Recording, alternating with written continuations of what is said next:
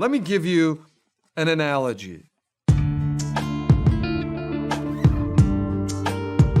And I already have the idea in my mind. Existence must be necessary to the idea. Advanced simplicity takes hold. You'll find the truth from things of old. I have an idea in my mind. I have an idea in my mind that a triangle exists. The idea in my mind. But the angles of a triangle do not add up to 180 degrees. Think about it. I have an idea in my mind that a triangle exists. But the angles of a triangle do not add up to 180 degrees. What's the conclusion? We are on the road, suspending judgment until the truth is known. Think about it. You will find peace within, in the midst of all these troubled souls. I have an idea in my mind. What's the conclusion? You don't know what a triangle is. Or you're flat out contradicting yourself. Advanced simplicity takes hold. You're flat out contradicting You'll yourself. find the truth from things of old. You don't know what a triangle is. Or you're flat out contradicting yourself. Just as it is necessary for a triangle to have 180 degrees. What's the conclusion? You don't know what a triangle is. Or you're flat out contradicting yourself.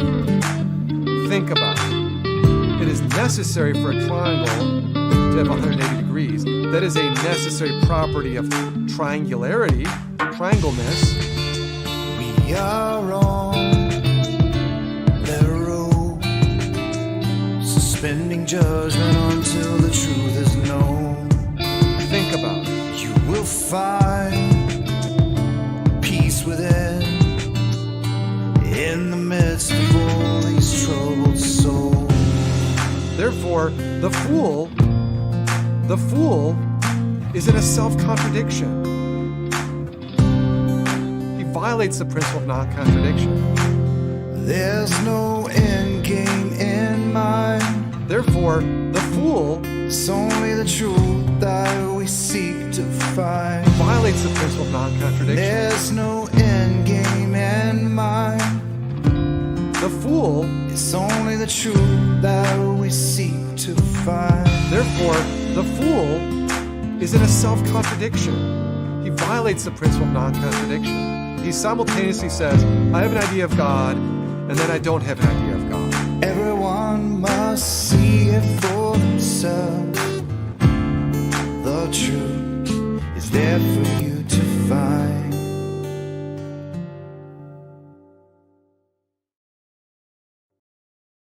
Think about it.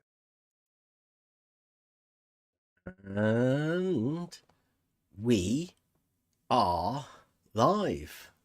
Welcome, everyone. Bit of a weird time now in a minute. Welcome, everyone. It's normally, well, we've been going over the philosophy course for the last few weeks of a Wednesday, but it finished last night. So, got a night off. Not really planned anything. So, I don't know. We're freestyling it tonight. We have, as everybody knows, we did go to Bedford. We seem to have stumbled across an argument that exposes a contradiction that I think just about everybody has already ingrained, and it sort of goes to the philosophy idea that we've been dealing with. It's how you can hold contradictions, or the ability for you to be able to hold contradictions. How does that occur? Well, we've been going over the philosophy, and I believe there was a time C.S. Lewis was going on about it last night. He blames it all on Bacon. So,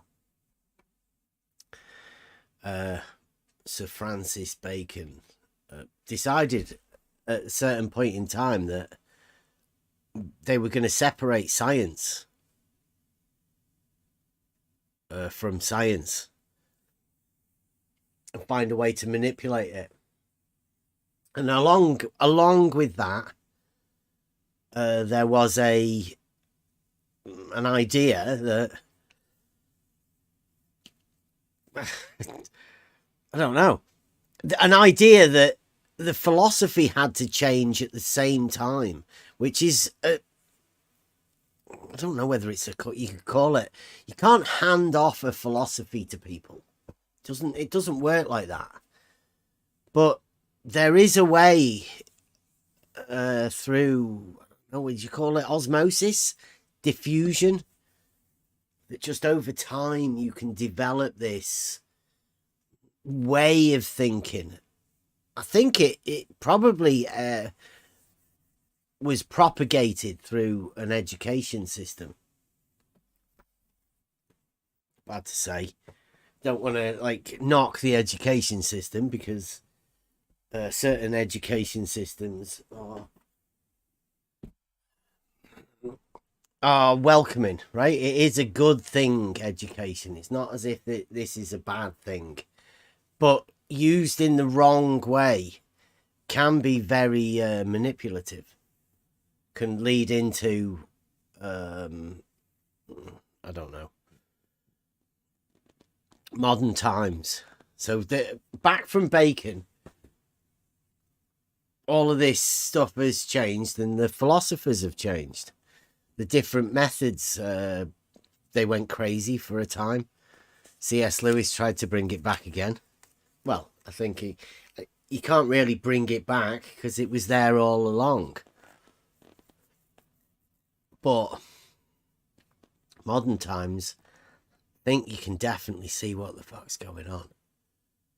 Scary it is how you can actually see these philosophies within people. And I mean, I thought they were crazy, and I still do think it's a little bit crazy, but I can see how people fit into these ways of thinking. And I don't know.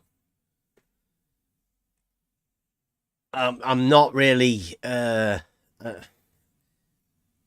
there's some of the arguments that we have, they expose really deep problems that people have and they're not aware of. But there comes a time where you have to choose whether to keep the peace or say your piece. And I don't know. Maybe that may be modern times. I don't know where we are. I think, me personally, I've always been trying to stick to what I know. But that's led me to be, to have the person that I am slandered all over the place for years. People have been saying all sorts of things about me that are definitely not true, but they carry on saying it. And the more you try and ask people about these contradictions that you see, the more vitriol you seem to get directed at you. Which, I don't know, it's good to be able to know these things and to know these things for yourself. But being able to entertain them within certain circles, it's not good. Not good at all.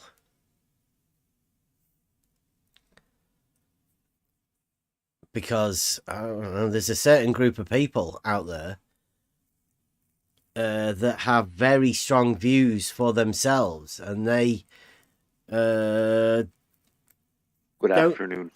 Oh, hey, Rob. They don't seem to see Contradictions. That's why I've entitled this one. Should I title it Modern Day Acceptable Contradictions? More often than not seen as not even contradictions.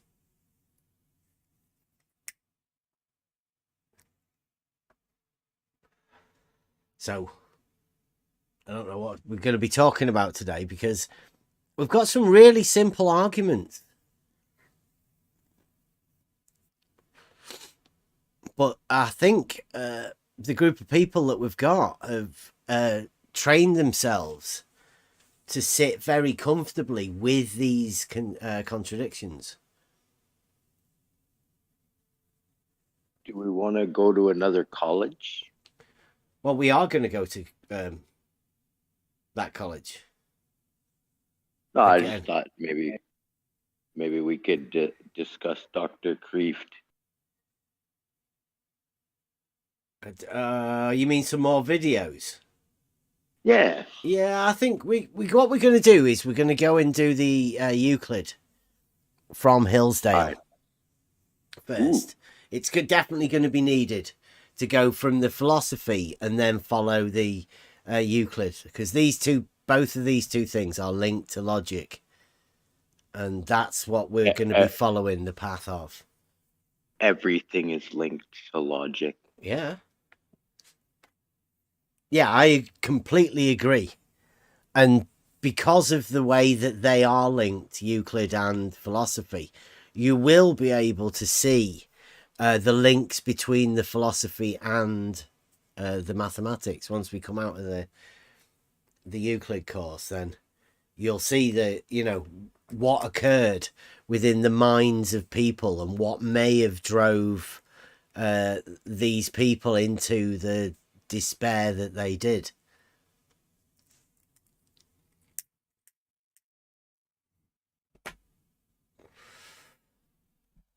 Let's see, we've got another chat going on in the main chat. Right. So I've got, I don't know, let me have a look, see where this conversation was going, because we were having a quick conversation to put you in the idea of what he's going to entail. So if you don't want to listen to it, I don't want to hear it, because sometimes it's a bit distressing. Nobody really wants to be sold a contradiction.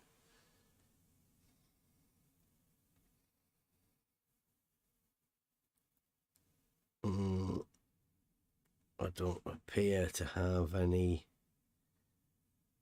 Nope, jolly good. That's them finished. Right, so let's go.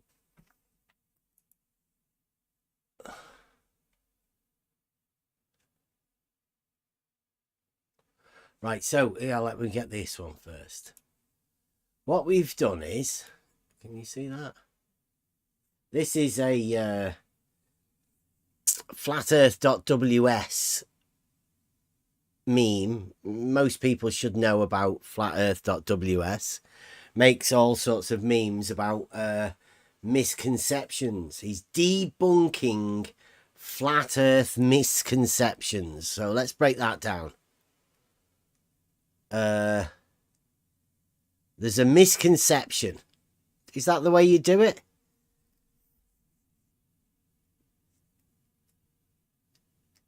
There's a misconception and he's debunking that. So bunk is rubbish, right? And he's de-rubbishing a misconception of either flat earth, in general, people's idea of flat earth, or flat earthers' misconceptions. It's a bit hard to understand exactly what flatearth.ws memes are all about, really. And I think that's sort of shows that it comes from a confused mind. But as you can see here, this is the Alfred Russel Wallace, and he went for the hump As you can see in all of the drawings, the A and B is above. So this, you can see there's a curve there, and that's above. But Rumpus here, and Blue Marble, and a few of the other people, well, in fact, every Glober, right? Every Glober has to also go for the nutsack drop, as we call it. But it's going to be referred to as, to make it simple, it's the vertical drop from the established horizontal. Not to be confused with an elevation change within surveying. That's what makes this a little bit hard to name. That's why we called it the nutsack drop. Because when you take it technically, if you say vertical drop from a horizontal, then that may sound like an elevation change. But this is not technically an elevation change. But I mean, I'm not an expert on this. This is Rumpus, and we just want to help him out a little bit, really. He seems to be not really... nobody's really taking it on, and I find it historic. We think Rumpus should get much more credit than he is doing at the moment. It may be because he's a little bit shouty, and he's you know, he might be little bit misunderstood. Maybe like ADHD or something like that, you know. So I think we should give him a little bit more time than you would for a normal person. Just because of that, right? So Rumpus is going to Bedford, this canal that we went to the other week, and he's doing this test of his. He's been doing it for a bit, and he's going to do it soon, coming soon. So we were checking. We wanted to be able to check. And wanted to be able to check this so Rumpus could finally get it done. We wanted to know how much publicity there was out there, and I know we're only a small channel, but we do our best. We helped out with the George do his RBD face, a vital work that George did for the Globe, and I'm not a dogmatic Globe, sorry. I don't think he got the credit for it. And I think Rumpus, because this test was designed by George as well, we like giving George the credit where credit where credit is due. This is George's Uber Bedford, and he's just doing it. He's taking it back to Bedford. Rumpus is realizing one of George's dreams. So we should get behind him. They did nothing for George, really, considering. It's a shame. So, we've been asking people, can they fact check this to find out how many people know about the Rumpus poll? And you know how to measure this vertical drop from horizontal, or colloquially we call it the nutsack drop. And so, okay, so that we've been asking quite a few people on some of the channels. I've asked people on Twitter. I don't know whether anybody else has handed it out at Facebook or whatever. So if anybody wants to come in, get this meme, flatearth.ws, and let's get it out there. Let's see how many people know about the REC test. Rumpus. REC does stand for straight line, but ignore that. So I was asking a few people, and can you read that? I can read that anyway. Proto Thad of the Nathan Oakley fame. He's the resident sextant guy from the Flat Earth debate crew. Proto Thad, easy man if you want to know anything about sextants without upsetting research flat moon, Bob. But Protothad's definitely the sextant guy. He's the guy that does all that. So he, in response to Rumpus and the Rumpus poll test, he says the methodology appears solid.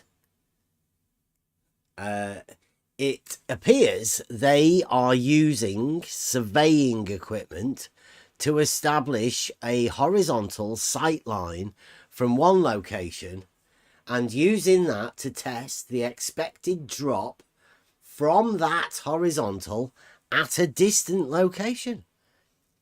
It is a variation on what the Bedford test does.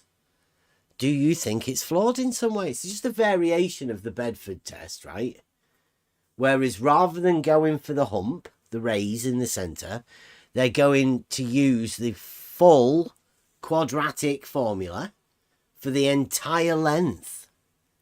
The nutsack drop. The full nutsack drop. Not a piddly half distance raise. The full nutsack. So this is brave. And it obviously seems like at least Protothad seems to understand the Rumpus poll test. That's from the fact check. And I say 3 horizontal points. Oh, this is where we went. Because I said it's a bit of a contradiction, really. When you think of it. I said, because his peers have told him that chord, remember we went over it the other week. Last week, was it? Yeah. Blue marble. Internal horizontal tangent chord plane. The chord, even when Jesse Kozlowski did it, right? 3 points, 3 coplanar points across the bridge, one in the centre and one at each end. Well, you've got a horizontal point at one end and a horizontal point in the middle and a horizontal point at the other end. So this chord has 3 horizontal points on it, yet he says it's not horizontal. So here's where I point out the contradiction. 3 points that are labelled horizontal on a line that isn't horizontal.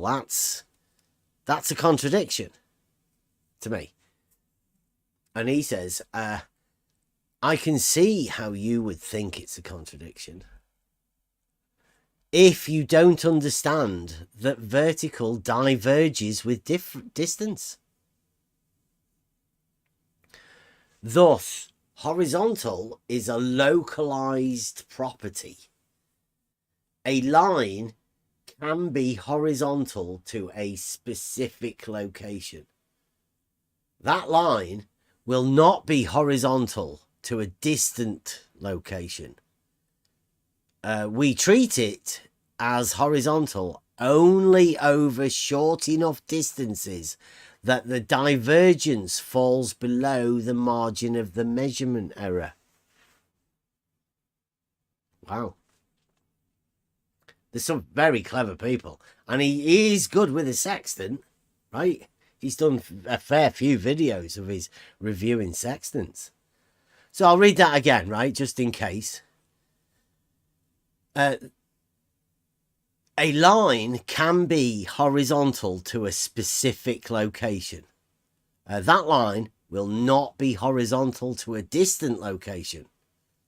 We treat it as horizontal only over short enough distances that the divergence falls below the margin of measurement error. That's a horizontal line, ladies and gentlemen. A horizontal line. If you weren't aware of it, then we're not all up to date with this new science, this modern science, which is what we're going to be going on about and what we're talking about. Philosophically wise. Right, so there's a few more here. I said, I know you imagine all points on a chord to be horizontal. Yet the chord itself cannot be horizontal. Because if you can have one in the center that's horizontal, you can have the one next to it as being horizontal also. You can have every point on a chord being horizontal, yet they won't call the chord horizontal. It's very strange. But that's the sort of new modern science era that we're in. I see it as a contradiction, but modern science tells you to accept it. For some reason. I think. I mean, that's what these guys say that modern science says it is. But, I mean, these are just... Could be lunatics on, you know, like these guys that were philosophers. That were actually clinically insane. Yeah, there's a few scientists that are like that too. But at least have therapists. Jesse Gordon says, imagine you can read a technical definition and that you can learn that not all plums are parallel. I ask him, where does it say that? Protothad says, asks me, horizontal in reference to what? Which is a very good tactic. You might hear that one more often within conversations. People not understanding what horizontal is. You have to reference it to something, but really, I don't think you can. Horizontal is just an orientation. I don't think you can reference it to something. But these guys think you can. Modern science, right? You can't. If you can't manipulate modern science, then it's not much use. Jesse Gordon says, see where it says, this is in reference to how plumb lines are not parallel. So see where it says that the horizontal plane is perpendicular to plumb at a single location on Earth's surface.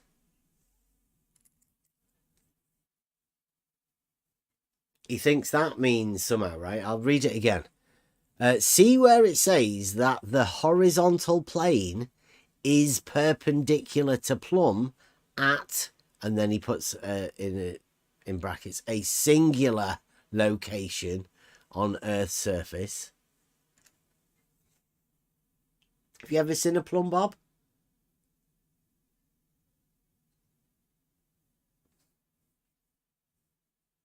Yeah. Perpendicular to that plumb bob. He doesn't imagine he's perpendicular to a plumb bob 2 millimeters away. It's not the same horizontal to this man. But hey. And Protothad says, so I say, yeah, so you agree all points on the chord are horizontal points. And he says, they are all horizontal from the perspective of a single location, but they're also all horizontal in respect to their own individual location too. They are not horizontal when viewed from a different distant location.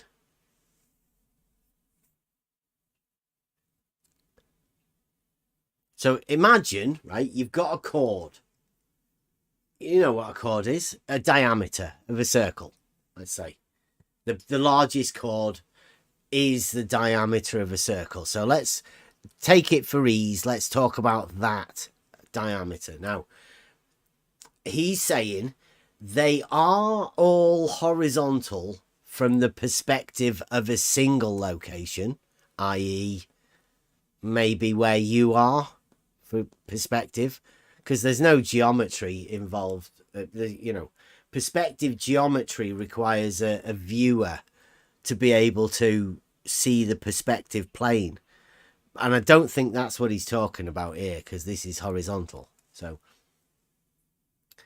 that they're all horizontal from the perspective of a single location.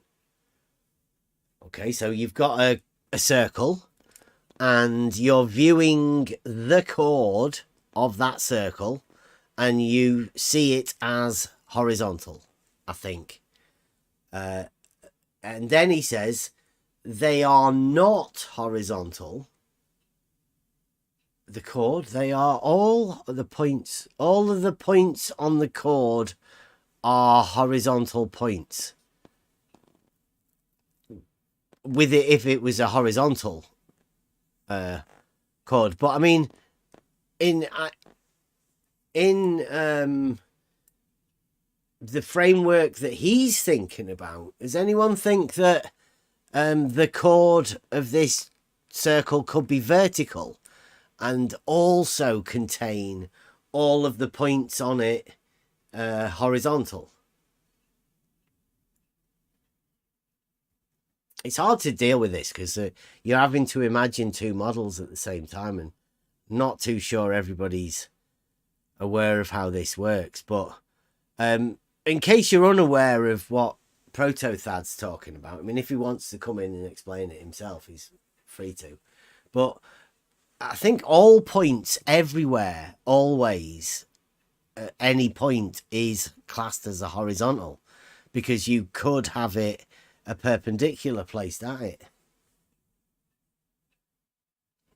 which is a bit of a contradiction, but I mean, that's one of the contradictions that I think I can see, and I'm not too sure whether anybody else can see it. So it's going to be hard for people to engage, because I don't think people have ever actually thought of this themselves, and I don't know how many people are getting into this. Because, I mean, who cares, right? It's about the shape of the Earth, but it doesn't matter at all, right? Everybody knows it's a globe, but nobody really wants to deal with contradictions that may come along with the globe.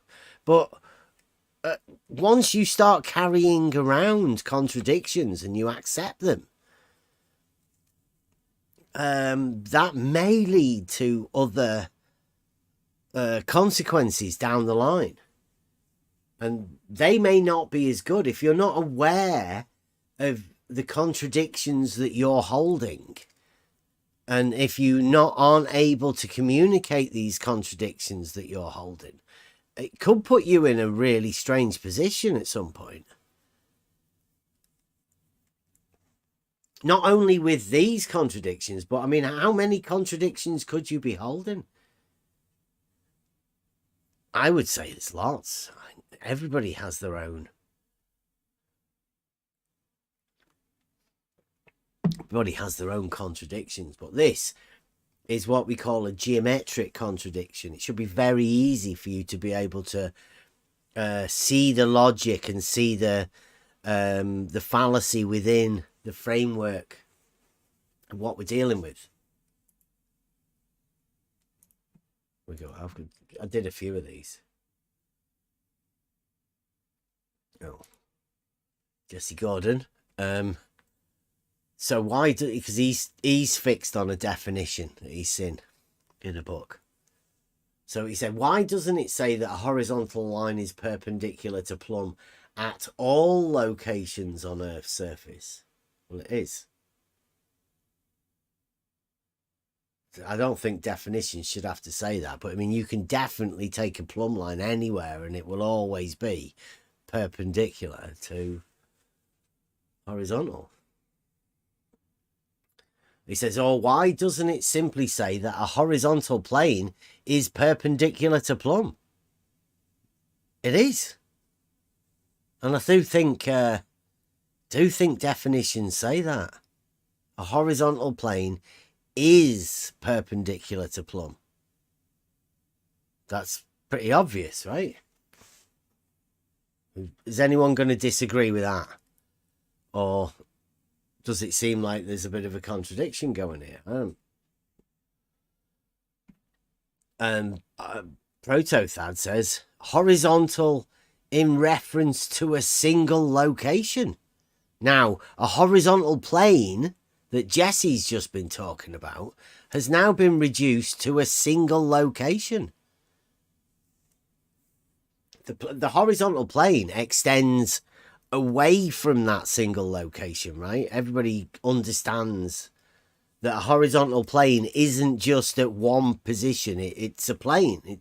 it extends outwards indefinitely, the mathematical plane, i.e. not at a single point, but he says the chord line is not horizontal from the observation point where we are taking our measurements. The chord line of a circle that he wanted us to imagine at the beginning, the chord line is not horizontal from the observation point where we are taking our measurements. But he said that's where it was horizontal, from that single point. If that single point's where you're taking your measurements, then why wouldn't it be horizontal? He's just contradicted himself. And he keeps asking me if I get it. And I said, be careful not to nutsack yourself with the globe contradictions. And he said, what's the contradiction? And I said, your point horizontal is a contradiction. He says, where is the contradiction? Horizontal is perpendicular to vertical at a given location. Perpendicular means straight lines. So two straight lines. So horizontal is a line, one of the lines that's perpendicular. Then it's a line. Vertical diverges with distance. I mean, again, just spurt it out, right? Does everybody know that verticals diverge with distance? Or is that just something that's randomly said by a group of internet weirdos? Or maybe consequent of dogmatic globe, verticals diverge with distance. Sounds like a nice claim. I think we've been over a couple of YouTube videos of people who've claimed that and claim to have measured verticals not being vertical. Or it's similar to the nutsack drop, right? The measured vertical drop from a horizontal plane that isn't an elevation change. This vertical that diverges is vertical different than vertical, but still being vertical.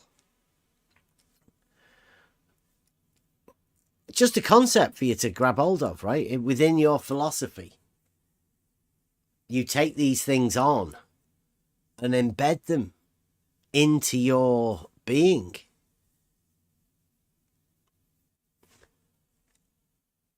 They do, Eric, if you want them to, right? In your mind, you can allow them to do anything. Once you break your mind and take yourself out of logical reasoning, and like you separate science, the old science, little s science, with the capital S science, and capital S science says verticals diverge. That's one of your axioms. You can't go back on an axiom. You can't prove an axiom. You just state it. It's the same as starting off with drawing a circle. That's an axiom. That's where you start off. So you start off with vertical being every direction. Not one direction, not like an orientation, but every direction relative to a single point.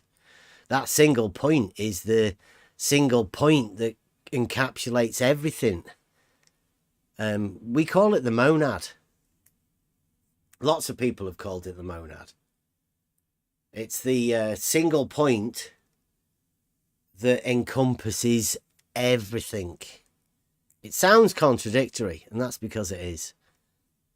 But that's what you've got as your axiom. You start off with that.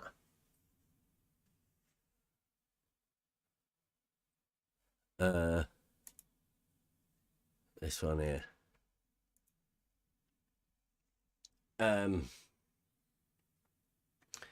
Protothad says, you do understand that we are talking about observed, measured things here. So your contradictions would seem to be you disagreeing with reality. So the measured things, obviously, would be that horizontal and vertical are perpendicular. That's measured. And I don't disagree with that at all. I completely agree that both vertical and horizontal are perpendicular, and that plumb and horizontal are perpendicular. Oh, and plumb and level are perpendicular also. That's just like a guarantee. Everybody can go along with all of those things. And then we've got this. Blue Marble's been doctoring pictures. He can use the opacity thing on his... And what he's done, he's got one picture and he's overlaid it over another picture.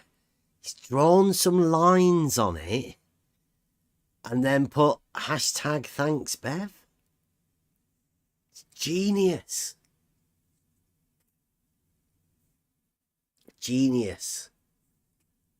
So what he does there, he relates the sizes of different things in the distance, overlays another picture with a line on it. And that's it. He's genius. It's his globe. Slope of the water level, it's there, all in that picture that he lifted up and put on top of that bridge. So you can thank Blue Marble for such a genius work of art there. But if you wanted to know exactly how dishonest people are that put hashtag thanks Bev, then it's right here in this picture. Every time you've ever seen a picture with hashtag thanks Bev, it's been done with this dishonest understanding and just like a logical break. The guys that want to fill the conclusion and find any way they can get there. It's a philosophical address, I guess, a philosophical ethos where you end up with the conclusion. You start at the conclusion and backtrack to make anything fit you can, just as long as you can end up in the place that you want to end up at. It's a well-practiced method. A well-practiced method.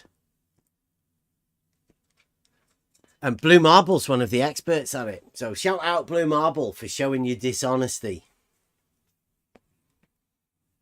He couldn't even wait until Rumpus got his own Rumpus pictures. He had to come and show this. I mean, I don't know why he didn't just use Rumpus's pictures. Because Rumpus has had these pictures for ages.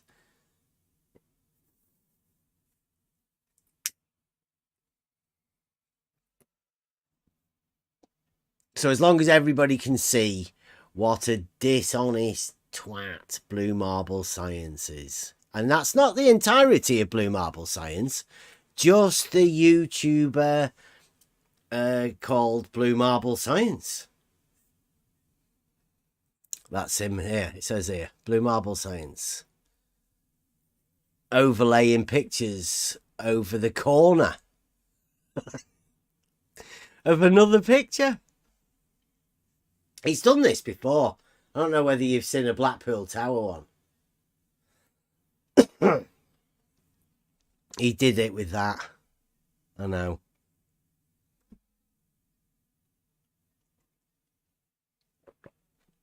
So as you can see, we went there with these pictures. No, the rod's on the bridge. I don't think Blue Marble would have known that. He does now, though, because I've said it. So he'll be able to backtrack all of this stuff say that Rumpus proved it. But Rumpus has got his own pictures. I'd be upset if I was Blue Rumpus. He's preparing videos and there's Blue Marble showing how dishonest he is. When Rumpus has actually got the proofs for himself. He's had them for years. And Blue Marble has to go and dishonestly start overlaying pictures.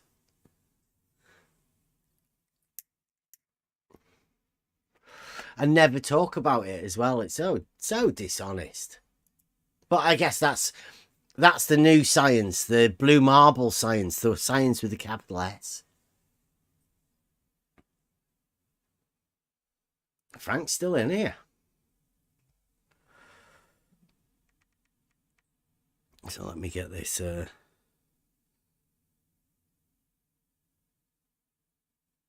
Rumpus picture again. If there is anybody out there that knows flatearth.ws or anybody associated with it, maybe even, I mean, who's the highest ranking globe scientist that there is? Practical scientist. Obviously Rumpus can't come and talk to us about it. Blue Marble Science has proved that he's a dishonest twat. So who's the next one? What have you got? Simon Dan is unreachable. Jesse Kozlowski, obviously, he's done a Jesse Kozlowski.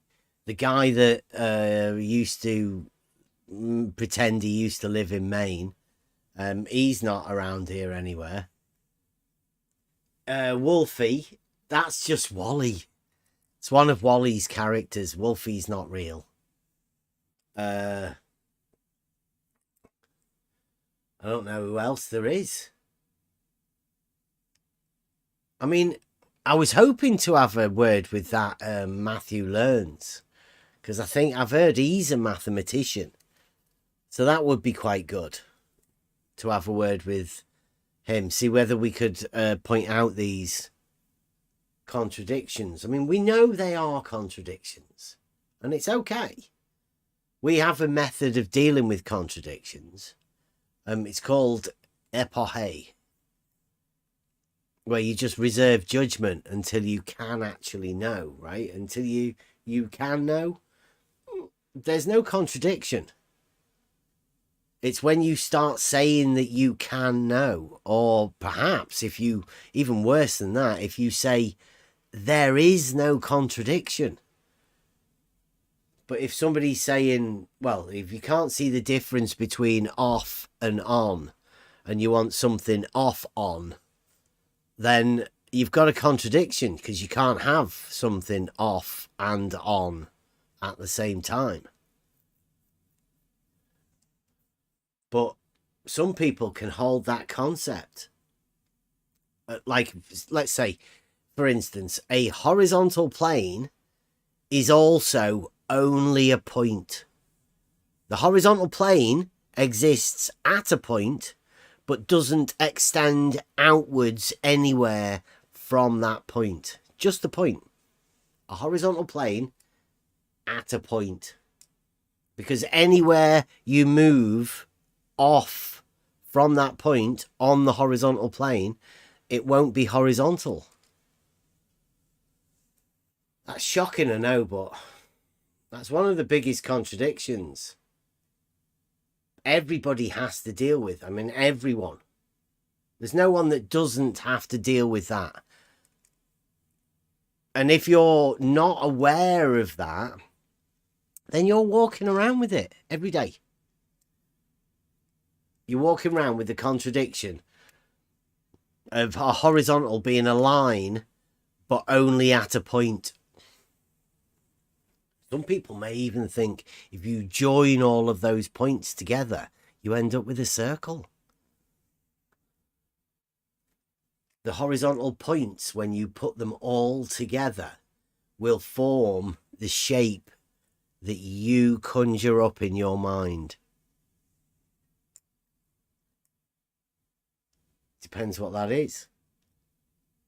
Depends how contradictory you want to be to yourself and whether you're aware of it. There's a lot of people who are, they don't want to face that. It's dangerous thought. They've built a framework around it that it's just too much. So I'd like to thank the gentleman at Hillsdale College.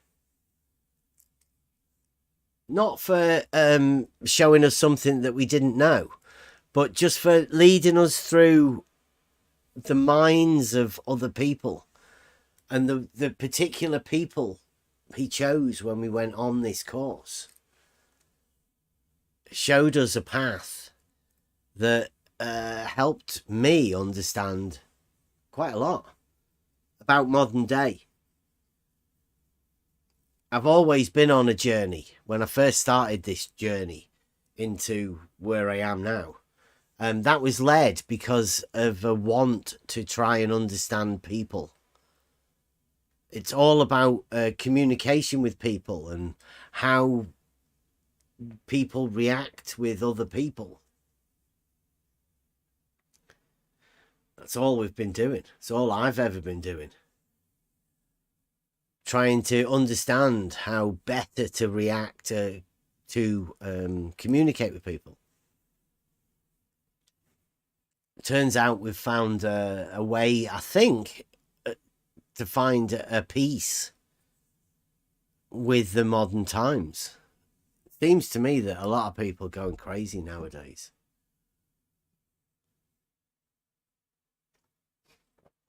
Crazy with a distraction,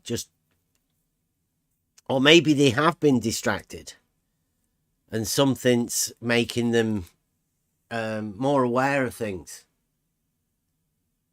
snapping you back into reality because it's getting weird. And how do you get a grip of it for yourself?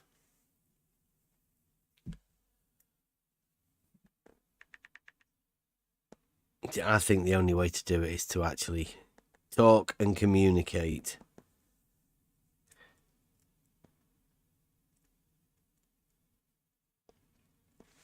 So,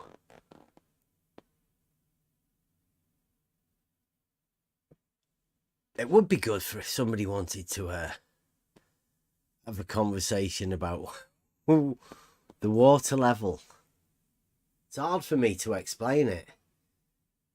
The Bedford. Got the idea of a song, a Buster song, but with an argument. It's not really an argument. It's a question. I mean, it could be just a very basic question.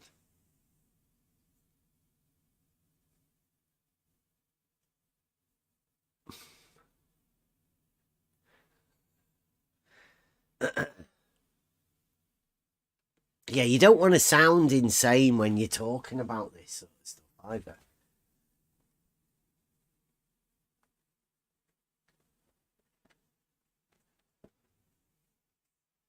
I don't think freedom of speech is going to be there. You're going to have to be very careful about what you say. That's why I've always stuck with telling the truth, right? It's not flat. Simple. The earth is not flat. That's provable. It's not a lie to say the earth is not flat. And you'll never get shut down for saying the earth is not flat, because that's the truth. You can also say that pi is a transcendental number, i.e. you'll never know it. It never ends. You can also say that the geometric truths, like all perpendiculars to a plane will be parallel. If you inscribe an angle within a circle, using the diameter as the baseline and the circumference as the other point of the triangle, you will always form a right angle.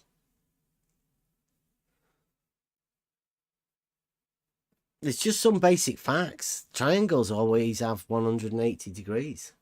No more, no less.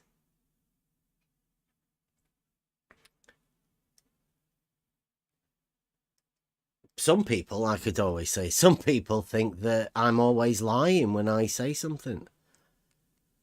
And they do. Why do they do that? Well, I don't know. They may have been hurt by truths. And in order to shield themselves from hearing any more truths, they just assume that everything's a lie. I don't see why truths should be painful to people or why truths should be bad. But I guess if they're the wrong truths, who knows?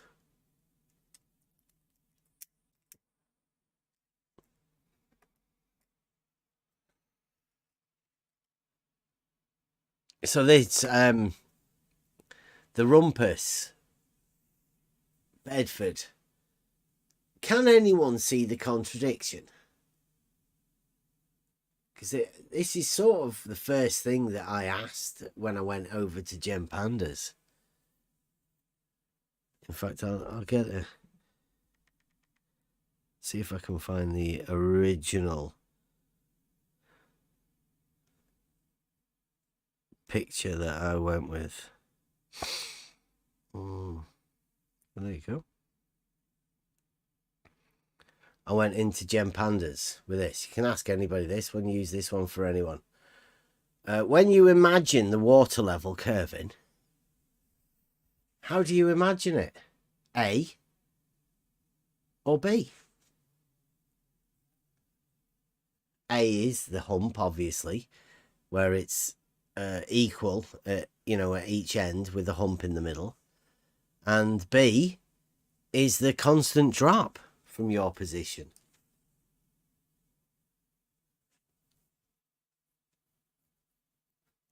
Now, obviously, there is another one that should be on there, but that's how do you imagine it?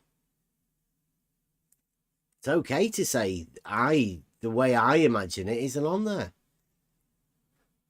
But then it would be asked, what do you think it is? But this is specifically for the model afflicted, I think. Because I don't think anybody's aware of this. Now, not many people have ever been asked this. Why would you ever ask somebody, how do you imagine the water level?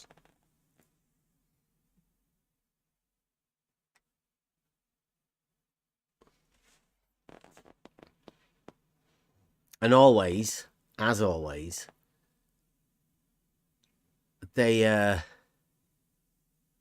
going to have contradictions because some people imagine A, some people imagine B, and some people imagine not A or B.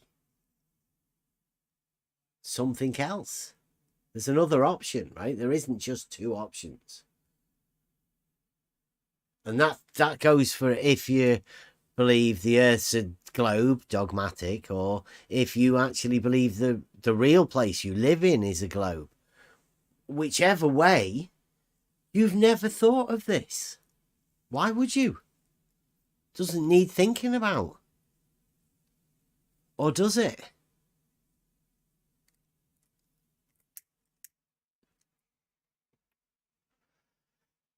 Does it really matter whether you're holding contradictions of things that you don't even know about? Or maybe you're not contradicting yourself because you've never thought about it. Maybe the contradiction only appears when somebody points it out to you.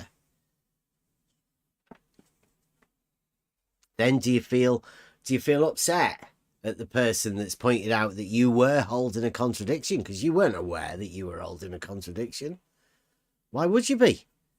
You're just going around with your daily life, not thinking about it. But I think that's what's occurred. I've entered into an arena of people that have never thought about certain things, and me, try thinking, contradiction salesman, it comes in to point out to people.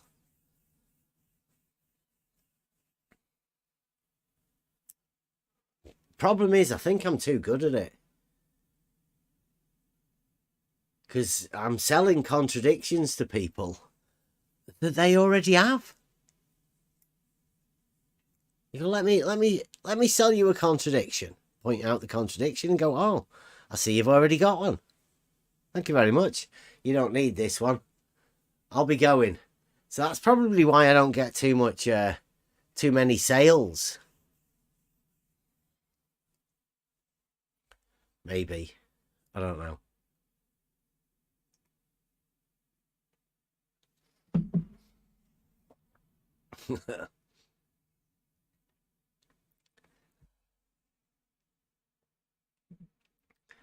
And I think we've developed a new mind triangle. When you work out the equipotential angle of adjustment and where it's measured, something we need to have a word with people about. How much, I doubt it could follow perpendiculars. Yeah, that's the point, isn't it? The equipotential angle of adjustment has a triangle formed with two of the small equipotential angles of adjustment and one large equipotential angle of adjustment.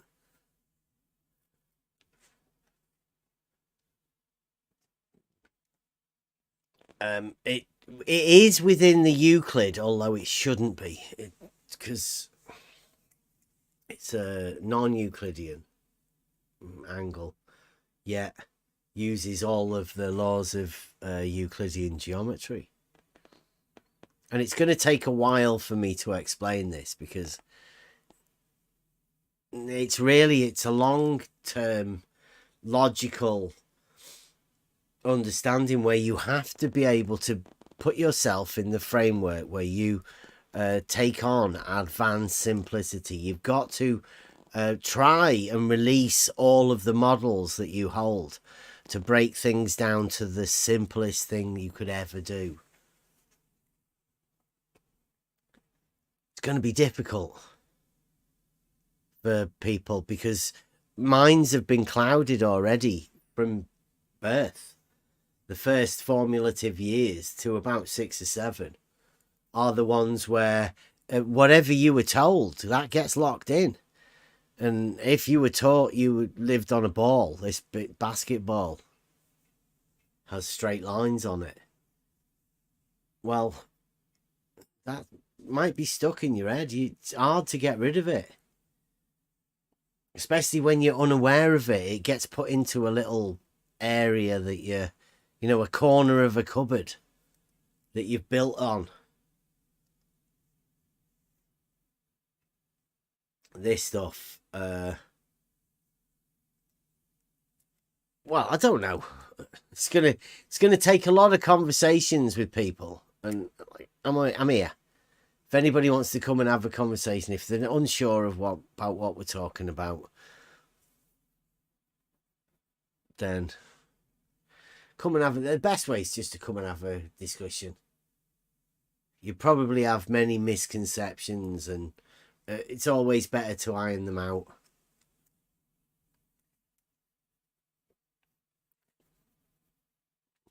Just think, what would the water do? What do you imagine the water does? When water flows, how does that work? What's the shape of water flowing? What's the shape of static water?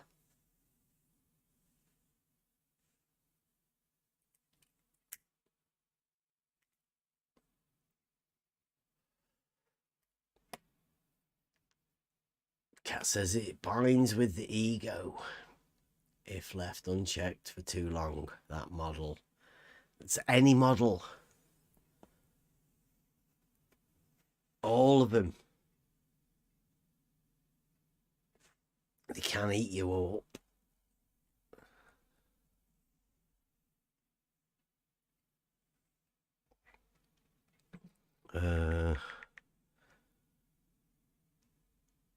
Let me have a look. What else have we got?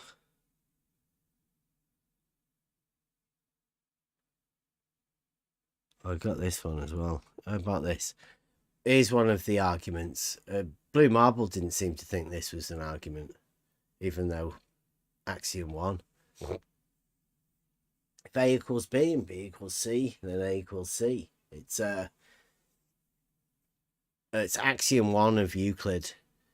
Also an axiom of mathematics within numbers. It's just a general axiom.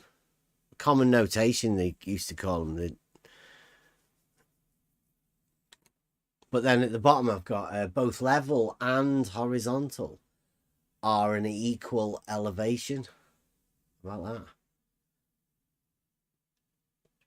It's what we call an enthymeme.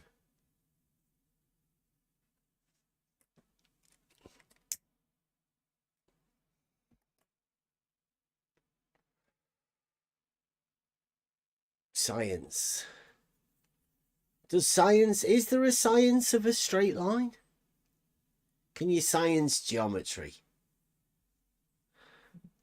Let's ask him.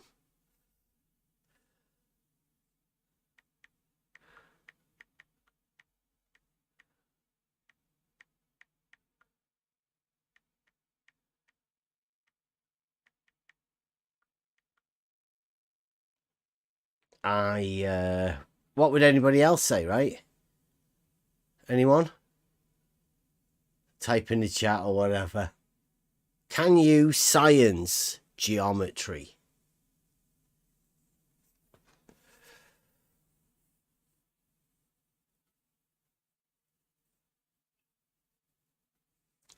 Big science, right? I should have put a big S on that, I think.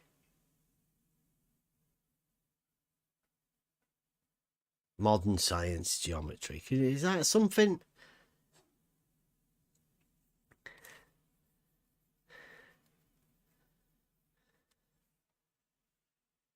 How about that one? Has anyone thought of that? Within the new framework of science that Bacon brought, are you able to science geometry, as in manipulate it for man's good, for the benefit, in order to understand it more?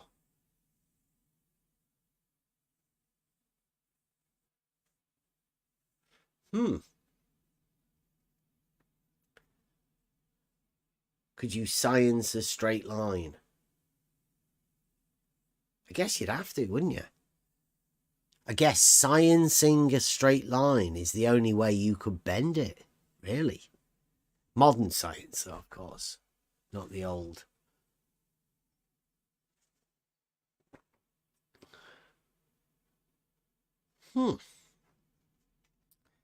I suppose you'd have to, wouldn't you?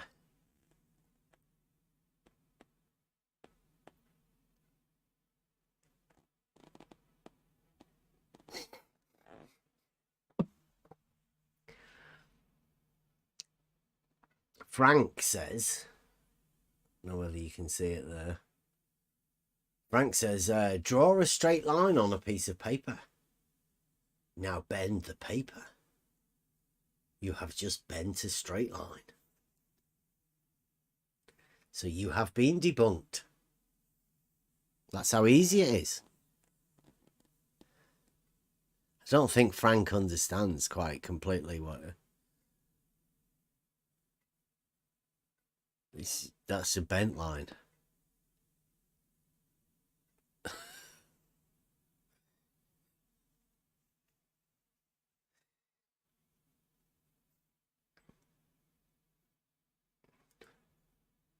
Geometry is used in science. Some will say that geometry is science. Right. Well, that makes it even more tricky then, isn't it? If geometry is science... Oh, he's done that. Well done. Do you see that? He has put a big S and a little s. He's used them both. Geometry is used in big S science. Used. Some say that geometry is science, as in little s. Little science. Art of knowledge.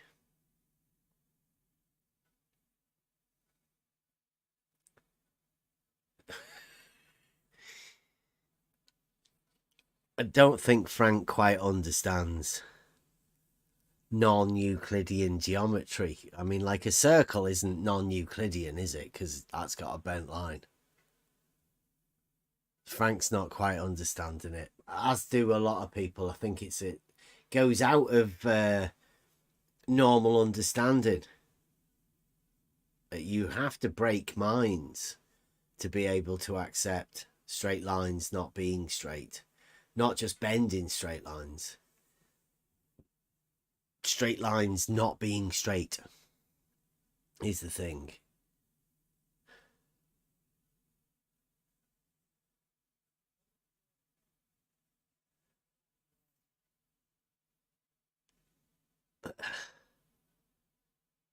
Yeah, you cannot science any of the fields of quadrivium. Well, the big S flat facts, we're going to show you. The little s science is just the accumulation of knowledge, and you can do that through any subject. So you can acquire science about a thing by gaining knowledge about it. Doing all sorts of different things, different experiments to learn more and more about the thing that you're doing. That's little science. What we're talking about here and what Frank's talking about is big S science, capital S science. That's the one that wants to be able to manipulate nature, to be able to control, make a benefit from nature. It's different. They're different things. Capital S science and little s science.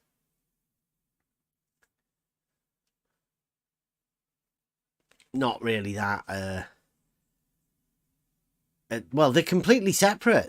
They're definitely two completely different things.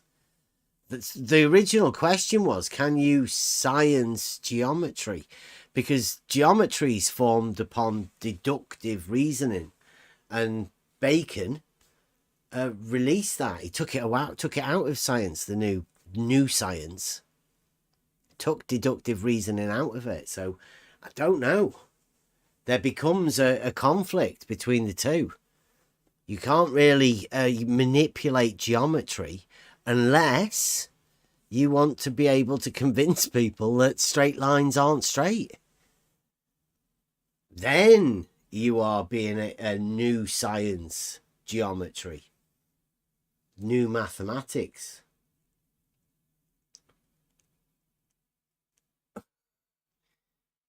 Kumu Virens. I disagree with you, Kumu. I'd say all of the little sciences, math, that's a little science. Geometry, also a little science. You can study any one of those things and gain knowledge from those things. Science.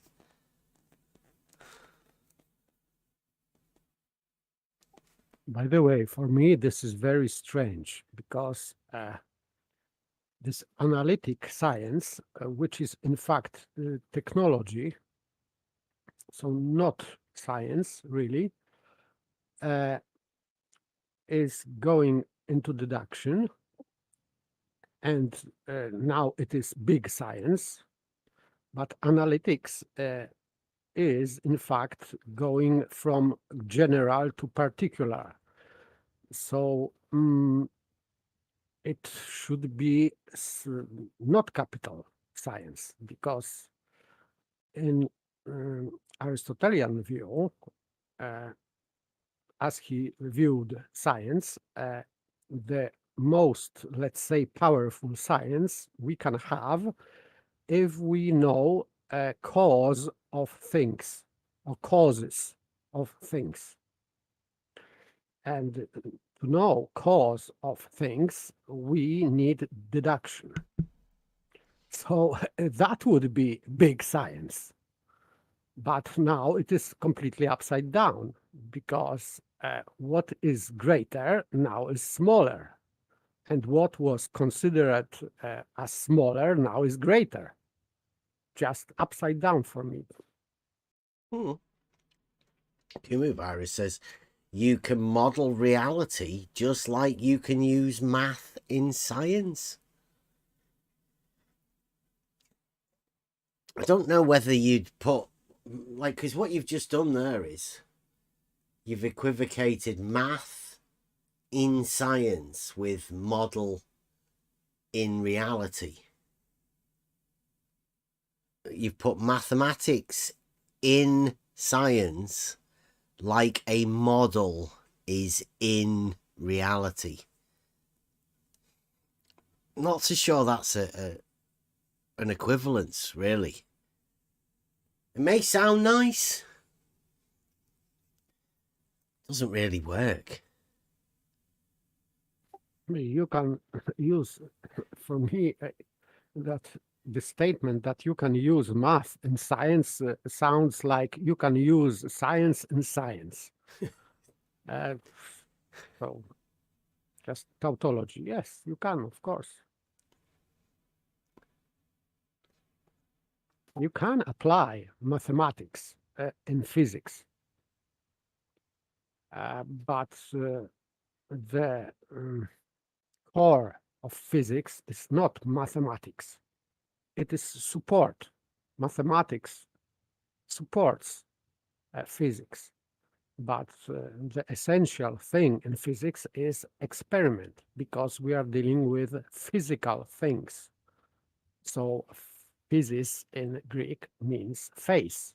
So we have to have this face. We have to see by means of our senses somehow, at least.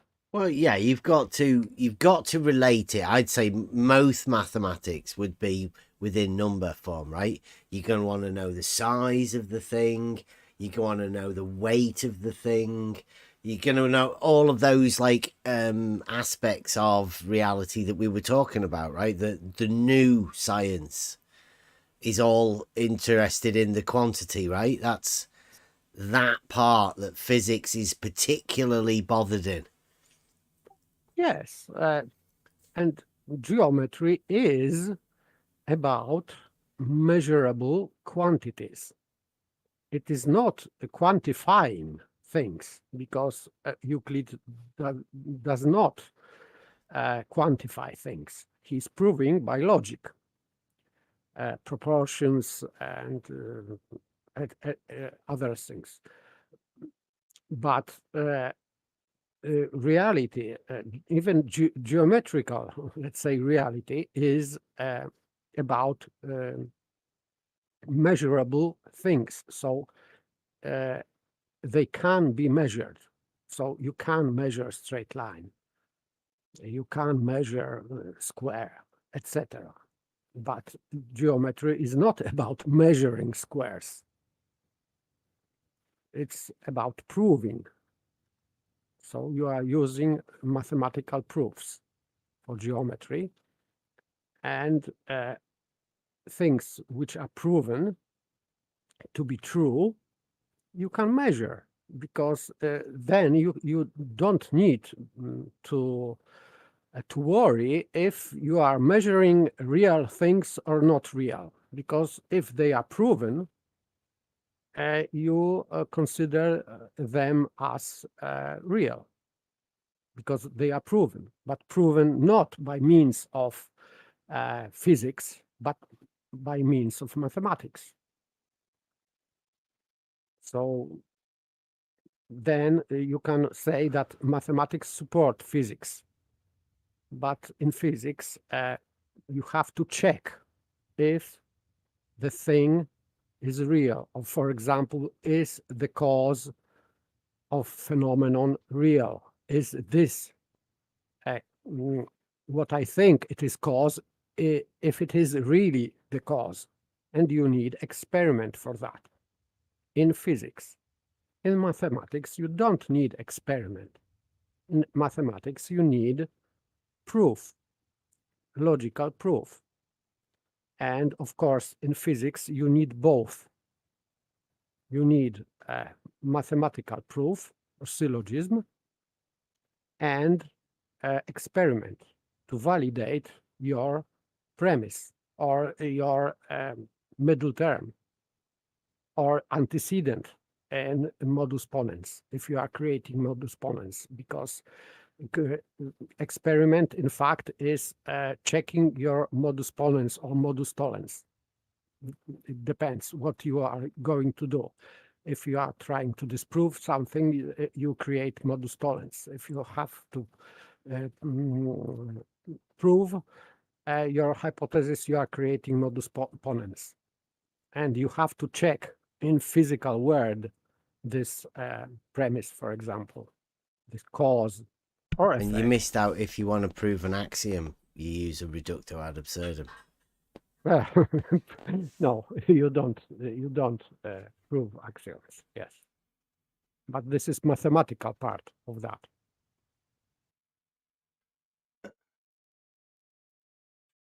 Akumu Virus says math is more logic and proof.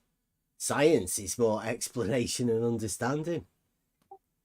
I'd say science is math and logic also. Yes, it is the same. And when he's talking about understanding, it means he's talking about logic, because logic is understanding. Yes, we understand things by means of logic, solely.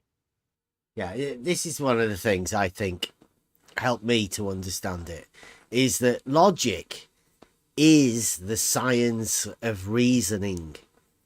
So you can gain knowledge through logic, through understanding the science of your reasoning, right? Your reasoning gives you the power to learn and gain more knowledge. But that is logic, works back on itself. Yes, you have to understand syllogism. You are creating syllogism, and of course you have to understand what you are doing, because creating syllogism or modus ponens or tollens, you are going through process of thinking, and this is your understanding. So that's it. So understanding and logic, it means the same.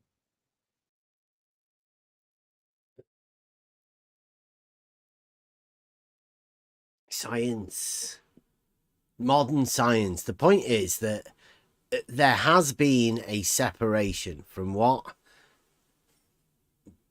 we would think of science, as in, i.e., the science of reasoning, logic. Now, that science of reasoning never made it into the new science because it cannot be manipulated for gain. I can't, like, they couldn't get I haven't still quite figured it out yet, what the intention was, what at least what they said the intention was for what they were doing with the new science. They wanted to benefit from it, they wanted to manipulate it or be able to get to manipulate that? I think that they are trying to separate this new science from normal science, which is in fact impossible, but they are trying to do that because you can create scientists who don't understand the cause, for example. They don't need. They are just repeating in their narrow field of, let's say, science or pseudoscience, they are repeating their dogmas. They are telling stories without understanding, in fact, because they have no proofs for their stories. So they have, in fact, no big science, normal science, in Aristotelian sense. But they are just telling stories, this inductive thinking and analytic thinking, which makes technology better, maybe, but without understanding what is the cause of, for example, of improvement. So this is, for me, this is handicap science without knowing real cause. So that's it. But in fact, I would say that this is hijacking, because hijacking term of science, because if you have bigger science, normal science in deductive thinking, you also have this small science, this with inductive thinking, because you can, as you established cause of thing, you can apply by manipulating cause. This is what experiment does, manipulating supposed cause. So in fact, I would say you cannot separate deduction from induction.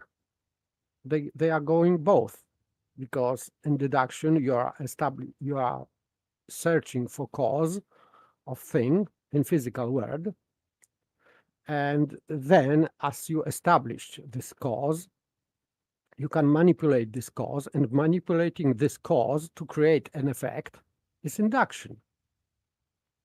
So you cannot separate that. It's impossible.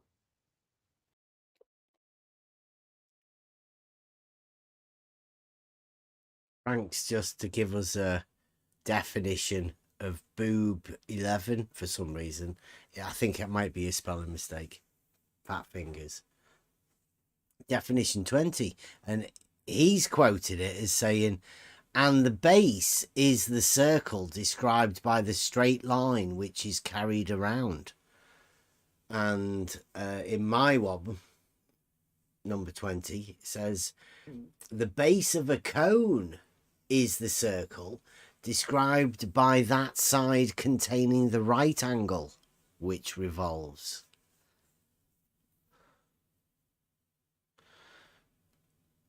And they look slightly differently, right? And I can understand about the cone being a circle from the definition of 20, because it actually mentions a cone.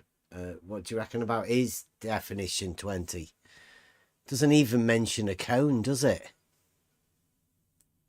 Do you think that's honest? Do you think that's an actual...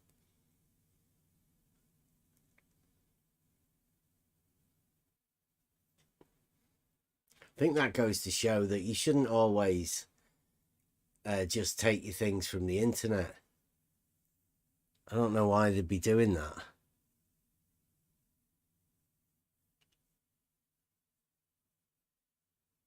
Almost dishonest, but I mean, you never know. Perhaps you should give him the benefit of the doubt. It's only just come into the server, right? Maybe just misled. Yeah.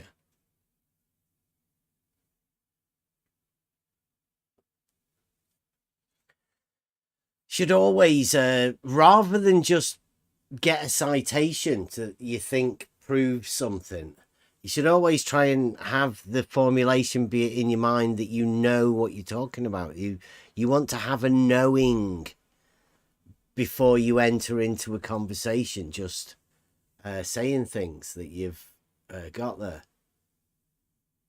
Doesn't even mention a cone within the definition. So to quote it without a cone being part of it, it's like it's a second part of a definition, and he's not actually added the first part. But I guess that's modern science. There's a way that people can interpret the information in many different ways. And you can formulate that information based on your own understanding. Your model that you've already got in your mind can help you formulate the ideas where, you know, with an open-ended statement.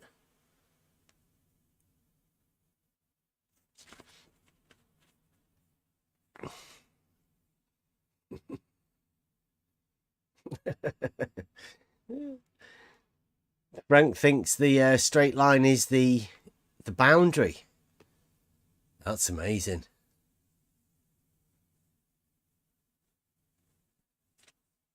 So why does Euclid talk about bending straight lines? I don't think he does, Frank. Where does he say that?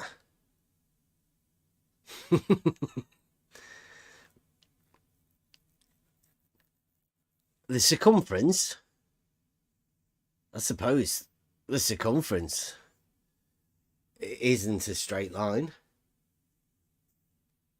but that doesn't bend the radius, does it?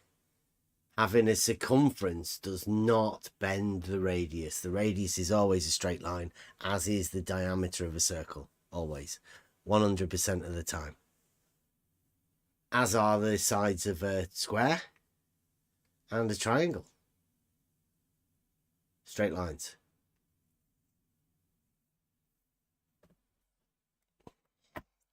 Frank's just going to go on repeat now after making his stupid claim he can't pull it back from. Round and round in circles from here on in.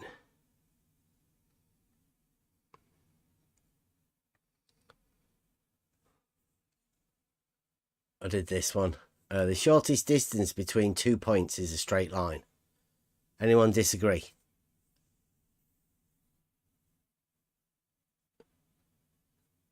That would be stupid to disagree.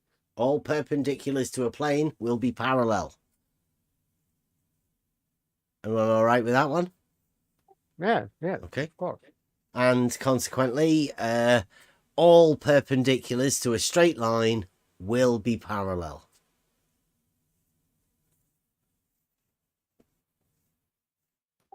Sure. There you go. Simple. We can all agree on that. Another one thing that we can all agree on, right, is that plumb, in reality, is perpendicular to level. Don't think anybody could disagree with that. And also, vertical is perpendicular to horizontal. That'll be another one. All things that everybody in reality would definitely be able to agree on. Now, the perception of how they are dealt with once you've agreed on that can differ. Your understanding of perpendicular might not be the same as somebody else's understanding of perpendicular. But that understanding of perpendicular can only be led by your internal model that you already have. Whatever model you have and you've taken on will give you your idea of what you imagine perpendicular is. Especially if you have no understanding of actual geometry or geometric proofs, then I'm guessing you can imagine it being anything, really.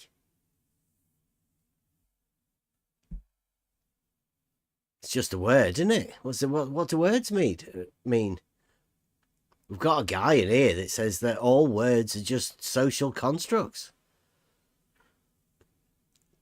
You've agreed on them. So, I mean, everybody could have agreed that plumb and level being perpendicular means that one of them's a circle.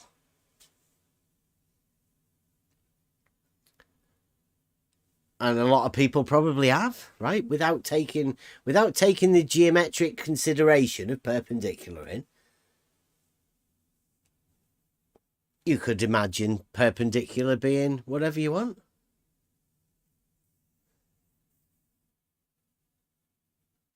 Yeah. You can say that, but I have doubt that you can imagine that. I cannot imagine perpendicular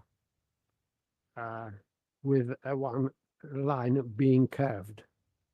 No, that's probably because you have a fundamental understanding of geometry, right? You've studied geometry and you've got a logical understanding of what it means, right? You know the definition of the thing. You've gone into the identity. You understand the law of identity. So it probably means something to you, right? You have a knowledge. You've got a knowing about it.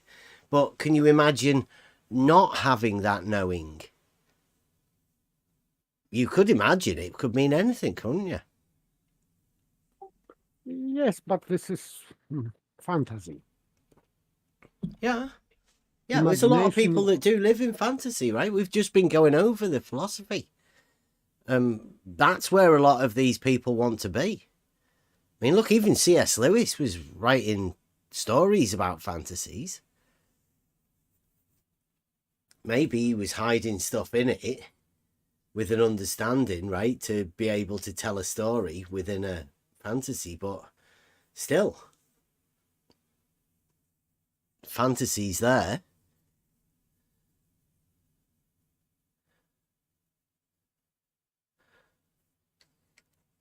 Akumu Virus says, I don't think it should be model driven, especially since models should be driven by reality.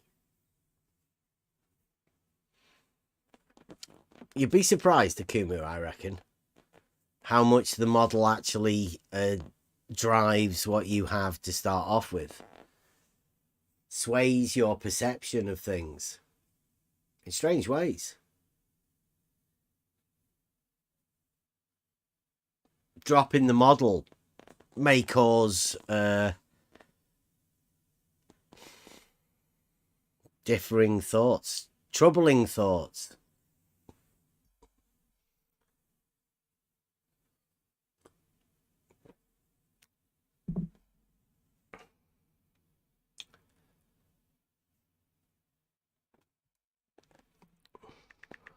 We were going to go and start a book. We've got a book to start to go over, and that is a book of arguments, which are quite entertaining. And I don't really want to start off yet, even with the foreword or anything within that book. Probably start that next week, hopefully.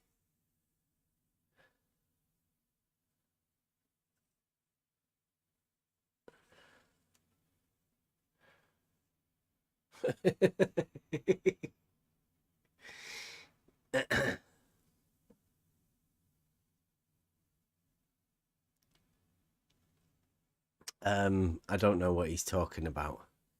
He seems to have found the word around within Euclid, and I don't know. Is that's a repositioning of something? But I don't know. Hey, anything you want to be able to grasp that can aid you in reaching the conclusion that you have to reach is what you place in those positions. He's underlying this word round. Yeah. It is around, Yeah. carried around. So, Mhm. so what? But he thinks Yes. that straight line's bending for some reason. It's very strange. Sorry, the semicircle is carried Yeah. round or around. So, how semicircle? So this circumference is carried around. Around, of course, the diameter. So it is not straight line being curved. No. No, it's embarrassing, but Frank, well done. Thank you for being here. Your misunderstanding of the word round, when it doesn't relate to straight lines curving, it's the repositioning of both triangles and semicircles. If you carry a semicircle around, then you can form a circle with it by the motion of moving it round. Yes, like for example, radius. You are carrying radius round and you are creating circle. It does not mean that a radius is curved. Amazing.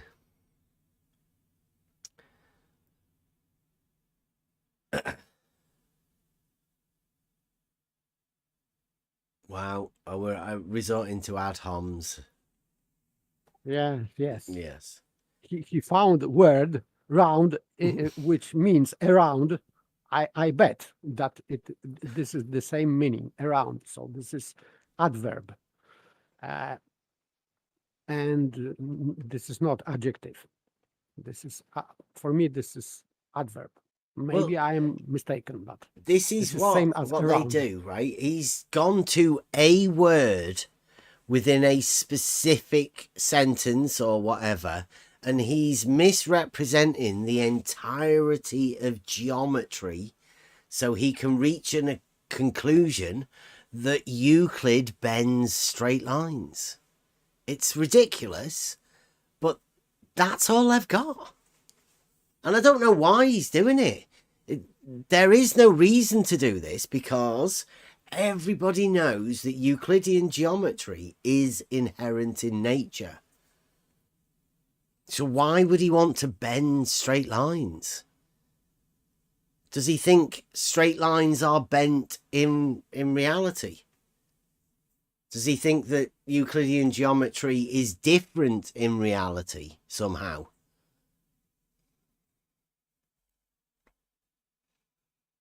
Yes, straight line is carried round. It means you are making It's circle, a cone. like radius. Yes. No, he's straight that line. one. That definition is specifically talking about a cone. So you have a straight line from the point above the circle, and you carry that straight line around the circle to make the cone. It's pretty obvious, really, but it doesn't mention a cone and the making of a cone in his definition, which is a little bit dishonest because the one before it, he should really give you 19 to go with it, but that wouldn't benefit him because then you'd obviously see that it's a cone. Perfect example of cherry picking. Yeah. Again, it's not even an entertaining argument. We're trying to talk about how people's minds are affected by this thing. And we've got a sort of perfect example of Frank and Akumu that are just trying to place their model into their thinking already. Starts off there. But it doesn't help because there's a combativeness. Frank's having a battle with whoever in the chat, and Kumu's having a battle with whoever's in that chat over there. We're never really going to get anywhere, and it's just this battle about one person and another without ever actually talking about the issues or the actual thing, because you can never get there. Never. Some people have their idea of where their model takes them and the conclusions they want to make, and other people have got their own idea of how to come to conclusions and how they reasoned wherever they got to. The only thing you can do is, rather than arguing, and is discuss how you came to these different conclusions. And I don't think that's possible. I don't think that type of communication is possible. At least not with the people that we're used to talking to, right? There's a different way of talking. And there's another way that always leads to conflict every time, 100% of the time. Certain people have already got certain ideas about other people, and they're going to come in here assuming whatever about people, and then other people that are already in here are going to assume something else about somebody else that comes in, and it ends up like this. No conversation going anywhere. Frank's still talking about a definition, like a wording within a definition about somebody who says something, right? But Frank's unaware that if straight lines start bending, then a triangle isn't a triangle anymore. A circle can't be a circle. It has to change. And a pie would have to change through the consequences of what Frank's talking about. But Frank will never get there because he's too bothered about winning an argument about a wording within a definition. But he cannot win an argument because in this 20 it's in book 11. Right, so he's doesn't gone matter. through all of the other books in order to get to solid geometry to pick his turn where he thinks straight lines curve, right? But still, he cannot win anything because he is confusing adjective with adverb. And because we have here straight line, and straight is adjective, and to be carried round, this round is referring to carrying, not to line. And this is adverb, because verb description of verb is adverb, not adjective. So you cannot have bend line, which is described, by the way, as straight. So it does not refer to line, it refers to motion, because carrying is motion. So this round is a description of motion. So completely non sequitur. I don't know why he is cherry picking that. This obvious mistake, or he is maybe grammatically illiterate. I don't know.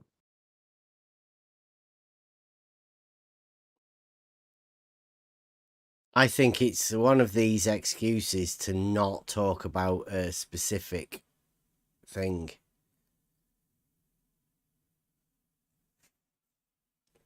It's painful, the straight line, because at some point these people know that the argument is going to end up with a straight line between A and B. And at that point, the argument has to break down, because that's how simple the argument's got. That's advanced simplicity. We've took an argument down to point A and point B, 2 points, and the straight line that connects them, which is obvious, but there's a logical break that has to occur.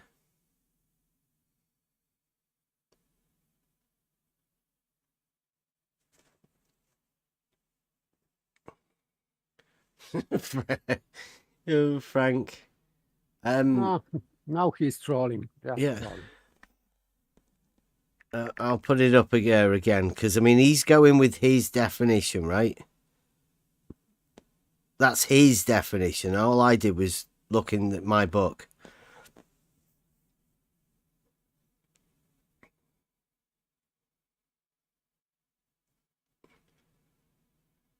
It even says about the right angle. Because everybody knows that a cone is made up by the revolution of a triangle about the base.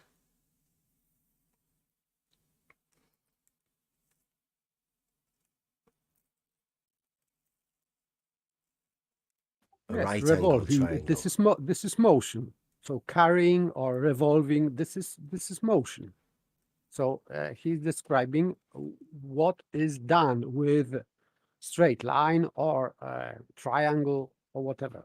So Euclid is doing something with triangle or straight line. Doing means moving. Yeah. Frank's obviously he's come from a group of people that like to assume a win, and this is what he's doing at the minute. There's no mathematical processing going on. There's no logical processing going on. I think we did go over it last night. Let's see whether I can find that.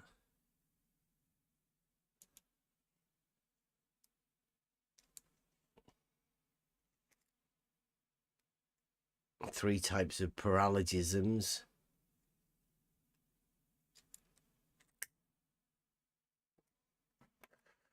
I still haven't managed to find that old one that I was looking at. About parallelisms. That was good, that. No, I can't find it. What's this?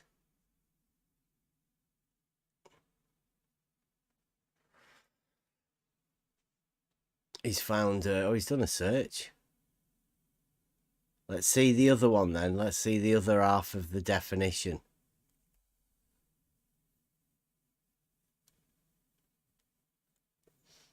Yes, and the base of cone, of course. So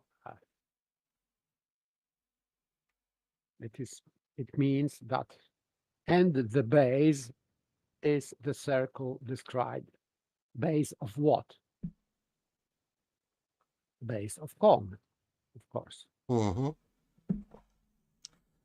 Of course, Euclid don't need to repeat the word, because if he was talking about cone in previous sentence, so he doesn't need to repeat this word in the next sentence.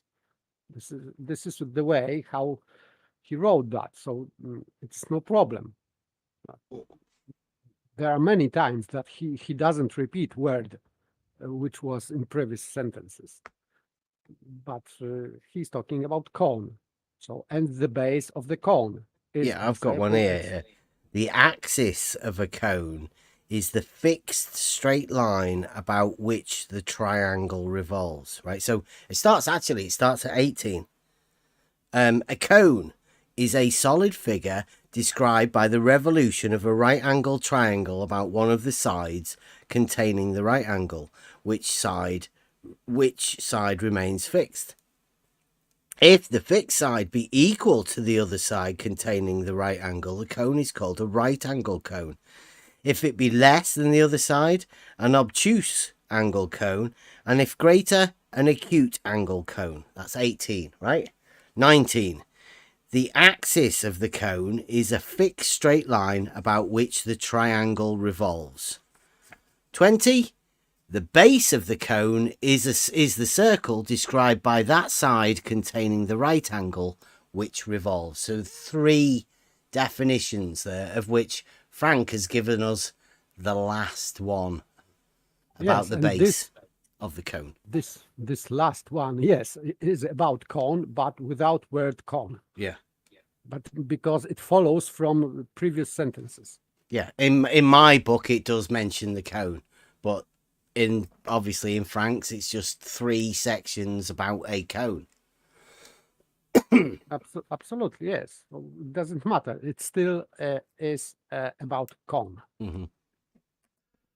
Mobius, if you want to just tell Frank that he should have been listening to the YouTube because we've been discussing it rather than just talking a load of shit. You listen to the YouTube or come in here and talk about it, because it's pretty obvious to everybody that's looking in the chat. They're reading it. He's making a tit out of himself, to be honest. Yes, and that would be another example of lying by omission. Well, is he lying to himself? Is he like trying to Yes. convince himself of a paralogism he's taken on? I don't know, because I cannot assume that he doesn't know that previous sentence cone. Well, I don't know, because he could have put a search in for round in that document and just found a page that suits whatever he wanted, right? To imagine that could have been the best example he could have found in the entire book that fitted what he wanted to think. So that's where he could have got his idea that straight lines bend. And just posted it. By the way, this word round is English word. So Euclid wrote his books in Greek. So if translator has chosen that it supports anything in Frank, let's say, argument. And by the way, this is, as I said, this is adverb. So adverb is not description of a noun or object. Adverb is description of action or motion. Yes, of the verb. So it cannot be a description of a line, because line is not motion. Line is object.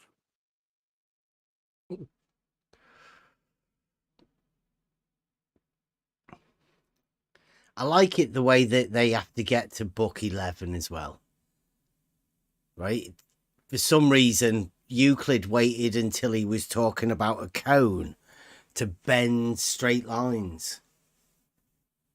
Like, he didn't bother doing it at the beginning, because then he wouldn't have had triangles or anything. But I mean, he does have planes and triangles within solid geometry, so it appears that nobody else has noticed this definition that Frank has. It's only Frank that's allowed himself to think this. Nobody else noticed it within mathematics or geometry or anything. Yes, and so this is from this Thomas Heath. So, and nobody noticed that he is talking about bendy straight lines. Yeah, just within the cone. For example, like sensor or whatever, this printer, whoever should point out, Mr. Professor, you have made mistake, because the straight line is not bendy, it's not round, nothing like that. So this is, Frank is just making up thing. Yeah, I think they've come, and thanks for coming, Frank. But we really want them to be talking with Rumpus. We want to promote Rumpus and his Rumpus poll method. I know it must be emotional because he got it from George, and God rest his soul. They don't seem to want to acknowledge George because he's died or something. I don't know. I thought that they should be honouring George. He was an acclaimed mathematical genius within the field of globe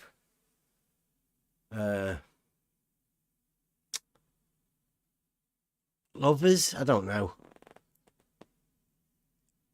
Globe defenders, I would say. No, they're not. They don't need to defend it, do they? They just must. I don't know. What are they doing? What can we call them? They're not defending a globe. Salesman. Globe salesman. Dogmatic globe salesman.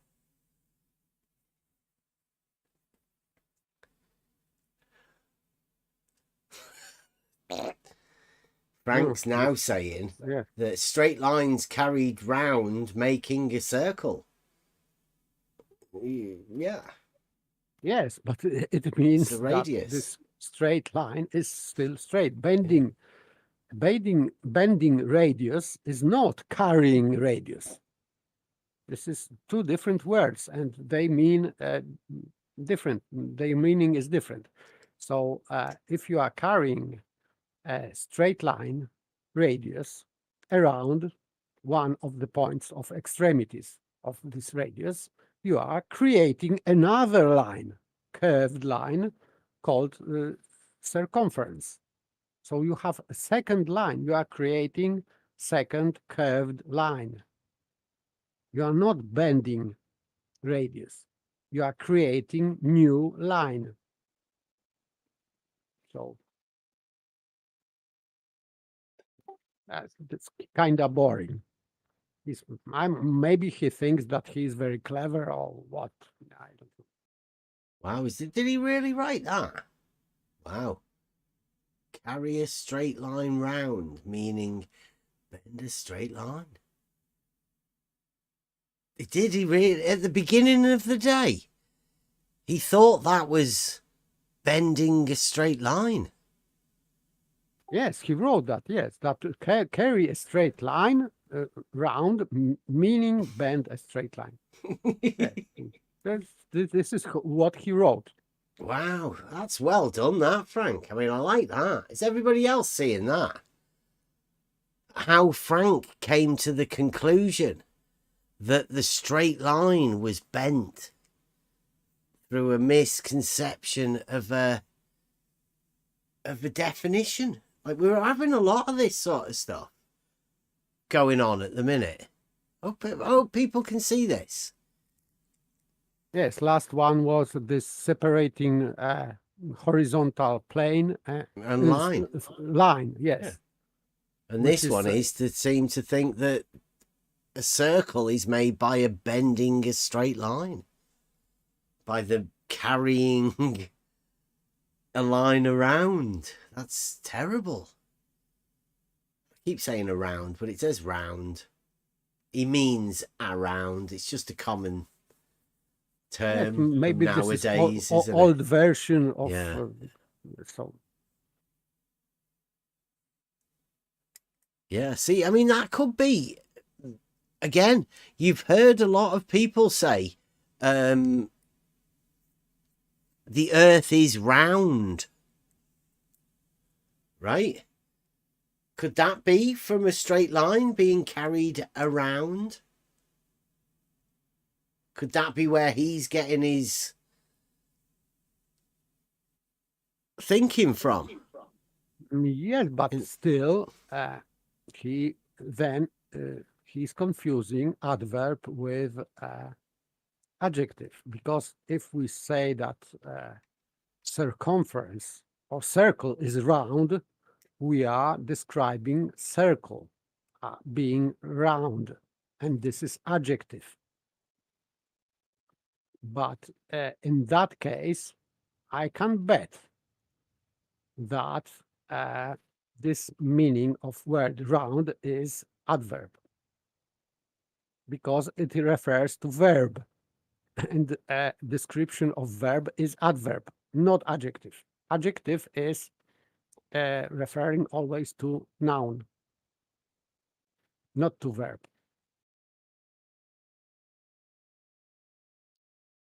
I had to delete Frank's message there. It was typical flat earth society stuff. So no more of that. Thank you very much. I guess that's the sort of the end of the line that you come to when you realize that you've made a massive mistake within your argumentation to think that straight lines bend. And you can form a circle. It's terrible. That only comes from geometric ignorance. That's what I blame. And I would say that still, I think that he was bringing up this cherry-picked definition without notion of previous statements in Euclid deliberately, which makes it lying by omission. It is much more probable for me to think that he did that deliberately than by mistake. And that would be lying by omission. But of course, you can give him benefit of the doubt that he was mistaken. I don't think so.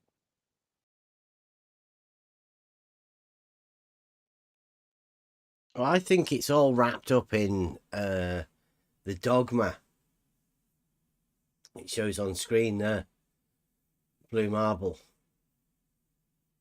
I say all elevation profiles show equal elevations being on a horizontal plane throughout. He says, no, they don't, Bev. Not a single profile says that elevations aren't conforming to Earth curvature. And then he shows a straight line. Yes, but he's not answering the question. Because he gives you negation. Well, I think that's the curvature of zero, straight line.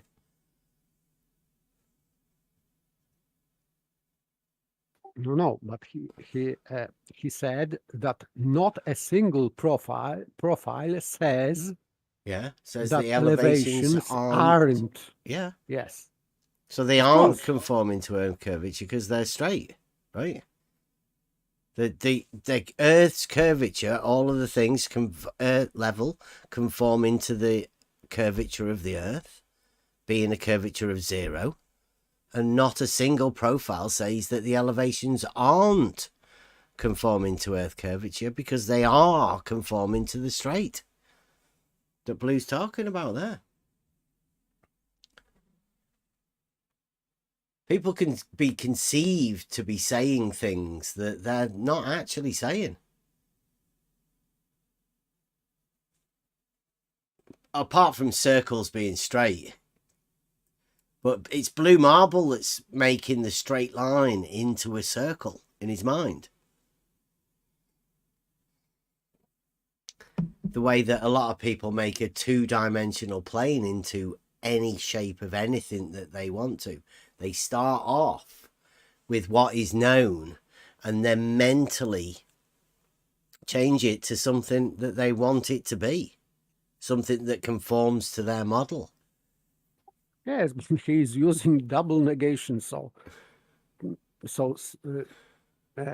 profiles doesn't mention what is not mentioned. So they are referring to nothing. So yeah, vacuous statements said by Blue Marble Science to make it seem like you're saying something, but you're not.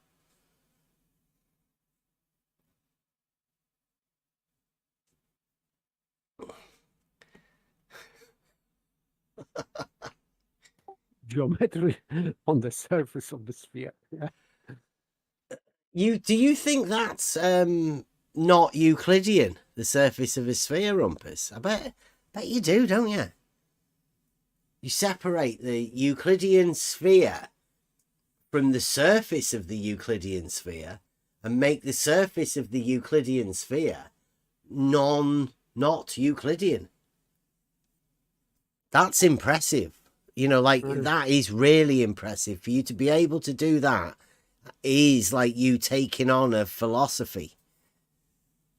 And he's repeating that distances on the surface of a sphere is curved. No, this is not right. Distance is always straight line. So distances on the surface of the sphere are straight. Still, you are creating chord line to measure distance between 2 points on a sphere. And this is distance between 2 points. Yeah, nice try though, Rumpus. Do you want to let's put this thingy up for you, Rumpus? Come and have a check. Do you want to fact check this for us, so we can say fact check by Rumpus?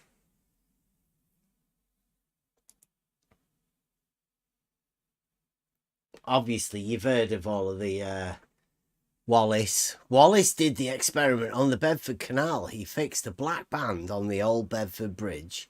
That's the Salters Low Bridge. And observed it with a telescope from the Welney Bridge at 6 miles away. That's the bridge that Bloods was on, let's say. Right in the middle, he placed a pole with 2 discs on it. I don't know whether Rumpus has got a little flag or whatever. He might have one in the middle, Rumpus. Is one of yours in the middle? So you could do this as well, I think. Put one in the middle. The telescope, the top disc and the band are at the same height above the water. Pretty much like you, Rumpus, right? Measured the height of all of them. That's your starting base. And then they said that the middle part was up, raised higher. Hump, obviously, from the telescope, right? But, well, I suppose you must do that as well, Rumpus, right? You're going to be able to get this and the drop. You're doing both. Very brave. So Rumpus is doing a similar sort of thing, except he's not using a telescope to look at the bridge. A bit like Bloods with his camera. Doing a zoom. Oh, my lad, right? Or anybody else that can go there with a camera and you're just doing a zoom on the bridge. And that's what Wallace did, supposedly. And he did a drawing with those little things above in the centre. Well, Rumpus is going to go there. I think he's going to get an auto level at some point, and then he's going to learn to set it up and set it up on the bridge. He's then going to do, he says, a Dark Shark water level test to make sure his auto level, rather than do a 2-peg test, he's going to use a water level to do a Dark Shark. And then he's going to look at the bridge through an auto level. In the distance, I think he's got 3 or 4 poles. Wow, look at that. He's using an auto level and a P1000. I know you've already done it. We know that, Rumpus. You say I am as though you're doing it now. Are you there, Rumpus? Are you already there? I hope so. Are you going to be using the footage that you got 2 years ago? Anyway, and then Rumpus uses an auto level and he's going to look through the auto level, presuming he's got it in calibration and he's setting it up right. Under the full knowing that you're going to invalidate the surveying capabilities of the auto level by putting a camera on it, and also knowing that auto levels aren't used for sighting that far normally. But Rumpus knows this, and he's going to do that, and then he's going to look to put the top of his pole, the Rumpus pole, in the crosshair. Is that right, Rumpus? Is that... I know that isn't what it says. I'm going to need you to check the, the writing on it. Oh, very likely a telescope as well. It's got all three. Thank you very much, Mike. It says, I'm willing to bet that Rumpus never goes back to Bedford to do his test. $20. Rumpus, you going to take that? Are you going to take that bet? I don't think you want to get into bets and all of that. Wallace and Hampton.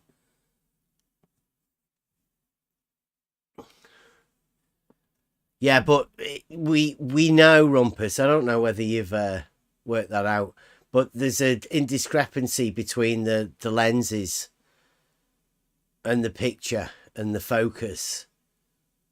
There is also a strange effect that occurs when focusing, which I don't know whether you might be aware of that or not.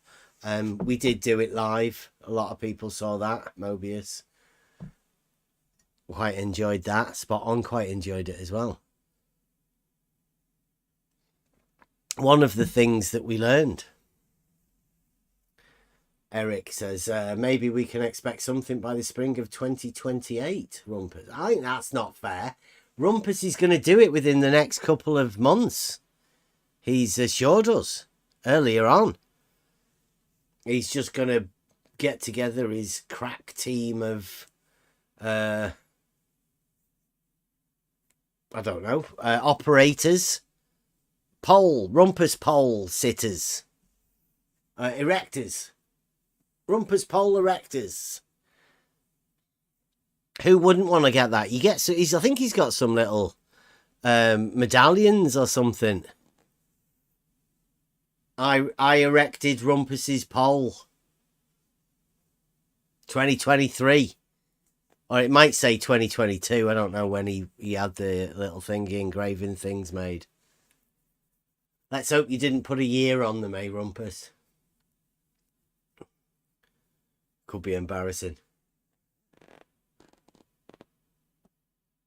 Is anybody... I think Bloods has signed up to be a Rumpus pole erector. Anyone else heard of that?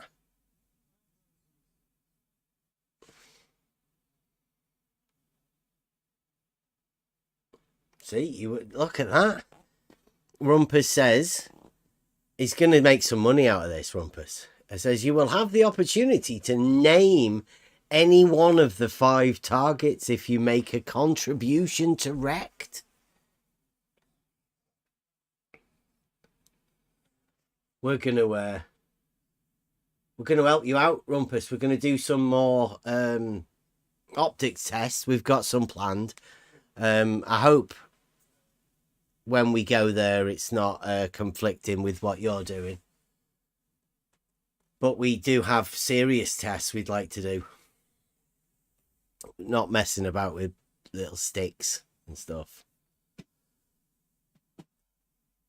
Yeah, we know Bloods is. Whoa.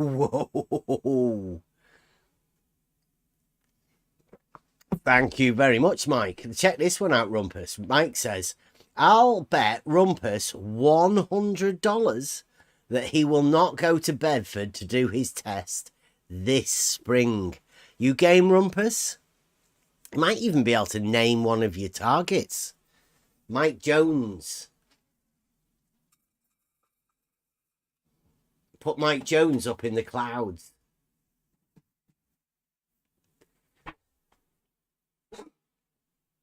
How tall do you reckon you could get Mike Jones?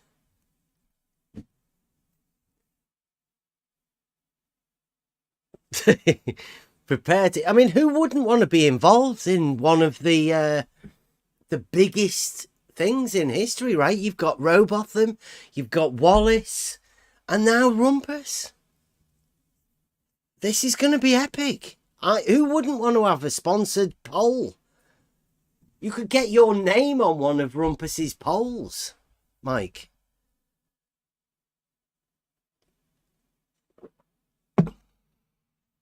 Mike Jones. The Mike Jones Rumpus poll. Which one would you have? You'd have to have the big one. Go for the big lad, Mike.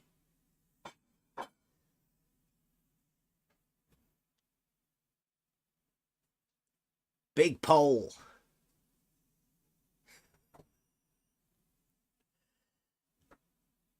Already been with 8 people.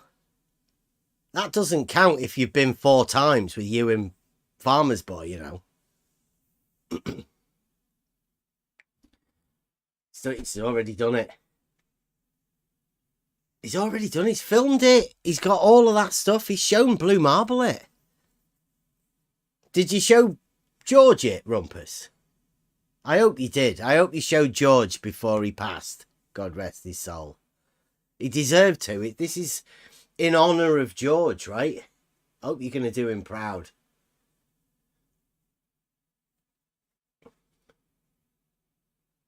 Oh, that's a good one. $2. I want the bendy one. Yeah, that is the big one. It's got a winch on it and all sorts. And who is the top 5? Who's on the list at the minute, Rumpus? Is the 5 poles? Or is that just naming the thermistor arrays? Or is it actually the pole that you get to name?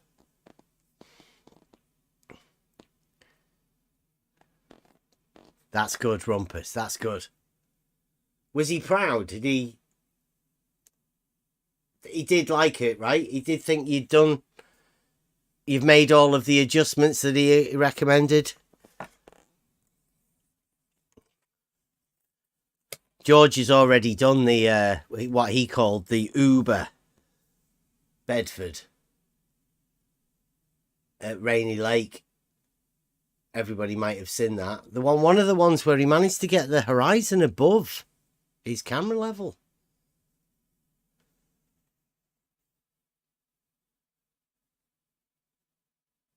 Yeah, we know. You just said that.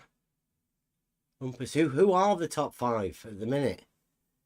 Surely you can't be having them anonymous because you want to get a bit of competition going. Like if you say some names now, right, and people aren't in the top 5, they might have to contribute a bit more in order to get in the top 5. Let's get this going, Rumpus. We've got some really good stuff planned, and we're going to talk about that within the Discord to all of the guys that we do to see whether everybody's all right with the test that we're doing. Yeah, I bet he did. Rumpet, yeah.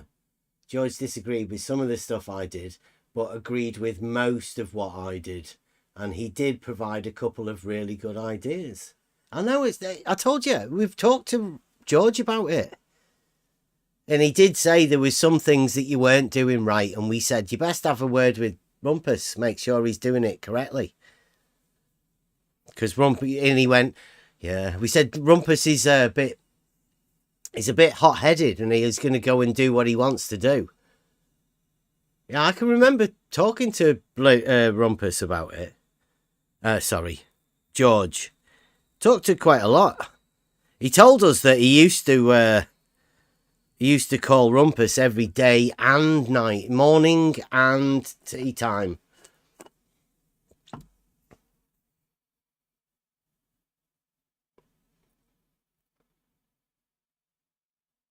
Yeah. I think we're going to go down there, Rumpus, to see if we can find the best time and the conditions for you to be able to do this.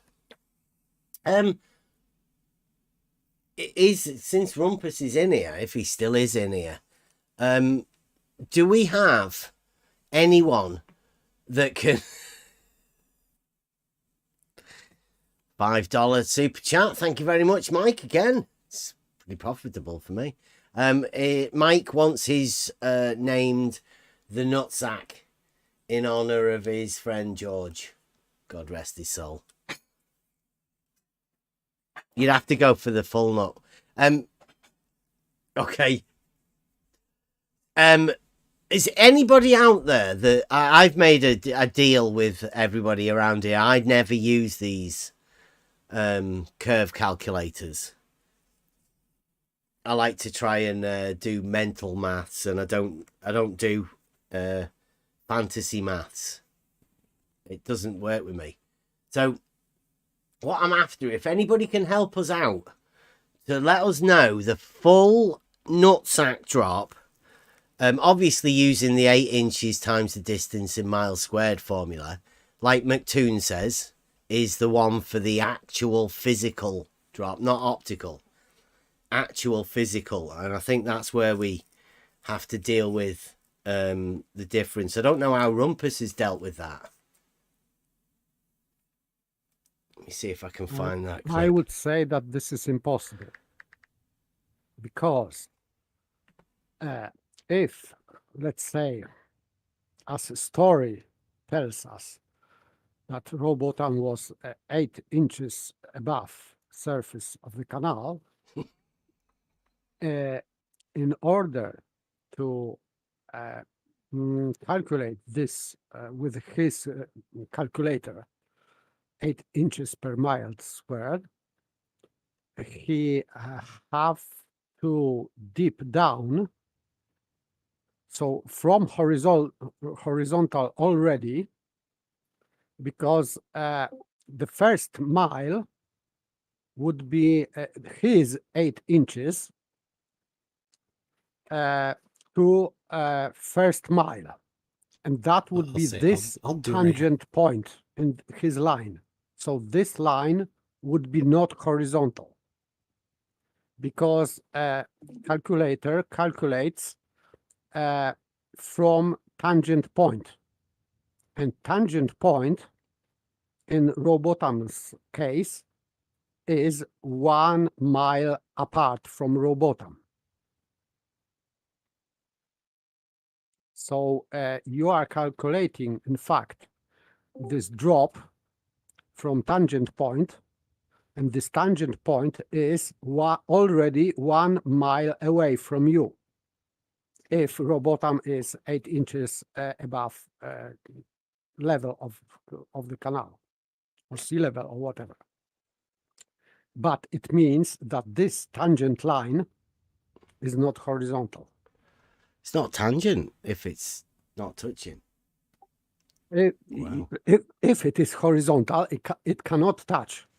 But if it does touch, it means that this is not horizontal. Simple. Got some more super chats in. Rob Keane says, I just want to give you money. Thank you very much. Always gratefully received. And we will be making use of all of this money when we go back to Bedford. It's going to be great. It's the first super chat from Cat. Thank you very much. Call mine Dead Man's Drop, Rumpus. See, Rumpus is going to do well out of this. And it's surprising that not a lot of people know about this. Whoa, what's that? You guys hear that?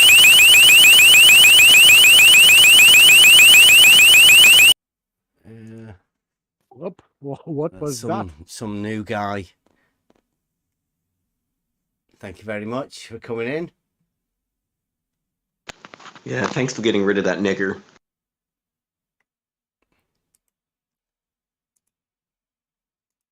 Can we have the mods on the chat, please? This is obviously Rumpus. Are these your friends? Yes, he made a noise and then he said something. No, there's another one. That was 2 different people. Obviously, I think this is a group of people. Can we have everybody keep a hot keep an eye on this, please? I'm gonna go this. So this is McToon. Nigger. Hey, he's back. He's back. I'm gonna just keep talking. Yeah. Yeah. I'll go. Puggo. Yeah. Get a life. He's muted anyway. So this is the guy that did it last A time. life. Like, people like you are the problem with our society. He's gone. Don't worry about it. Right, here, watch this now. Right, so this is McToon talking about Get rid of Jaheed Johnson first. he's already muted, isn't he? Jaheed Johnson, Yeah. get a life. No, so he's just Hope making that's your noise. real name, Jaheed Johnson. Well, we're getting a bit of a. Can we get? Oh yeah, the trolls are getting triggered right now. They just want to shut you down And- for speaking truth. And now new. Jaheed Johnson, get a life. We have Jaheed attack Johnson. of trolls. Mm-hmm. Have we got everybody else on here as well, or am I the only mod in here? I got him. Yeah. Yeah, Fuck. another one. Sorry, I can't mod. I gotta get jobs done. But Jaheed Johnson. Can you get a guys, life. you know what to do, right? We got any head mods or anything in here? It's because this McToon thing, isn't it? Kill all niggers. It's a good time to use the station, right? The Try Thinking live show. Well, I can try it. Yeah. I'm gonna go over there to the Try Thinking.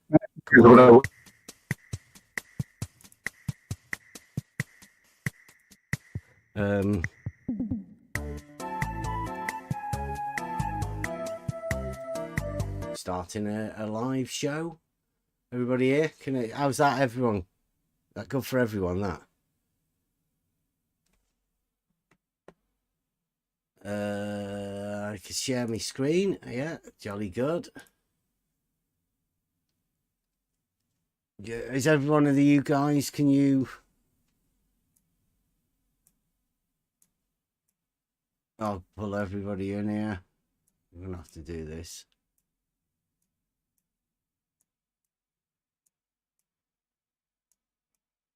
Everyone in? Everyone here? Some of you should be able to get up onto the stage. Some of you probably can't get up onto the stage. If anybody that wants to come up on the stage, put your little hand up or whatever. And I don't know.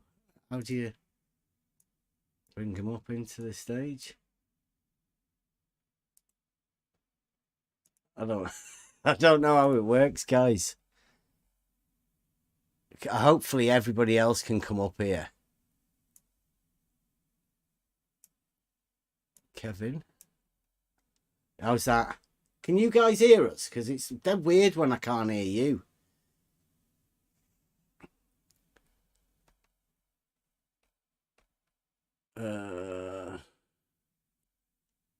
Does everybody know? No. It looks like it might be working though.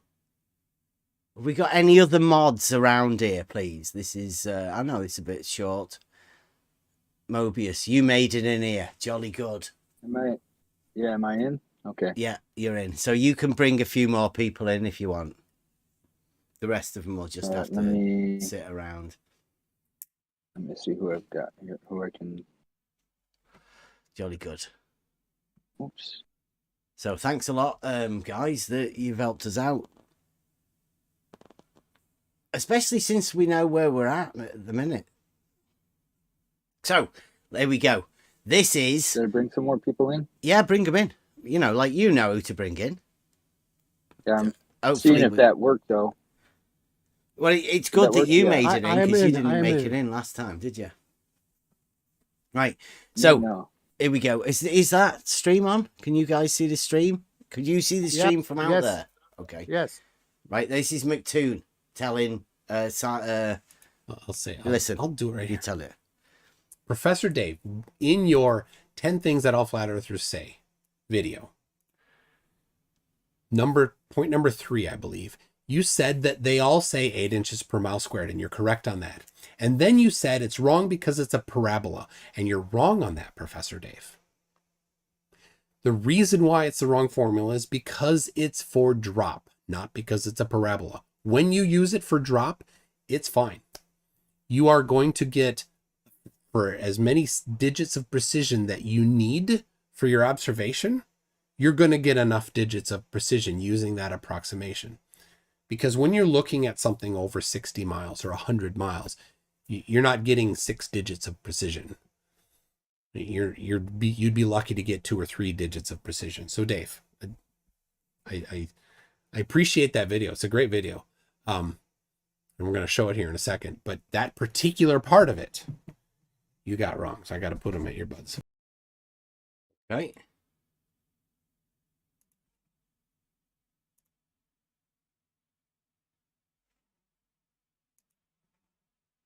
So there you go. I'll put it back on the chat. Everybody all right? Yeah, there we go. So that's McToon telling that the 8 inches per mile is good for drop. I can't particularly use it. I don't know how it works. And we're after 6.04 miles. The full nutsack drop over 6.4 miles. I will just get another video that I had.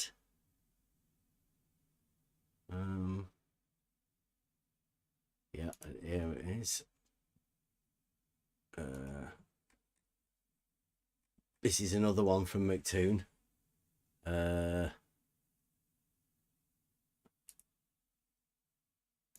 Open.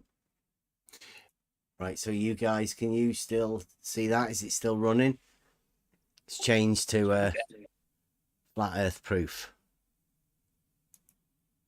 The screen's still running, yes. Right, so this one is McToon again. He's just told us about the 8 inch per mile, and that works for drop. So check this one out. Yeah, but it's the tangent to the surface. As I said, this is just to the horizontal. So here, just simple geometry. If you have a 2 mile long water level, yep, on the surface of a sphere, then the center of that water level is the tangent plane to the surface. Is that higher than the both ends of the water level? Then it would be, yes. Point? Yes, it would. On a sphere, the center of a water level would be higher than the outside tubes. Correct. Absolutely. McToon's 2020. Absolutely. Yeah?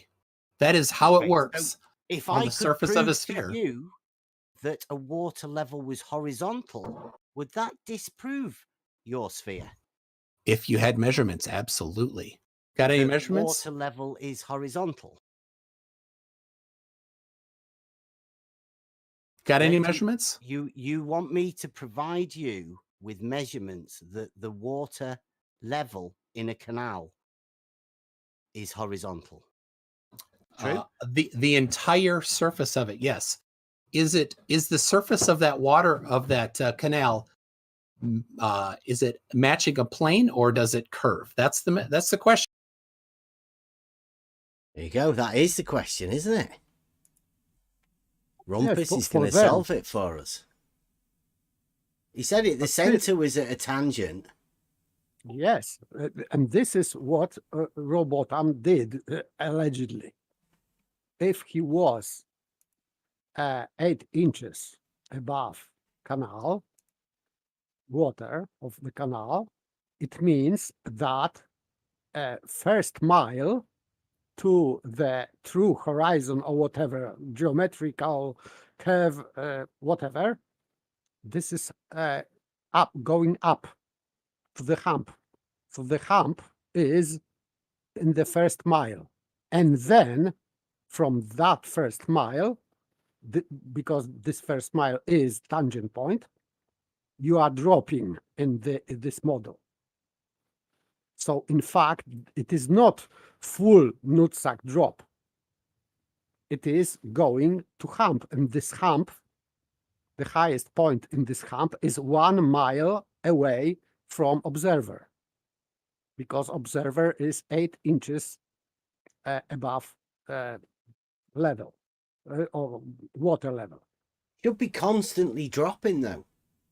No, this is, I would say, general misunderstanding of this problem. No, wait a minute, wait a minute. Well, Rumpus is No, there's saying no you're wrong. misunderstanding. Rumpus is saying you're wrong. I'm that not you wrong don't know because about geometry. This is because what we're talking about here is globe geometry, right? Not actual geometry. yes, but still, what Robotham did allegedly is measuring geometrically. No, he sat in the middle of the canal with a telescope 8 inches above, watching a boat go away. He didn't measure anything. Yes, I am talking about his calculations. I am not talking about his physical or optical observations. Are you tying the 8 inches per mile squared to Robotham?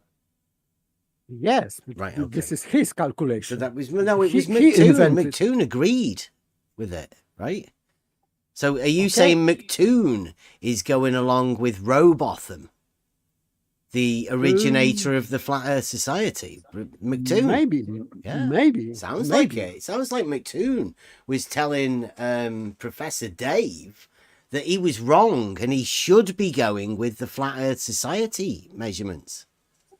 Maybe, yes, he was correcting for that purpose, maybe. I think that's what Rumpus is using as well, the Robotham numbers, Flat Earth Society stuff.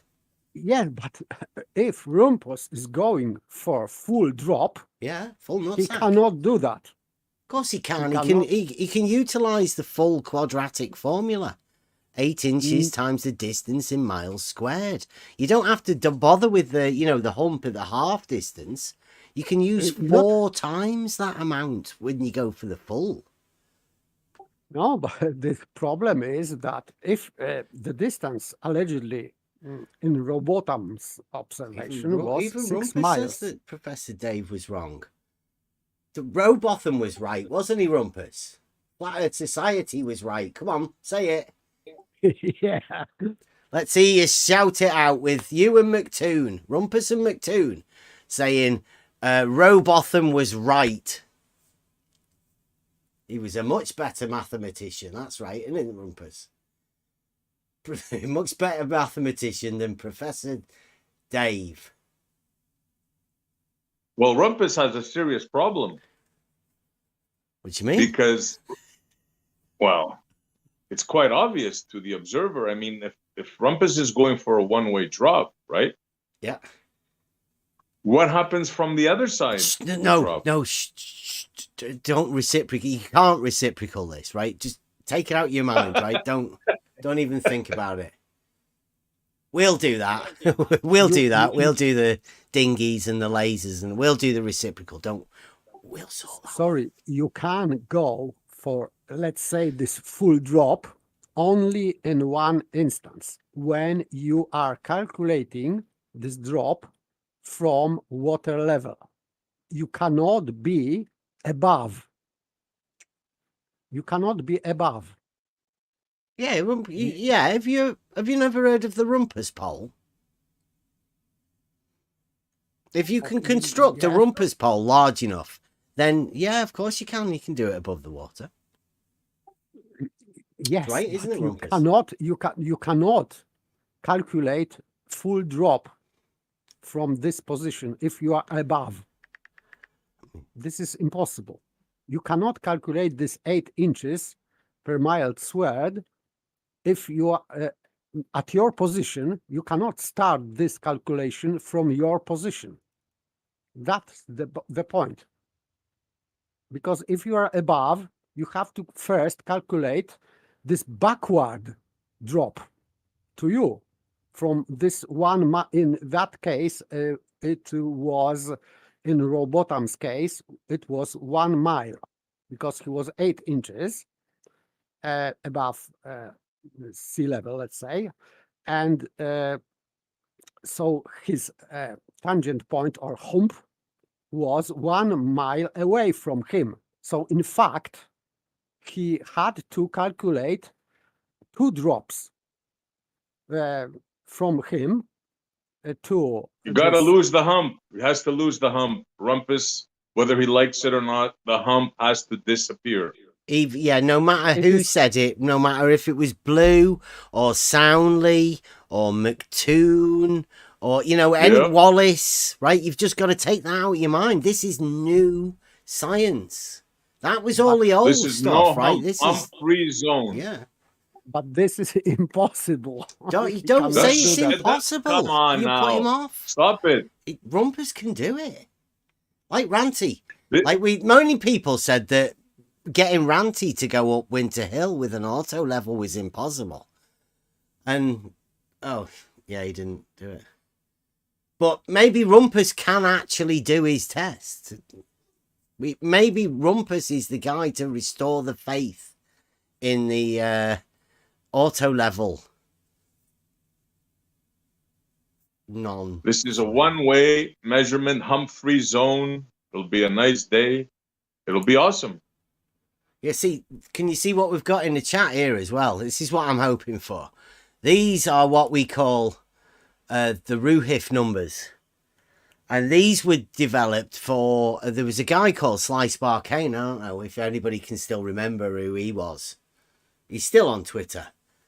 But he had a bending water level experiment. But it only went over a mile. So these are the individual drop numbers for each one of the 100 meters for the first 1600 meters, 1 mile. I was hoping that we might be able to get an extension of this to take us all the way up to 6.04 miles. And then we could place Rumpus's poles on, you know, on this. Right, we could get like an elevation profile drawn up. And you could put the poles in the positions where they should be sighted.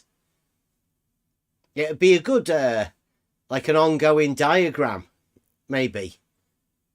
You can maybe like have them moving up and down during the day as they're measured at different heights, and then the recalculation for the radius corresponding to the different heights of these Rumpus poles.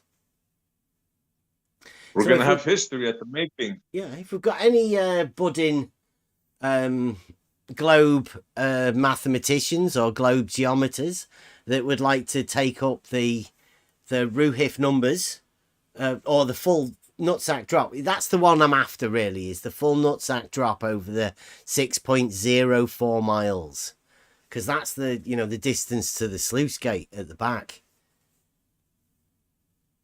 That'd be easy to sort out the height of that. I don't know why Rumpus didn't think of that in the first place.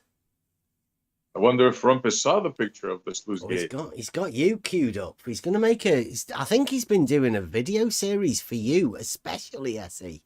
He's going to be doing a special one where he goes through excruciating pain to talk to you about the drop. And then he's got another video. He's be explaining you how the hump and drop coexist. But coexist, that's what I wanted to say. Like it's a philosophy. Really Yeah, the philosophy of the hump and the drop, and how they can sort of meld in your mind together, how you construct different partitions maybe to keep them separate. Yes, you would. Kind of like the space-time meshing, right, Bev? Yeah. When they mesh the space-time, this is going to be awesome stuff. I'm looking forward to it, Rumpus, for real. You will resolve existential problem of hump and drop. Well, the coexistence is going to mesh them together. That's going to be groundbreaking discovery.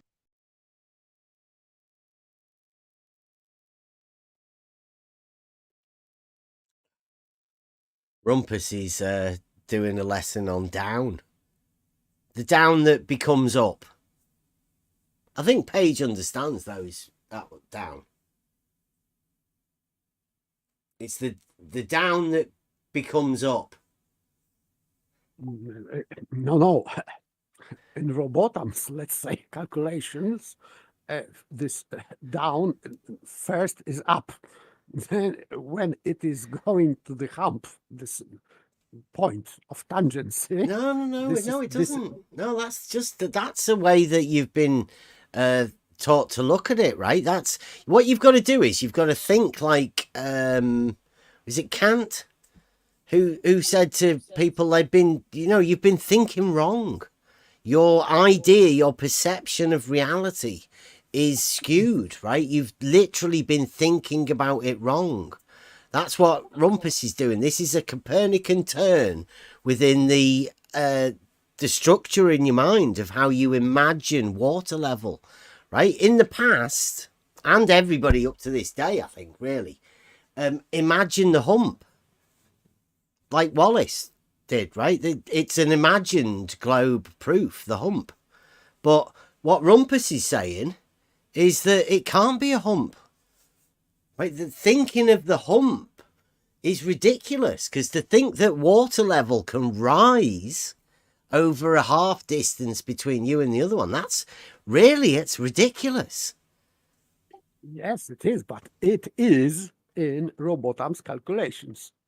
So I would say for Rumpus that he should go to this parallax when he is explaining what he is doing, or allegedly is doing. Because first you have to read the guy who invented this calculator. And I did. So... yeah, but I mean, that is a flat earther, isn't it? So Rumpus can't read about a flat earth. I mean, it's stupid. I know it's the calculation that he's going to use, but I mean, how could he read about the guy that did that? It's a flat earther. You know what Rumpus is? Things like bigoted towards flat earthers. At least he should read what the claim of Robotam. So I would recommend to Rumpus to read that parallax, because if he is trying to refute Robotam, for example, he should know what Robotam claimed. But if he doesn't know what Robotam claimed, then he cannot refute him. He can refute him. He's a flat earther. Flat Earth Society. He's the guy that started the Flat Earth Society. Yes. He's really Rumpus's employer. He doesn't realise it. But I mean, yeah, he thinks he's stupid. Very clever, really. Because that 8 inches thing, that never happened. He didn't do that. Yes, I think not. But I'm talking about his calculations only, not observations. Yeah. Calculations. The calculations were derived completely to do with measurements to lights in the sky. Angular measurements to lights in the sky. Which he did quite well internalising that and getting Rumpus to accept it.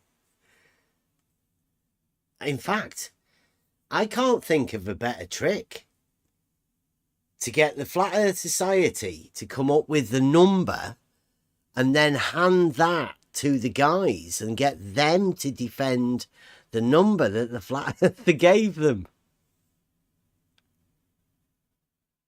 Yes, literally, So Robotam gave to Glowers this calculations of curvature. So this is his invention.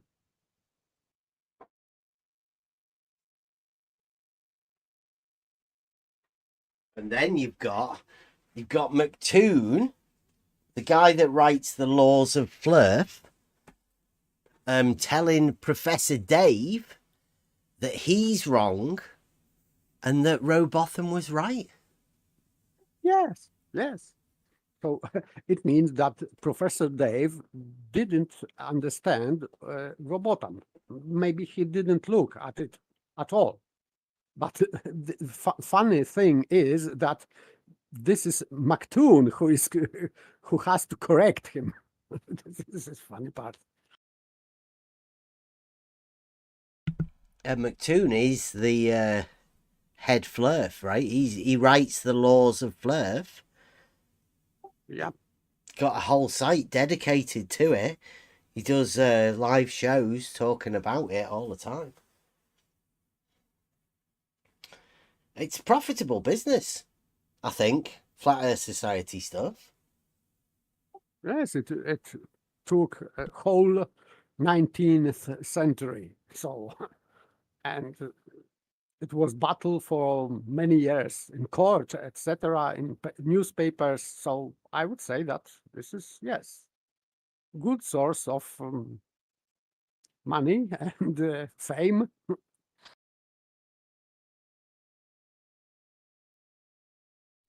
It's a good gig if you can get it.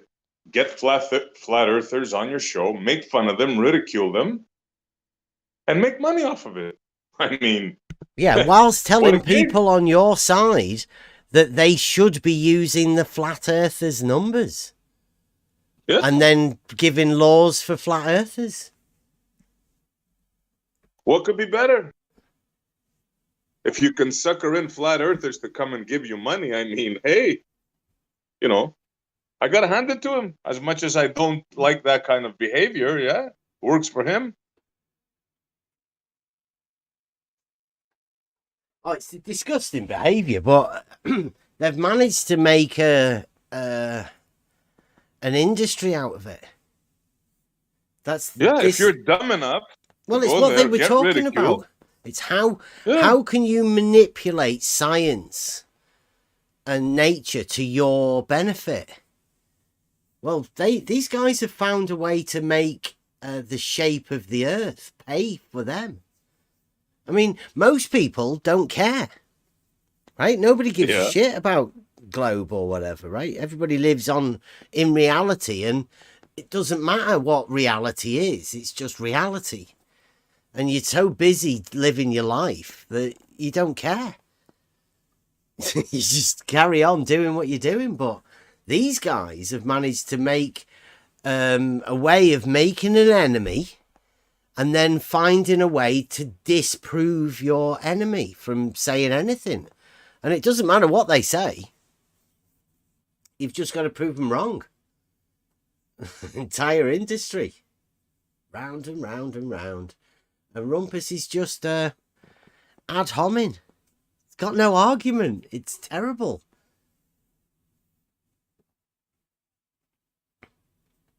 It's so old, Rumpus. It's like the Jerry... It's terrible. Yeah, it's like the Jerry Springer show. Really?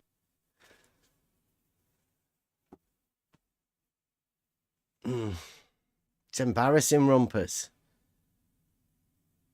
Everyone can see it. We've moved on. You're still living in 2018, 16. Everything's moved on. We know your test's a load of shit. Whatever you're talking about doing won't mean anything. Pictures have already been done. We've already took pictures of it. It's dead easy to understand an argument to go along with it. We've simplified it enough. Your polls aren't really needed anymore, Rumpus. Other than to show how much shit you're talking. It's embarrassing. And we've tried to, Rumpus, we truly have. We've tried to find somebody to verify your Bedford level. Rumpus poll, nutsack drop shit.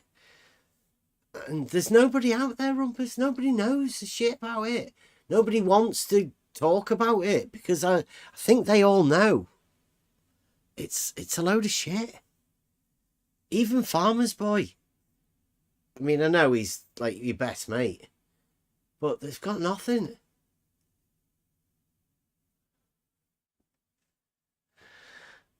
But it was nice while you know, when you were trying it. I mean, remember those good old days where Rumpus used to come in and rumpus the shit out of conversations and when it was needed? It's like 3 years ago, 4 years ago when Rumpus was sort of doing his thing. That sort of shit's gone.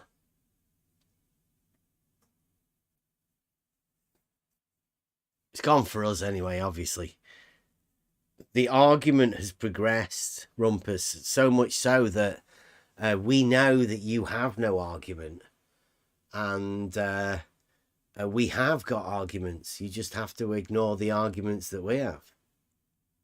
And they're pretty simple. Pretty simple and pretty damning, I'd say.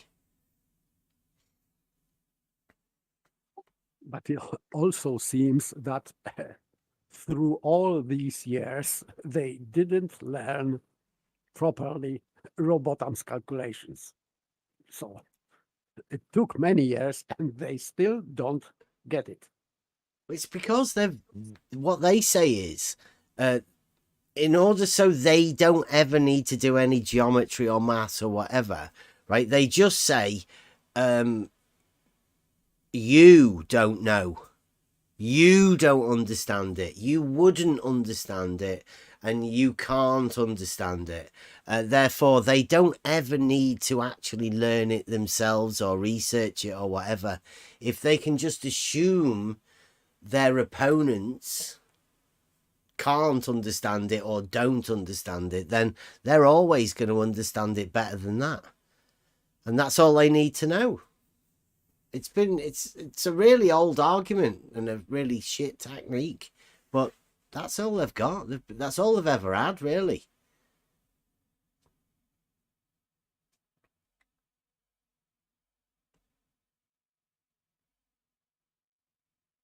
Let's see if I think we've got another one.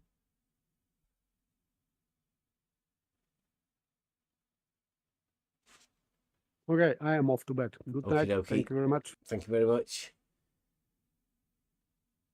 I'll see you tomorrow. Is it Yes. Wednesday? It is. It's Yeah, Wednesday today, isn't it? Today, yes. Yeah. Tonight is Wednesday. Tomorrow, Thursday.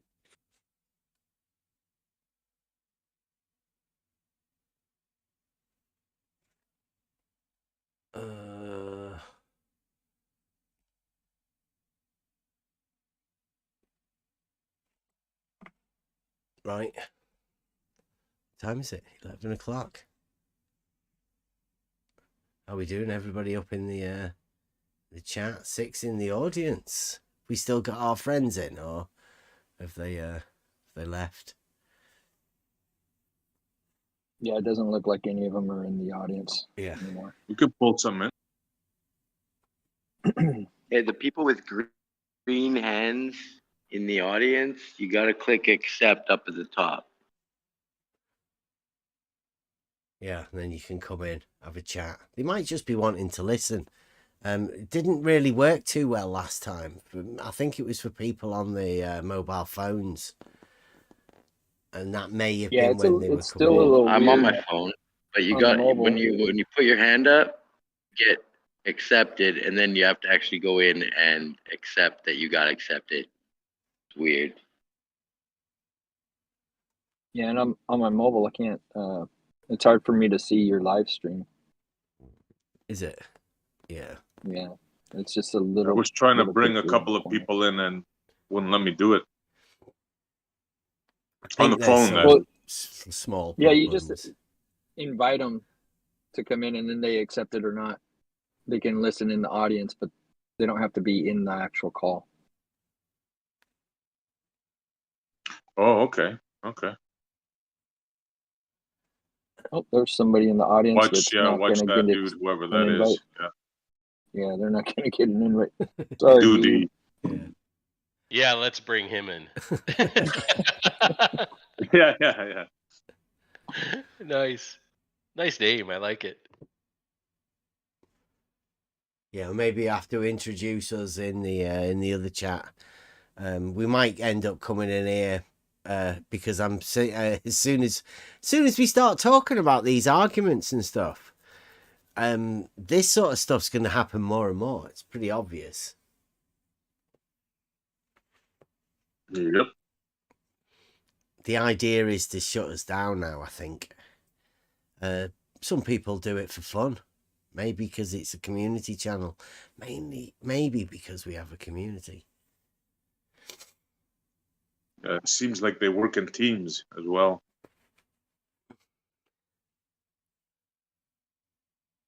I was just making a brew as well. Okay. I don't know what else there was for us to do today. I did have a load of good stuff planned, but I've got to get my PC sorted.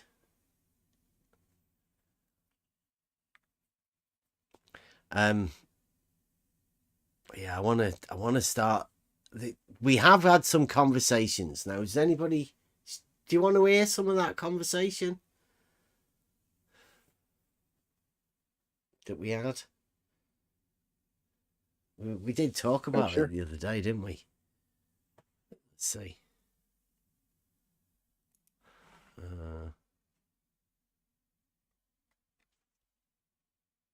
This is like an hour of a chat.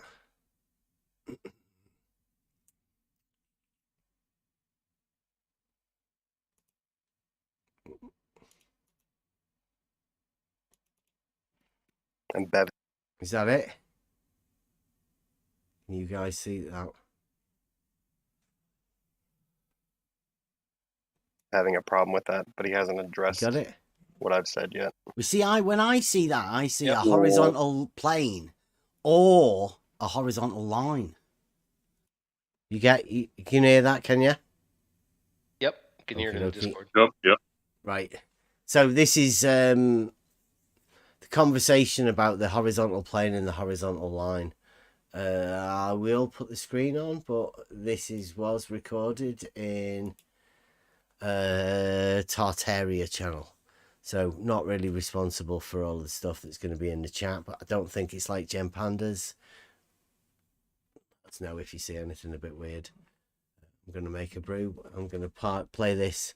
So this is the conversation between me and Biodual. Does get expanded out a little bit more, but it's around this horizontal plane or line and the separation of that. There we go. I don't see a circle there as a line. A line to me, geometrically, is straight anyway. Yeah. Except for those things called curved lines, but you know. Yeah, but that's called a curved line or a circumference or something. It's not called a line. It's still a line. Right. A line is an umbrella. What? A line is an umbrella term in which different kinds of lines fall under that umbrella of line. But in this sense here, it says a horizontal plane or line. The line is like a plane or a line. If you want to assert that, that's fine. I don't see it that way. Blood doesn't seem to think it's that way. I don't think most people would. I think it's differentiating two things. Okay. But why would you precede? Well, wait. Why would you precede line with horizontal plane and then think the line is something totally different than horizontal? I don't get that. It's only going to be a straight one. Because a line isn't relegated to just something straight. Yeah, but when you're descripting something and you precede line with horizontal plane and then say or line, why would you automatically say line is something different than that? Because it says or, because you're describing one thing and then you're saying or. If they're the same thing, you wouldn't say or, you would just say the thing. Yeah, can I give you an example then, right? Could that or be like a vertical circle? Like a circle on a vertical plane? I don't know what you mean by that. Well, it says a horizontal plane, right? Or a circle on a vertical plane. Would that be okay? Like just sort of expanding from your line. I'd have to see a visual for what you're describing because I can't picture what you're saying. You can't imagine a circle being a vertical circle, not like a horizontal. Are you talking about like an oval that it's stretched vertically? No, I mean like a circle, but in the vertical position. Right. Yeah. I have no idea what you mean by that. Wow. Okay. That's weird. Do you know what a horizontal plane is? Do you know what a horizontal plane is? Can you imagine that? Yes. Right now, can you imagine a circle on a horizontal plane? Oh, yes. And then you're saying instead of a horizontal plane, a vertical plane, and then placing a circle on that plane. Yeah. Yeah. Okay. Now what? Would that be allowed in your definition of level? So long as your datum is the center of that circle, yes, that circle would be level in reference to that datum point. Didn't that sound contradictory? Why? Well, because you've got level that could be a horizontal plane as defined within the definition, but by your interpolation of the line part of it, you've said it could be also vertical. Okay. Well, that's contradictory, right? No. You can't have level both being horizontal and vertical. That's ridiculous. It absolutely just depends on what you're referencing. Sorry, Blood, go ahead. No, sorry. Ignore me. It just depends on your reference that you're using. That's all. That's why I put the picture for a flat plane and a circle. As long as you're referencing something and you're equidistant to that, you're level. That's it. But that's like a horizontal plane. What's that equidistant to? A parallel horizontal plane as well. Oh. So you can have horizontal planes. They're parallel. You do allow for that. You can, yes. Okay. And the vertical circles, could they be parallel too? They could be parallel to other vertical. They could be parallel to other circles that are also on parallel vertical planes. You're allowing for parallel vertical planes. Also being level. Yes. You can, depending on what you're referencing, then yes. You can. Who can? I've done surveying. I'd say that's fucking ridiculous, mate. But I mean, hey, you're saying you can. Right. If you have a vertical wall, then you build another vertical wall next to it that's parallel to it. You wouldn't say that those walls are level to each other? Nope. Well, there's where we differ then. Mm-hmm.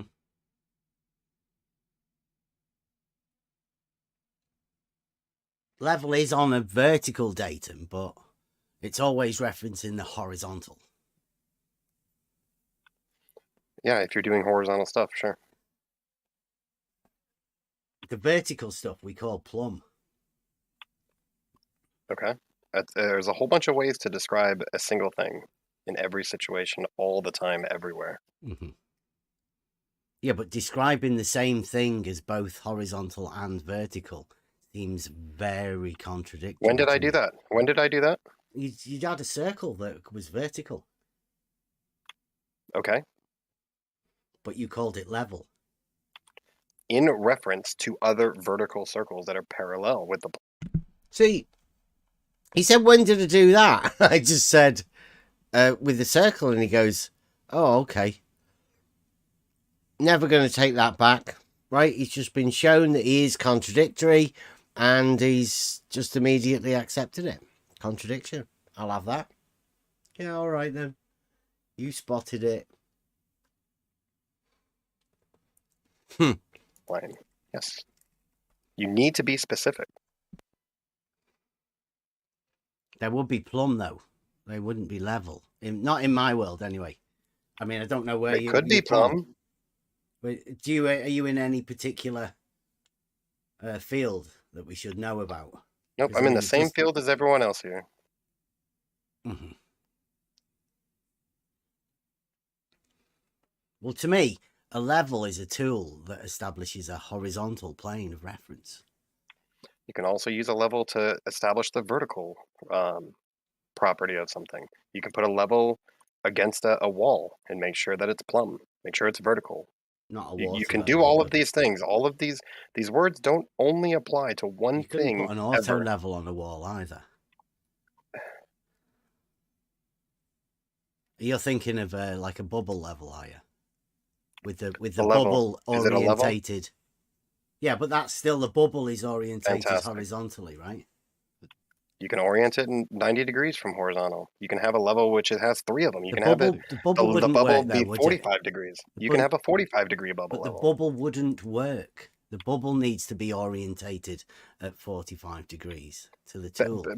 Are you suggesting that there's not water levels, bubble levels, in which there's 3 different orientations, horizontal, vertical, and 45 degrees? You're saying that doesn't water exist? level. Yeah, I was saying like I don't know. Wait I a think minute. bubble- Is he okay? bubble He's okay level. with perpendicular though. it must be.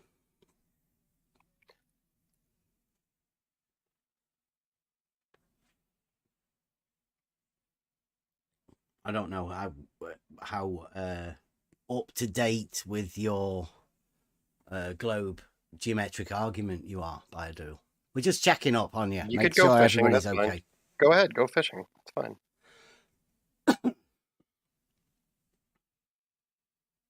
No, I think I've never heard of the separating the horizontal plane or line and putting that line as a circle, a vertical circle. I've clearly stated why I've done that. I know why you've done it, because you need a circle. And it's a bit hard to do when you're only dealing with a horizontal plane or line. Why? A line is a circle. If all I have is a line, I can make a circle. What's the problem? Well, wait a minute. That begs the question. So you're okay with the first part too? With the horizontal plane, yes. I'm fine with multiple ways to describe a thing in different situations. So I'm what you're not saying hard-lined on only one thing, describing one thing at a time. So would you agree with with that definition? You're okay with it being a horizontal plane or a circle? Yeah, that's fine. Though both of those things can be true. You just have to specify your situation, and That's then a it violation of applies. the law of non-contradiction. Why? Well, a horizontal plane isn't a circle, You could place a circle on a horizontal plane. but it's saying that it's a horizontal plane or line. Right, or line, and a line can be a circle. So you're saying level can be a horizontal plane or a circle? It could be a number of things. Yeah, it can be lots of things. It could be a squiggly line, you said before as well, didn't you? Said a line can be a squiggly line. I didn't say, So that means I didn't that say much level could be. or Then horizontal level plane could be can be a a squiggly line. line. Well, it being no more specific. I mean, to me, it's a horizontal line, but you're saying it could be a circle, and it could also, if it could be a circle, it could also be a squiggly line. If you could find a squiggly line that's equidistant to a datum, then yes, by definition. There you go. I wouldn't just by necessarily assert definition, that right? because I don't know what kind of datum you would have for a Definitely going squiggly by line the to be equidistant definition, to though. it. I am, yes. That's why I've referenced the definition. That's why I've stated my statements the way I did. Yes. That's good, because we did that argument earlier about horizontal planes being parallel. Yes, you can have them parallel. You can have them perpendicular to vertical planes. That's the You can definition, though, isn't it? Of horizontal. What is? Parallel to the plane of the horizon. I don't think that it is. Do you not? No. Have you ever looked up for the definition of the horizontal? Yeah, the only thing I know for horizontal is that it's going to be perpendicular to a vertical. You can also arbitrarily just say it's a horizontal line, and then when you reference from that 90, you can then say something else is vertical. Not sure what you're postulating though. Well, just saying that horizontal and vertical are perpendicular to each other. And yeah, well, the definition of horizontal is parallel to the plane of the horizon, and some of the definitions of vertical that I've seen are perpendicular to the plane of the horizon. Right? Can you post a couple of those? Because I haven't seen them. So You've never it'd seen be new them? to me. Right. Oh, yeah, I can get you a few of them. You say you've been in this all this time, and you've never actually looked at the definitions of horizontal and. I have. What you're postulating is something I haven't seen. That's why I use those words. But instead of hand wave dismissing, I'm asking you to post them so I can look. Okay, there's one.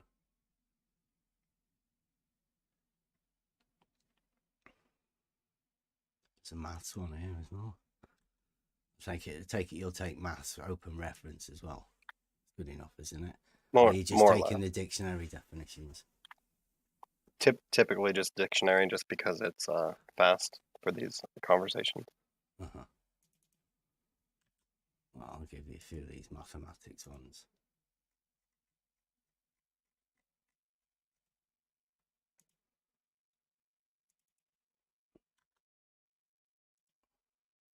Surprising that you haven't ever got any of these. I mean, you could do this yourself, really, couldn't you? I could, but it's more fun for flat earthers to do something. Well, that's probably sufficient to look through. Okay. You do know that I'm not a flat earther, right? I know, Bev. I know that you say the words because you don't want the negative connotations that come with being a flat earther, but you are a flat earther. No, I'm not a flat earther. We've gone through this before. I've given you yes. I've given you the question where if someone is in let's Australia, have the argument, right? Let's not name people. I've got a proof that it's not flat. So you can carry on doing whatever you want, right? But I know I've got a proof that it's not flat. So therefore, I cannot be a flat earther. Now, whatever you decide to say, that's up to you, right? But that's not going to be you addressing an argument here, is it? No, it is the way that I'm going to describe you, and that's fine. The same way that I'm not a sphere earther because we have mountains and topography and all those things. But when someone says you're a sphere earther, we all know what that means. You're a flat earther. I'm not saying we all know anything, what that means. dude. I'm not saying anything about whatever you imagine your globe's going to be because it's irrelevant to this. Agreed. Right. Yeah, I don't necessarily have an issue definition here. That's fine. Right, there's some of these here. There's vertical. Being I think we're both good situated at on right vertical. angles to the horizon. That's good. Also. Yeah, I don't necessarily have a problem with it. So both of these orientations are orientated to the horizon. That's what they reference, right? To the plane of the horizon. Mm-hmm. Yeah.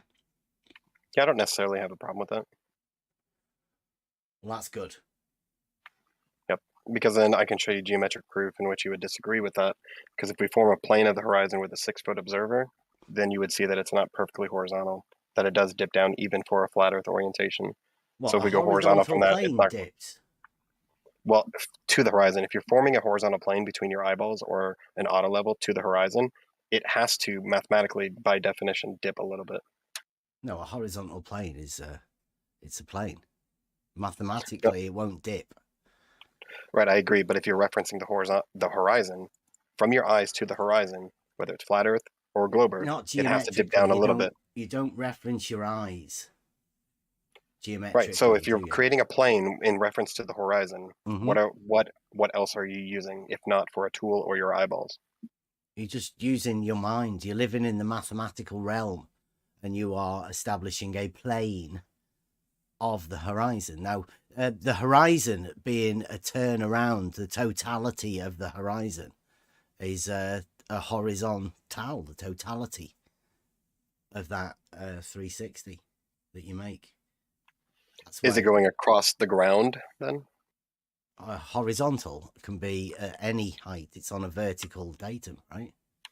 Right, but what I'm saying is that if you are doing it at any distance above the ground and you're referencing the horizon, you will have a dip, whether it's flat or globe. Well, yeah, because you're above. There you go.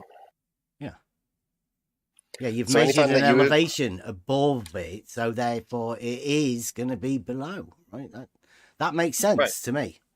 Right, and if you go out and you use your leveling equipment, and you're using that equipment to establish horizontal in reference to the horizon, you are dipping down by looking at the horizon. Then you're forming your plane. No, you don't reference your tools to the horizon. Right, so by definition, when you're establishing a horizontal, you're not referencing the horizon? No, the definition of horizontal is parallel to the plane of the horizon, right? That doesn't mean that whenever you're establishing a horizontal that you need to reference the horizon. That's already been done within the definition, right? You just establish a horizontal, and a horizontal being no part of it higher nor lower than the other part, right? For level? No slope. Yeah. No, horizontal. No slope. Yeah, of course. Yeah. Has to be a straight line. Or plane. Right? Or a horizontal plane, space, right? Yeah. Fine.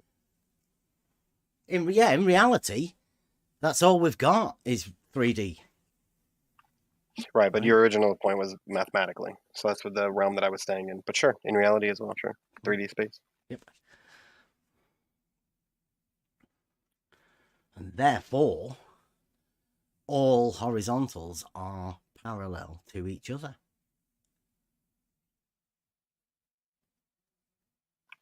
Yes, from one location, sure. Oh, everywhere, wherever you are, it doesn't really matter.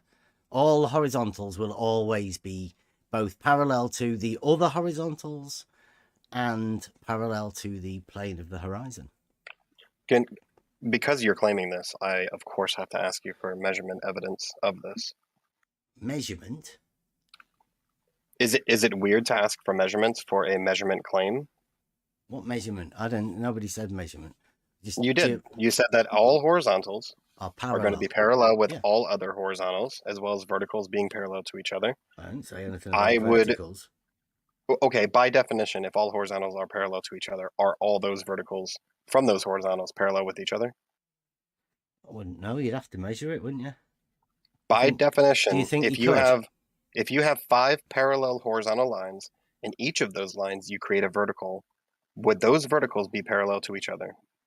You mean like a graph, an XY graph? Sure, that's a great example of a lot of horizontal lines with vertical lines coming off each of those lines. Would each of those verticals, by definition, be parallel to each graphs. Other? Yeah, you've seen a graph, right? The square. Can you answer the question though? Yeah, if the x-axis is horizontal, then the y-axis will be vertical, right?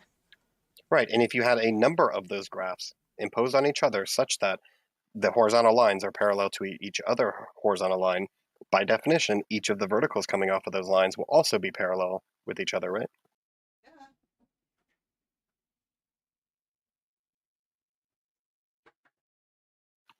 Do I have to draw it? Well, a graph. Yeah, I think everybody understands the XY graph, Cartesian coordinates, right? I'm just going to draw Everybody definitely understands. Okay, then I'll try one more time with words, and if not, I'm just going to draw it. If you have a number of horizontal lines, each of those lines... Right. I'm going to have to pause it here, because when in conversations like this, I do believe I've just said with an X and a Y graph, then if the X is horizontal, then the Y would be vertical. Then everybody knows how those graphs work. They're a square graph within mathematics. He's going to go and explain it again, but listen. Lines are parallel to each other. They're all horizontal to each other. They're all parallel to each other, all those things. Each line has a perpendicular line we would call vertical. Each one of those lines have a vertical line. Are those vertical lines parallel with each other? The y-axis, yes. Fucking fantastic. So within your claim of reality, did you not hear that before? Did you really need that explaining to you? You were pussyfooting around answering. So because you've answered now that they are all parallel to each other, when you make the claim that all horizontals are parallel with each other, you're also saying that all verticals are parallel with each other. Like the X and Y axis, yeah. We can make measurements in mathematics, and I'm asking you for your measurements to make that claim. Well, like, have you ever, when you were at school and you did mathematics and they had an X and a Y axis, right? They were definitely perpendicular to each other, weren't they? Correct. And you've applied this to reality, in which you've said, in reality, did you ask your maths teacher about that? I'm not going to let you obfuscate. What you've claimed is that in reality, all horizontals in any location are parallel to each other. Gave you an argument for horizontals being parallel. Yes. Which, by definition, that you've agreed to as well, is that all verticals are parallel to each other, no matter what location you're in. The X and the Y-axis on graph, right? If the X-axis is horizontal, then all of the perpendiculars to it, right? Because that's another thing within geometry, right? All perpendiculars to a plane will be parallel. Right? That's a standard I get it mathematically. Yes, right? I agree with you 100% in mathematics. But you didn't Provable. apply this to math. You didn't apply this to mathematics. You said Didn't that you've apply applied this what? to reality. In reality, you've said all horizontals, no matter location, are parallel to all other horizontals. I'm asking you for measurements to that claim. No, I gave you a logical argument. And like So your only rebuttal to this is give me some measurements. I mean, because you've that's claimed not that it really happens a in rebuttal reality. to an argument, is it? No, it's not meant to be a rebuttal. I'm asking you to back your claim that when it Well, can you rebut the argument then? Can you try doing that? Yes. In the process of you not validating your claim, I have rebutted it. Okay. Right. I'll say it again for anybody else that's listening. The statement goes, if all horizontals are parallel to the plane of the horizon, then all horizontals will be parallel to each other. You didn't postulate an if. You made a positive claim. So let's just get it out of the way instead of the foreplay. Bev, are all you not remembering me putting the argument? Bev, are all horizontals in reality parallel to all other horizontals in every location on Earth? The argument states if all horizontals are parallel to the plane of the horizon, then all horizontals will be parallel to each other. It's up to you to rebut the argument, deal with the argument.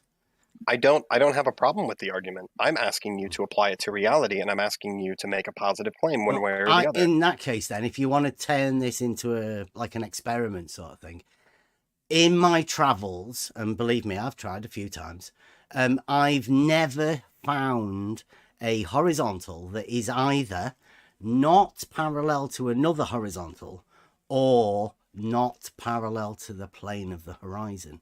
I'm still looking, so if you've ever heard of one, let me know. Can you post your measurements that you've taken to confirm that?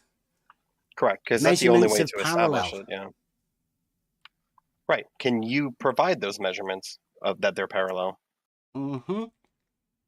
Thank you, Bev.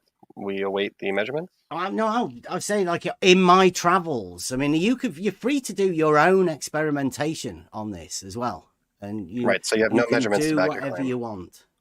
If I were to take your position in there's no measurements to this argument. Oh, no, perfect. So I will say the same thing in the same way. Ready? Not all horizontals are parallel with each other here on Earth because of the spherical nature of it. I don't have measurements for it. It's up to you on your journey to confirm that. Do you think that I'm being scientifically honest or presenting an honest position by doing that? Like that? I've never seen one of those fabled horizontals. No. But I said it though. I exclaimed it. I stated it. Do you think that my position is coming from honesty when I do that? I think that's what you have to do, right? You're forced into that position. Your dogmatic globe model tells you that has to happen, right? Because there's something wrong for you, obviously, with horizontals being parallel. And there it is, Bev. I agree to everything that you stipulated about that.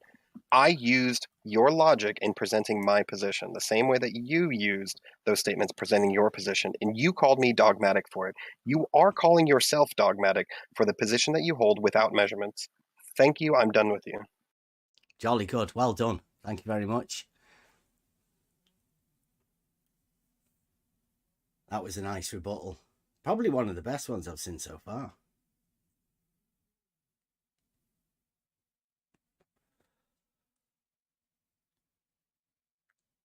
But it still doesn't stop the argument from being probably one of the best arguments ever.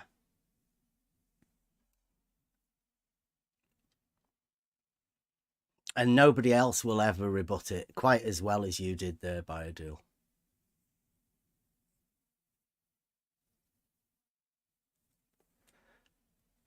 I didn't get an answer to my question earlier in the chat, so I'll ask it in here. If it's okay for Biodual to label someone as he wishes against their will, is it okay for everyone else to label Biodual against his wishes. Yes. Awesome. Thank you. Yeah, if you search for mention of Biodual, Jim especially, mentioning me and the insults that he hurls, I don't mute him. I don't take any action. I'm for free speech as long as it doesn't break TOS, and that includes insults, baseless claims, all those things. Yes, it's fine. Oh, okay. So you're... I see. You're all right with it. What about the server? Is that... I think that's generally the way the server feels about it. I could be wrong. Someone can correct me, for sure.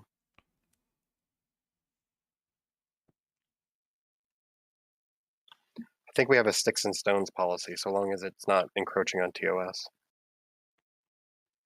Nice. Well, that's good to know. And it's not as if anybody else would take that term that you're calling us and expand on it, is it? Well, my thing would be like, if I can define something as I choose, like I've defined it, I've looked it up, and then somebody says I'm not that, and then I just don't agree with it because I've defined it a certain way, I'm going to label you that way that I've defined it.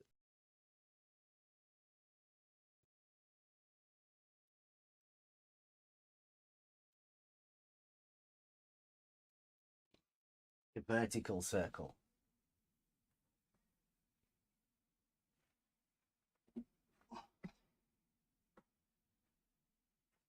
Genius.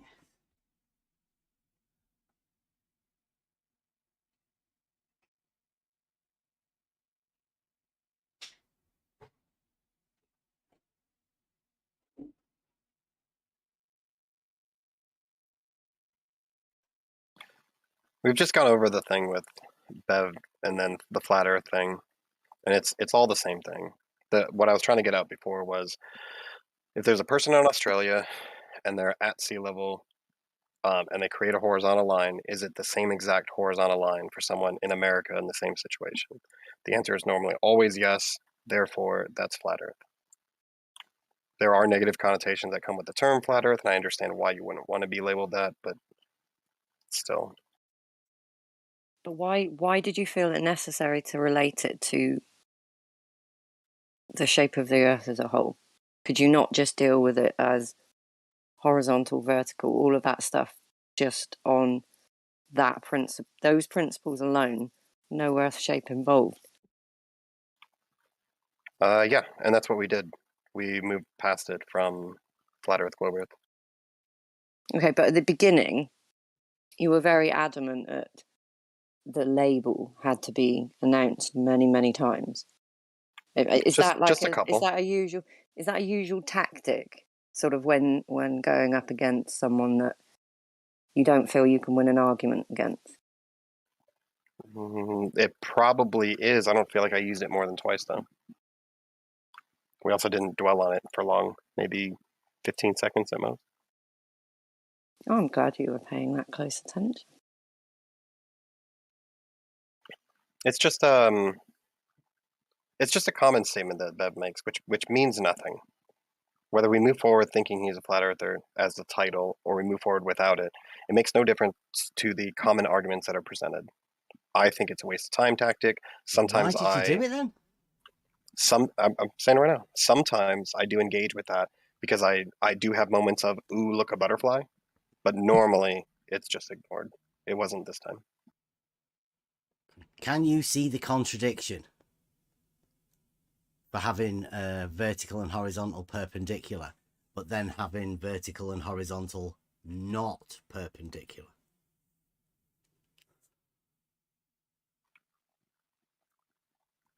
No, because if you're establishing, here we go. If you're establishing a vertical line on the surface of a curved line, for example, or on the surface of a sphere, each of those vertical lines are not going to be parallel to each other. So when you make your horizontal to each of those, they won't be parallel to each other. You're still going to have perpendicularity between your vertical and horizontal that you reference to each other, but they're not going to have a relationship with some other perpendicularity that you've created. What perpendiculars do, though, don't they? They have that relationship with each other, perpendicular. With each other, yeah. They don't necessarily have to have a relationship with other perpendicularity situations. As long as you start off with perpendicular, right? You can't deviate from perpendicular to make not perpendicular. That's it. That's where the contradiction lies. No, I wouldn't use an established perpendicular and then break perpendicularity. What I'm saying is if you establish a perpendicular over a curved surface at one point, it's not going to have a perpendicular relationship with one that you create somewhere else. That's what I'm saying specifically. Like we were talking about the X and Y axis. Now, where do you imagine that breaks? What's the difference between the X and Y axis that we use in mathematics and the X and Y axis in reality? The Cartesian coordinate system we have in reality. This is what I'm talking about specifically here. We're on a curved surface, and then our reference point is going to be the center of that circle. So on the very top there, it's easy to see, yes, vertical, perpendicular, that's horizontal. You have perpendicularity between those two lines. The one on the top left there is still vertical in reference to the center of that circle, and then we go horizontal from that. Those two lines are perpendicular with each other. The relationship between those two lines and the original two lines do not have perpendicularity between each other. That's what I'm differentiating. Okay, so like how long can a horizontal be then? Geometric horizontal, sorry. I don't know which would... You know, a reality horizontal, right? In your mind, how long can that be? Remember, a horizontal being perpendicular to vertical, right? How long is that horizontal line that you imagine? A line can be as long as you want it to be. It could be up to infinity. All points on that line, with it being horizontal, would be vertical, right? Perpendiculars to it. Perpendicular to its original vertical, yes. I'll draw another picture. So that you would have those verticals being parallel, right? In that system that you've just given us there. So I'm asking you to here's understand the horizontal to the original horizontal to the original vertical.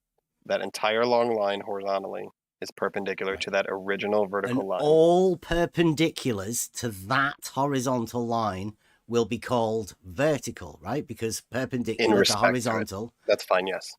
Okay. Yes. I don't want to draw 30 lines on that, but so you think that is what happens in reality, right?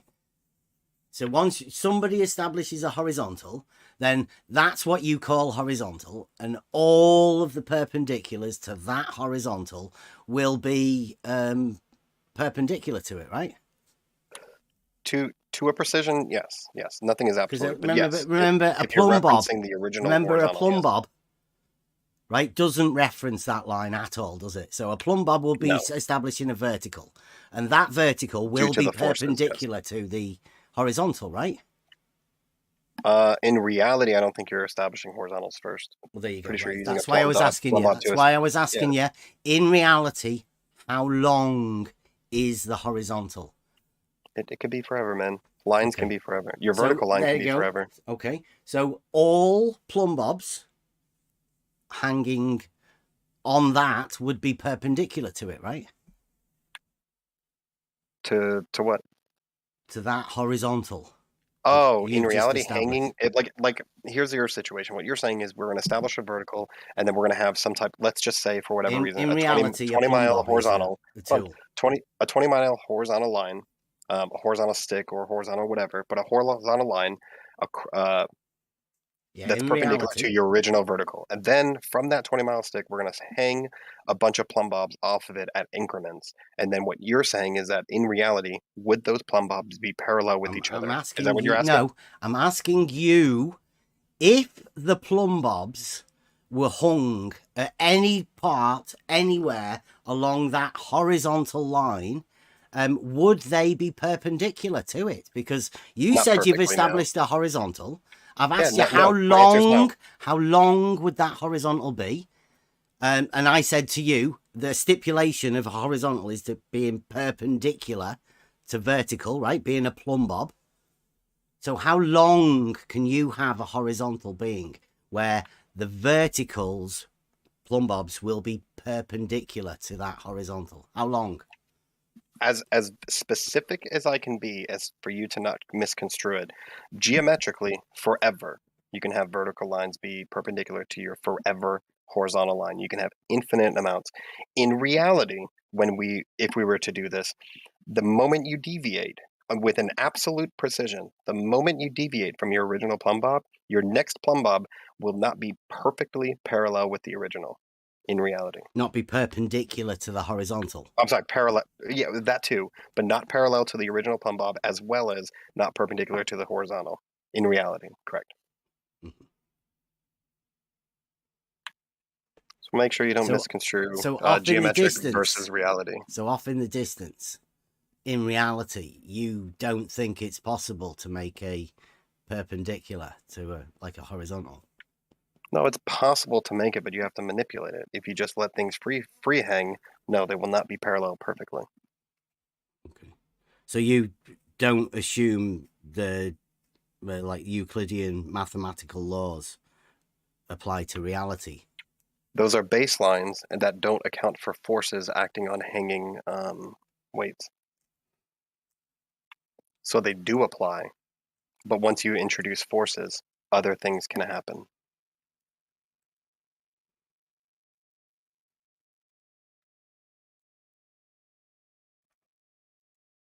So if you were to have, it's a bit of a problem, isn't it? Oh, what's this? Nope. Here's another picture. So here would be perfectly geometric, and what I always go to, reciprocal zenith angles.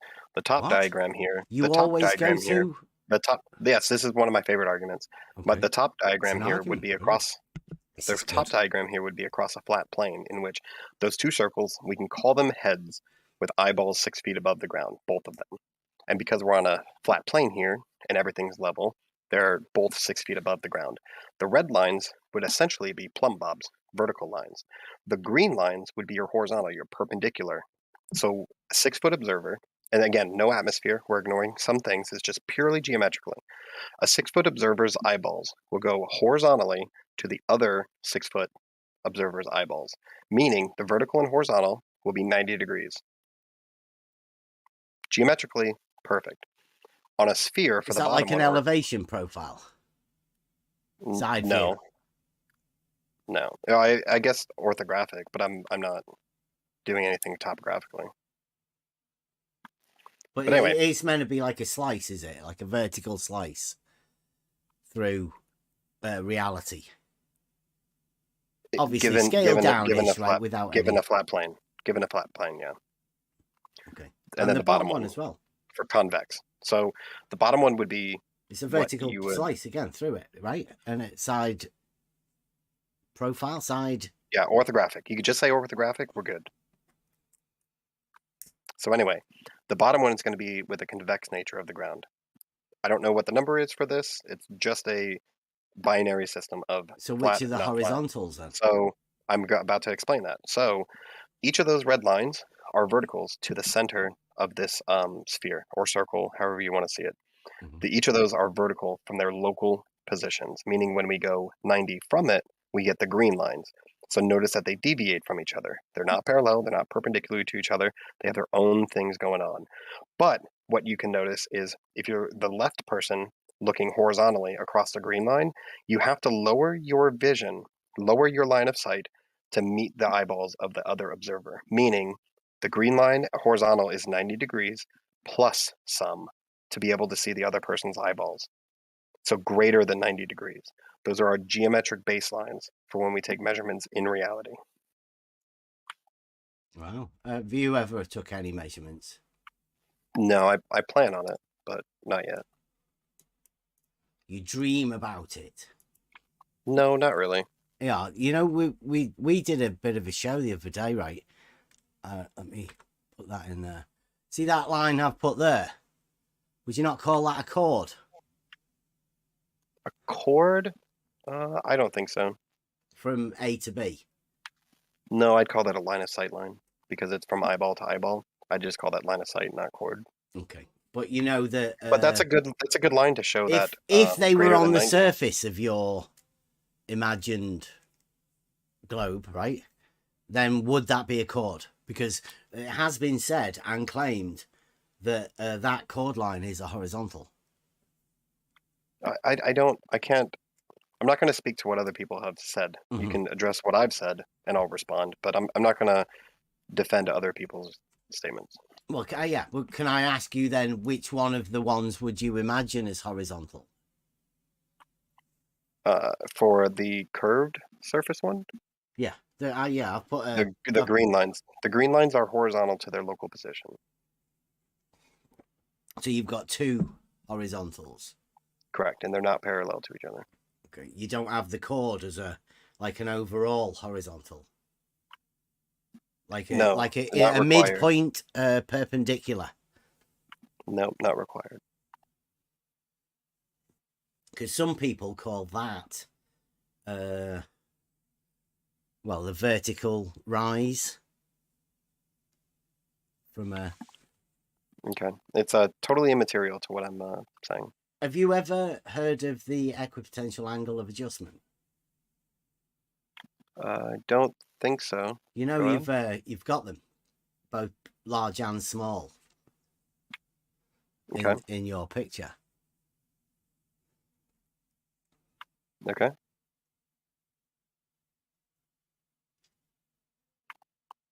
Sounds irrelevant, but anyway. Yep. So within those two things, I didn't hear anything wrong geometrically anyway.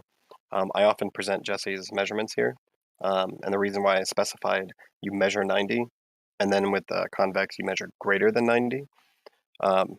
You would then add those numbers up, and then you would see what the relationship is with a 180. For a flat Earth, geometrically, you'd expect 180. For a convex sphere, or for a convex surface, you would expect greater than 180. Just go with reality. And here are measurements made within reality. Don't worry about your fantasy models. Just stick with reality. It sounds irrelevant to me anyway, Biodual, so let's dismiss it and move on. Right, so anyway, measurements I posted here, I'll post a link for the entire thing, but just quickly. These are the measurements made, and you can see from standpoint 1 to 4.4, meaning from A to B. What was measured was 90 degrees plus 10 seconds. And then from B to A, 90 degrees and 15 seconds. When you add those up, it's greater than 180, confirming convexity of some kind. No, Jesse. Measurements made within reality. Jesse was measuring the elevation above the tangent plane. Blue Marbles had a thing with him.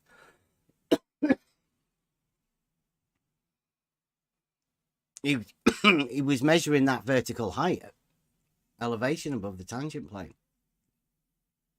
Are you saying he was actually measuring the equipotential angle? It's measuring reciprocal zenith angles from A to B, B to A. And then we have expected amount that would be required for particular Earth shape or orientation. The equipotential angle of adjustment, the small angle where the horizontals intersect. Where they intersect? No. Yeah, that's what you're. Where's the angle then? Do you think? From each local horizontal, you establish a horizontal, and then you dip down to your marker and take an angular measurement. Mm-hmm. Do you hear that? Paused it. That's me talking again now. His reciprocal zenith angles, you establish a horizontal and measure down. It's interesting, isn't it? I don't think he's been kept up to speed on how this globe surveying works, but Biodual, thanks a lot. Listen to it again. From each local horizontal, you establish a horizontal, and then you dip down to your marker and take an angular measurement. Mm-hmm. Horizontal down, a measurement down from horizontal. Correct. But you call that a reciprocal zenith. When you're doing it twice, yeah.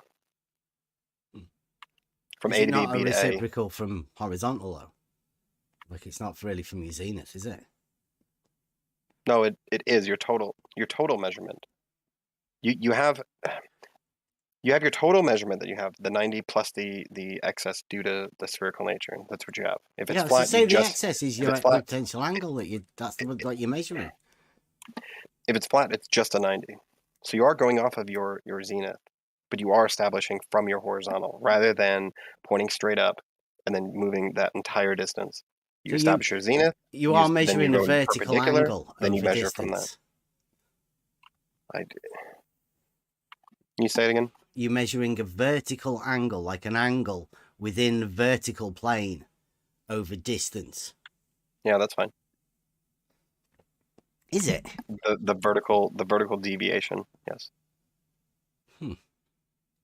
It's interesting.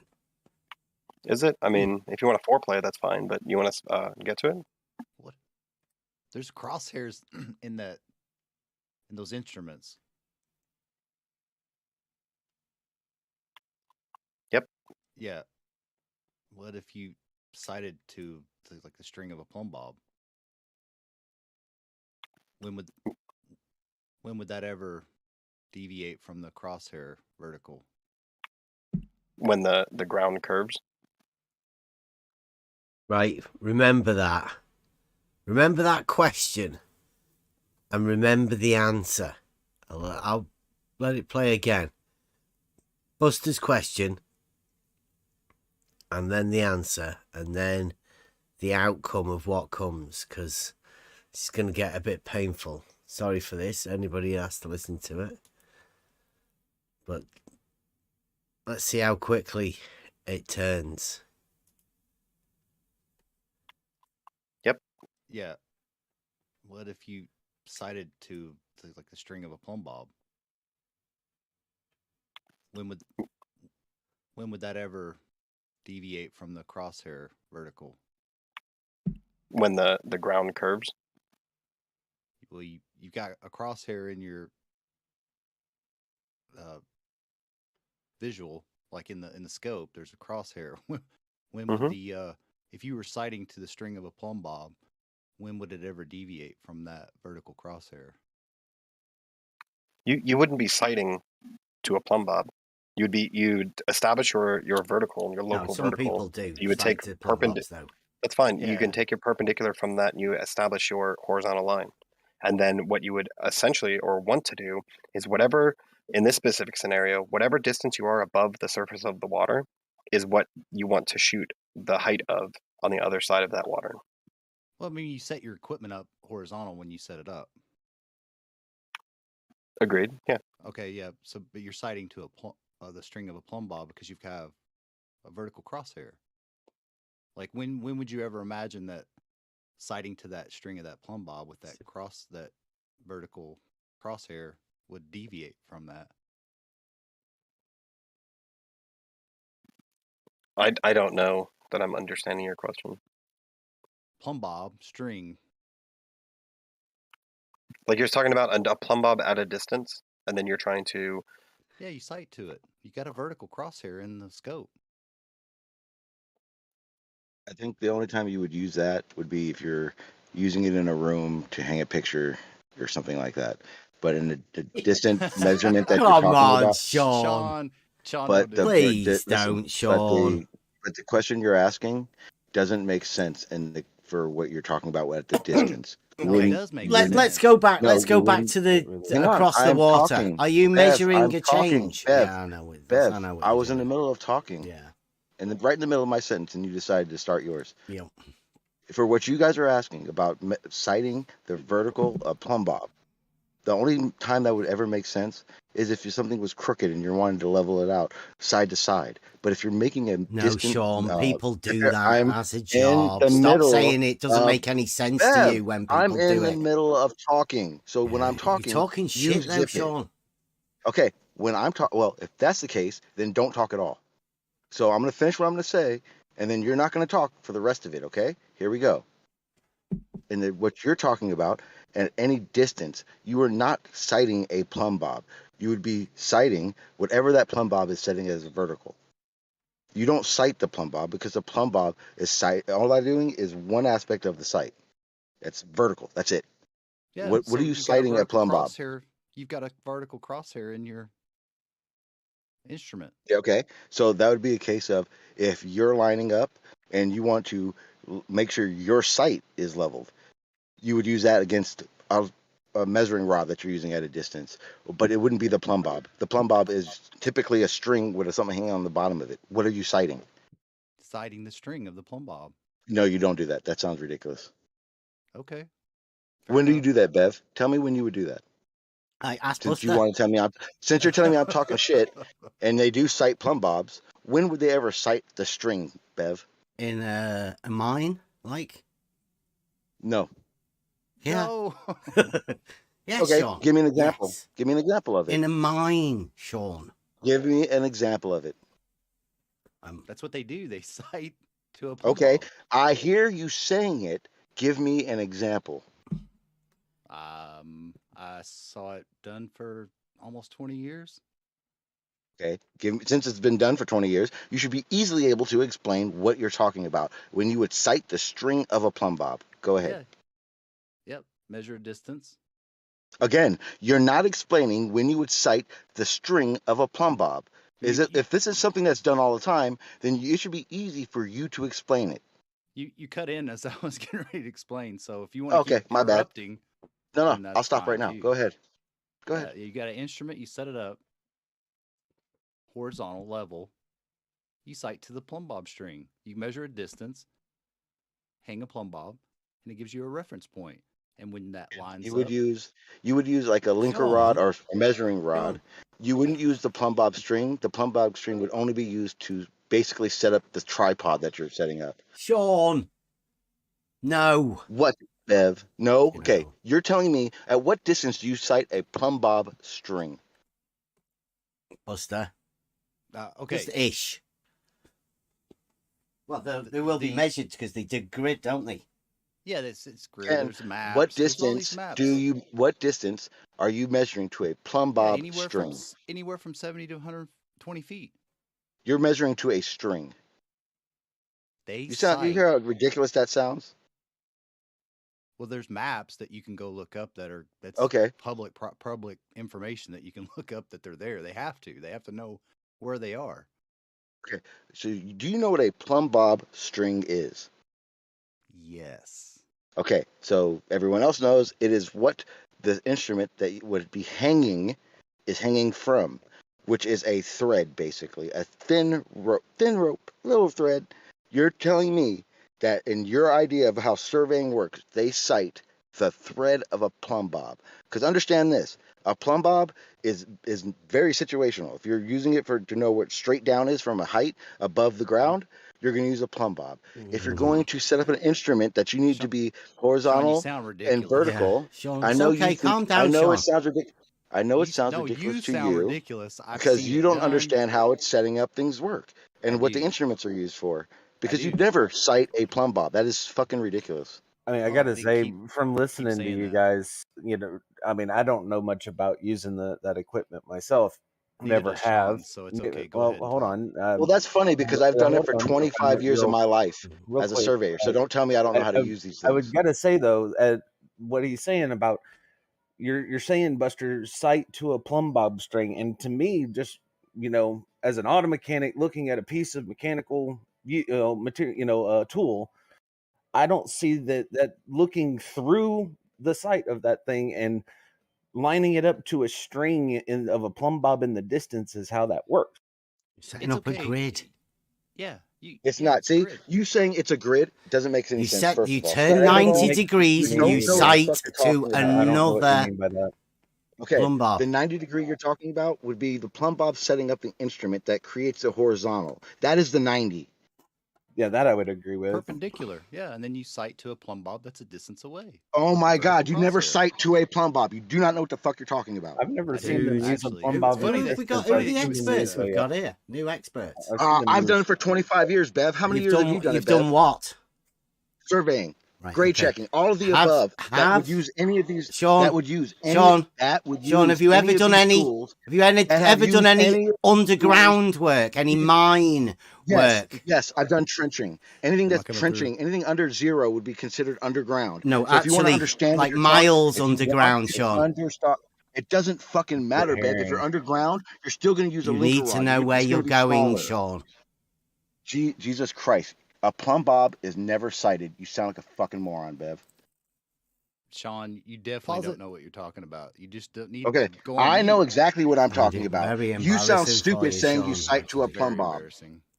Okay, It's very show me. embarrassing for you. Don't Explain to me keep how saying you it. sight Just- to a plumb bob. Sean, go on Go mute. ahead. Don't I want to keep hear it. talking. I kind of want to I'm ask a not going to clarifying mute question myself. about it. If you don't understand what the fuck you're talking about, I'm going to speak up, and you don't. So I explained it, and then you want to say more gibberish. I have a question that may solve this. Buster, do you mean with a plumb bob at a distance in which you're setting up the orientation of your crosshairs in counterclockwise and clockwise positions to make the sure question that it's... I asked you, BioDuel, was when would you, if you set your equipment up that theodolite or auto level, if you set it up properly and you sighted to the string of a plumb bob, when would you ever see a deviation in that vertical crosshair of the instrument to the plumb bob? Why would you? Right, that's what my I think that's what my clarifying Sean answered question it. is. Let's just say that, right? You wouldn't, would you? I'm asking The a only thing that would be like that would be whether or not you're off 0 or looking at it from an angle differently. You can Otherwise, use it to set up a grid. That's what Buster's saying. All it would do is position you on a 0 straight, and you wouldn't do that to a plumb bob string. You would do it to something that you set there, that you would set vertical. It would not be the plumb bob string. Never in a million years. Wait, say it again, Sean. Say it one more time. Not Okay. something that's vertical, but not a plumb Okay, bob. so if I'm trying to orient myself and want to make sure that I'm straight on something, looking at it at 0, straight ahead, right? I would set a linker rod, a measuring rod, a stake, something that would represent that 0, and then I would sight that. I would never sight a plumb bob string. Understand this again. A plumb bob string is like a fucking shoelace with a fucking something heavy at the bottom of it. You're So it's never not sighting vertical. that. It's not vertical? It is Oh vertical, my God. isn't it, Who Sean? said it wasn't I think vertical? you're Who said it wasn't talking vertical? past each other, though. Who- I think I'm it just wasn't asking because referring I'm to asking is- you about setting your equipment up properly. It's vertical. You have a vertical crosshair, and you sight to a plumb bob, which is vertical. So basically, you're what talking you're about no, this you don't number sight two. to a plumb bob. You don't sight to a plumb bob. You use a plumb bob to create the 90 that you keep talking about with your instrument that is making the horizontal. That is Still what a not plumb bob answering is the used question, for. It is not used to sight to. You Period. do not level your instrument with a plumb bob, Sean. Okay, let me make this very clear. This to is you. very So embarrassing for you, Sean. I'd stop exactly how talking it if I works. was you. And I will make Bev shut up. You sound stupid. So this is what happens when you set up a Do total you station. really For want to be instance, doing this? this is exactly what I was asking for. An example. I will give you an example of how you use a plumb bob in reality, Bev, since you don't know how. When you set up, let's say, a total station, which is on a tripod, and then you put the total station on that tripod. And then you're going to create a horizontal. To do so, you want to create that 90 degrees. When you do that, you would do using a plumb bob to set it on a point that has already been point there. It's called a datum. When you do that, you've now created a 90-degree angle, and you would sight a reflector. You would sight a linker rod with a reflector on it, or shut up, Bev.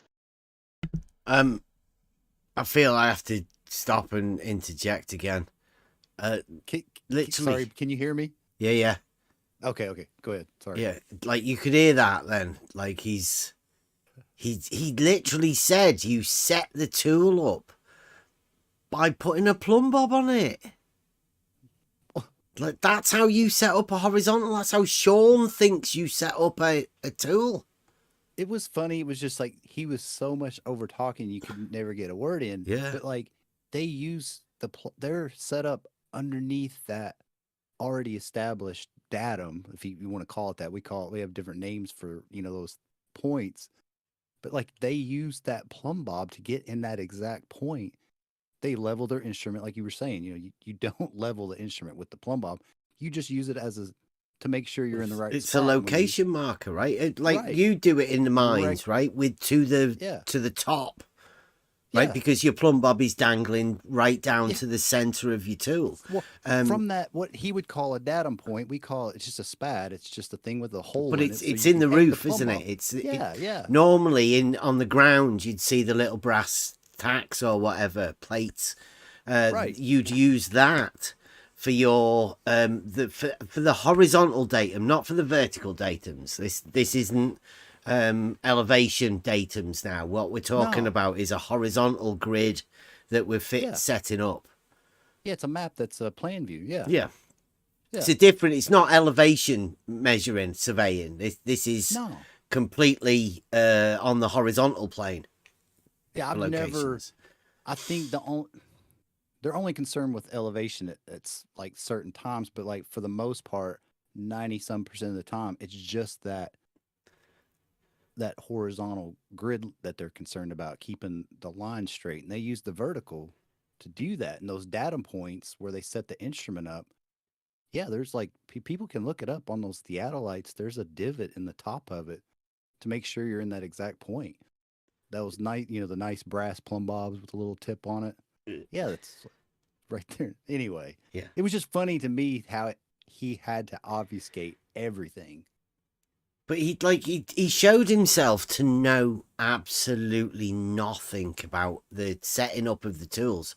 So Sean, whatever he's doing here, right, it's pretty obvious.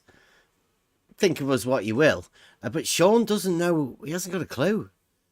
No. He's just talking shit about it. Sean's never done any of this stuff.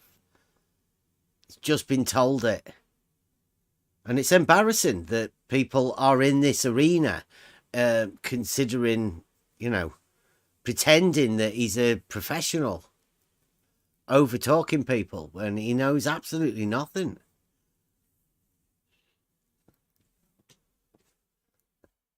Just thought it's worth pointing out. And carry on again. Place it over something and like a nail or something. Oh my fucking God! Just stop talking. But when you were setting up the total station, the plumb bob is set to help create that 90-degree angle that the horizontal is being created by the total station.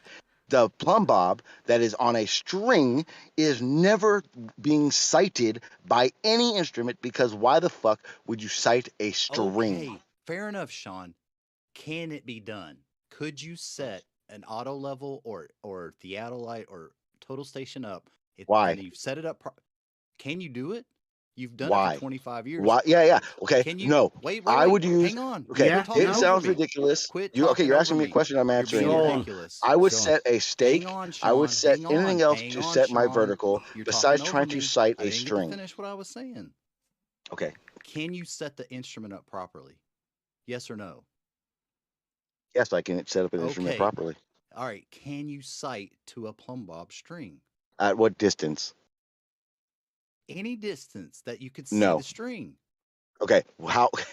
There you go. Okay, so what distance are you talking about? So I can say yes or no. Because if you want to say a foot, sure. You want to say 10 feet, sure. You want to say 100 feet, fuck no. Let's clarify, Buster. When you use the word sight, you're not saying like calibrate or adjust or anything. You're just, can you physically view it through the crosshair, right? Yes. You're going to set up a grid system, Sean. Oh my God! Stop saying that, Bev. I don't want to hear you say set up a grid system. That has nothing to do with an example of how you would sight a plumb bob. Yeah, and to answer your question, Buster, at 1 foot, yes, you could sight a plumb bob string. At 10 foot, sure, you can sight a plumb bob string. 20 feet? No. No? Nope. Really? Put it this way. I have a peep sight right now, which has the crosshairs in it. If I'm looking in it right now, I'm telling you right now, at 120 feet, a light post is almost as thin as my fucking crosshairs. You're not telling me you're going to see a string. And if you think you can, show me. It's done every day for the last. Show me that you're full of fucking shit. No one sights a fucking string. No one. You definitely need to go on mute. Yeah, show me. Show me an example. Give me an example. He's all they've got. He's one of the best, isn't he? Hey, the funny part is that I've answered your questions. My questions make sense. I've asked you to show me an example or explain an example, and all you guys have said is Bev going, it's a grid, and no one explaining it. That's how ridiculous what you're saying sounds. Can no, you, at can you see 120 what feet, Captain you Caveman are put not in the chat sighting a there? fucking string. Captain Caveman posted it. Yeah. Okay, let me look in there right now. I'll look at the chat because I know damn well you're not sighting a fucking string. They hang plumb bobs from the roof and make mean, a you grid can- system so they know where they're going for the maps. Every now and again, they have to Looking for it, bore a so- hole Hey Bev, through is it to the the picture you just put? Hey Bev, is it the picture you put in there? Because that's not a plumb bob. picture that Okay, Captain just Caveman checking. in general. All right. What time or what time? 27, like very recent. Okay. 27 after the hour. All I was Oh, asking okay. It's not was, an actual can you picture. say- It's a graph. I'm not. See, it's not that, you know, Sean, he's talking shit. Because, I mean, there's a lot of people in these rooms that do talk a load of shit all the time. The problem here is that somebody like Buster, it could be anybody really, comes in from doing a job where they've seen something, and then they come into a room and sort of start talking about it, and you've got people like Sean G there.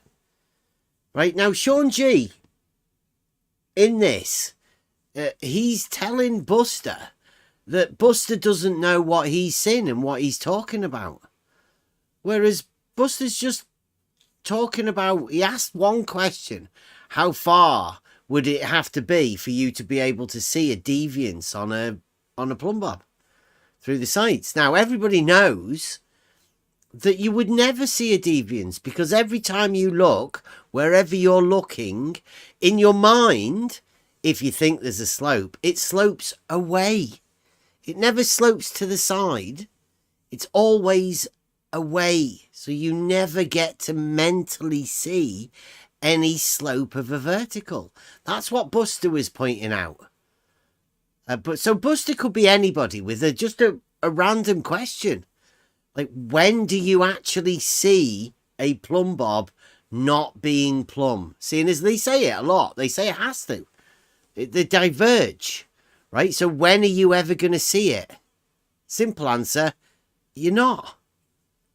That's what should have happened within this thing. It doesn't matter where you're from, what model you've got, or whatever.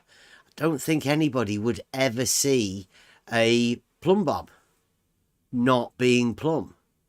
But Sean's turning it into something it isn't, and just shutting down a conversation with like frustration techniques, really. You wouldn't normally want to go back in another room if somebody like Sean was in there, because it's just ridiculous. The guy talks a load of shit, overrides everybody, says he's a professional, but he knows nothing about it. But the problem is, nobody else really knows anything about it. I'm lucky enough to have been trained in surveying when I was younger. Buster's worked in a mine.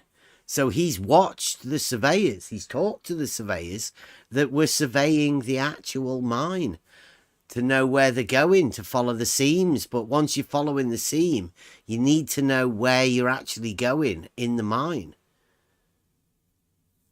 You don't want to be hitting other plots of whatever. You don't want to be, there's loads of reasons. You need to know exactly where you're going. So that's why these surveying techniques are done in mines. It does happen. And since in a mine, all you've really got is line of sight, so you can follow straight lines by sighting plumb bobs. It just makes sense. Sean's probably going to do this to anybody that comes into the arena with a question. And there's not lots of people like Sean. Lots of people like Sean. Thing where the plumb bob is being sighted. The ones from the roof. Yeah. Those aren't being sighted. That's not what's being cited. What's That's the a site. transit or theodolites looking at him, isn't it? That's referencing plumb from the horizontal. So that's not sighting those. Set up a grid system, 90 degrees. You can turn. You can set Sorry, up your they're plumb not. bob or your tool You're at one ridiculous. of those plumb bobs. Okay, again, And then turn it. Those are referencing Those are doing is referencing the vertical where the horizontal line is, where the roof is. It's not being sighted. It is. That's Okay. how they get. That's how they put. Oh, so what you're telling me is when they're citing that, what they're citing for that is where those plumb bobs are, or are they referencing to make sure that the horizontal line is vertical in reference to the shaft that they're in? Because all the shafts, because if a shaft, okay, for instance, I'll give you for instance right now. So if they're doing a shaft and the shaft is say 3 degrees down, going down, right? And they need to know what horizontal is. So they want to know. So they want to make that cave go that shaft go 90 degrees from wherever they're at. That is exactly the surveying that they're doing that you're trying to explain right now. When they do that, they are not hanging plumb bobs and then referencing it that way. What they do is they set up their machine, they create that 90 degrees.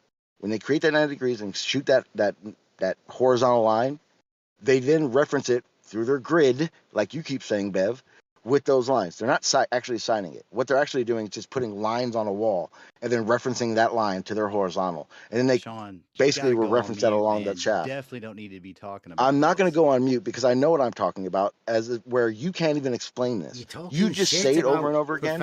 You look at it. You literally have looked at an illustration. You've looked at it. Listen. You've looked at an illustration and you've made an assumption that those plumb lines are actually viewed. That's cute.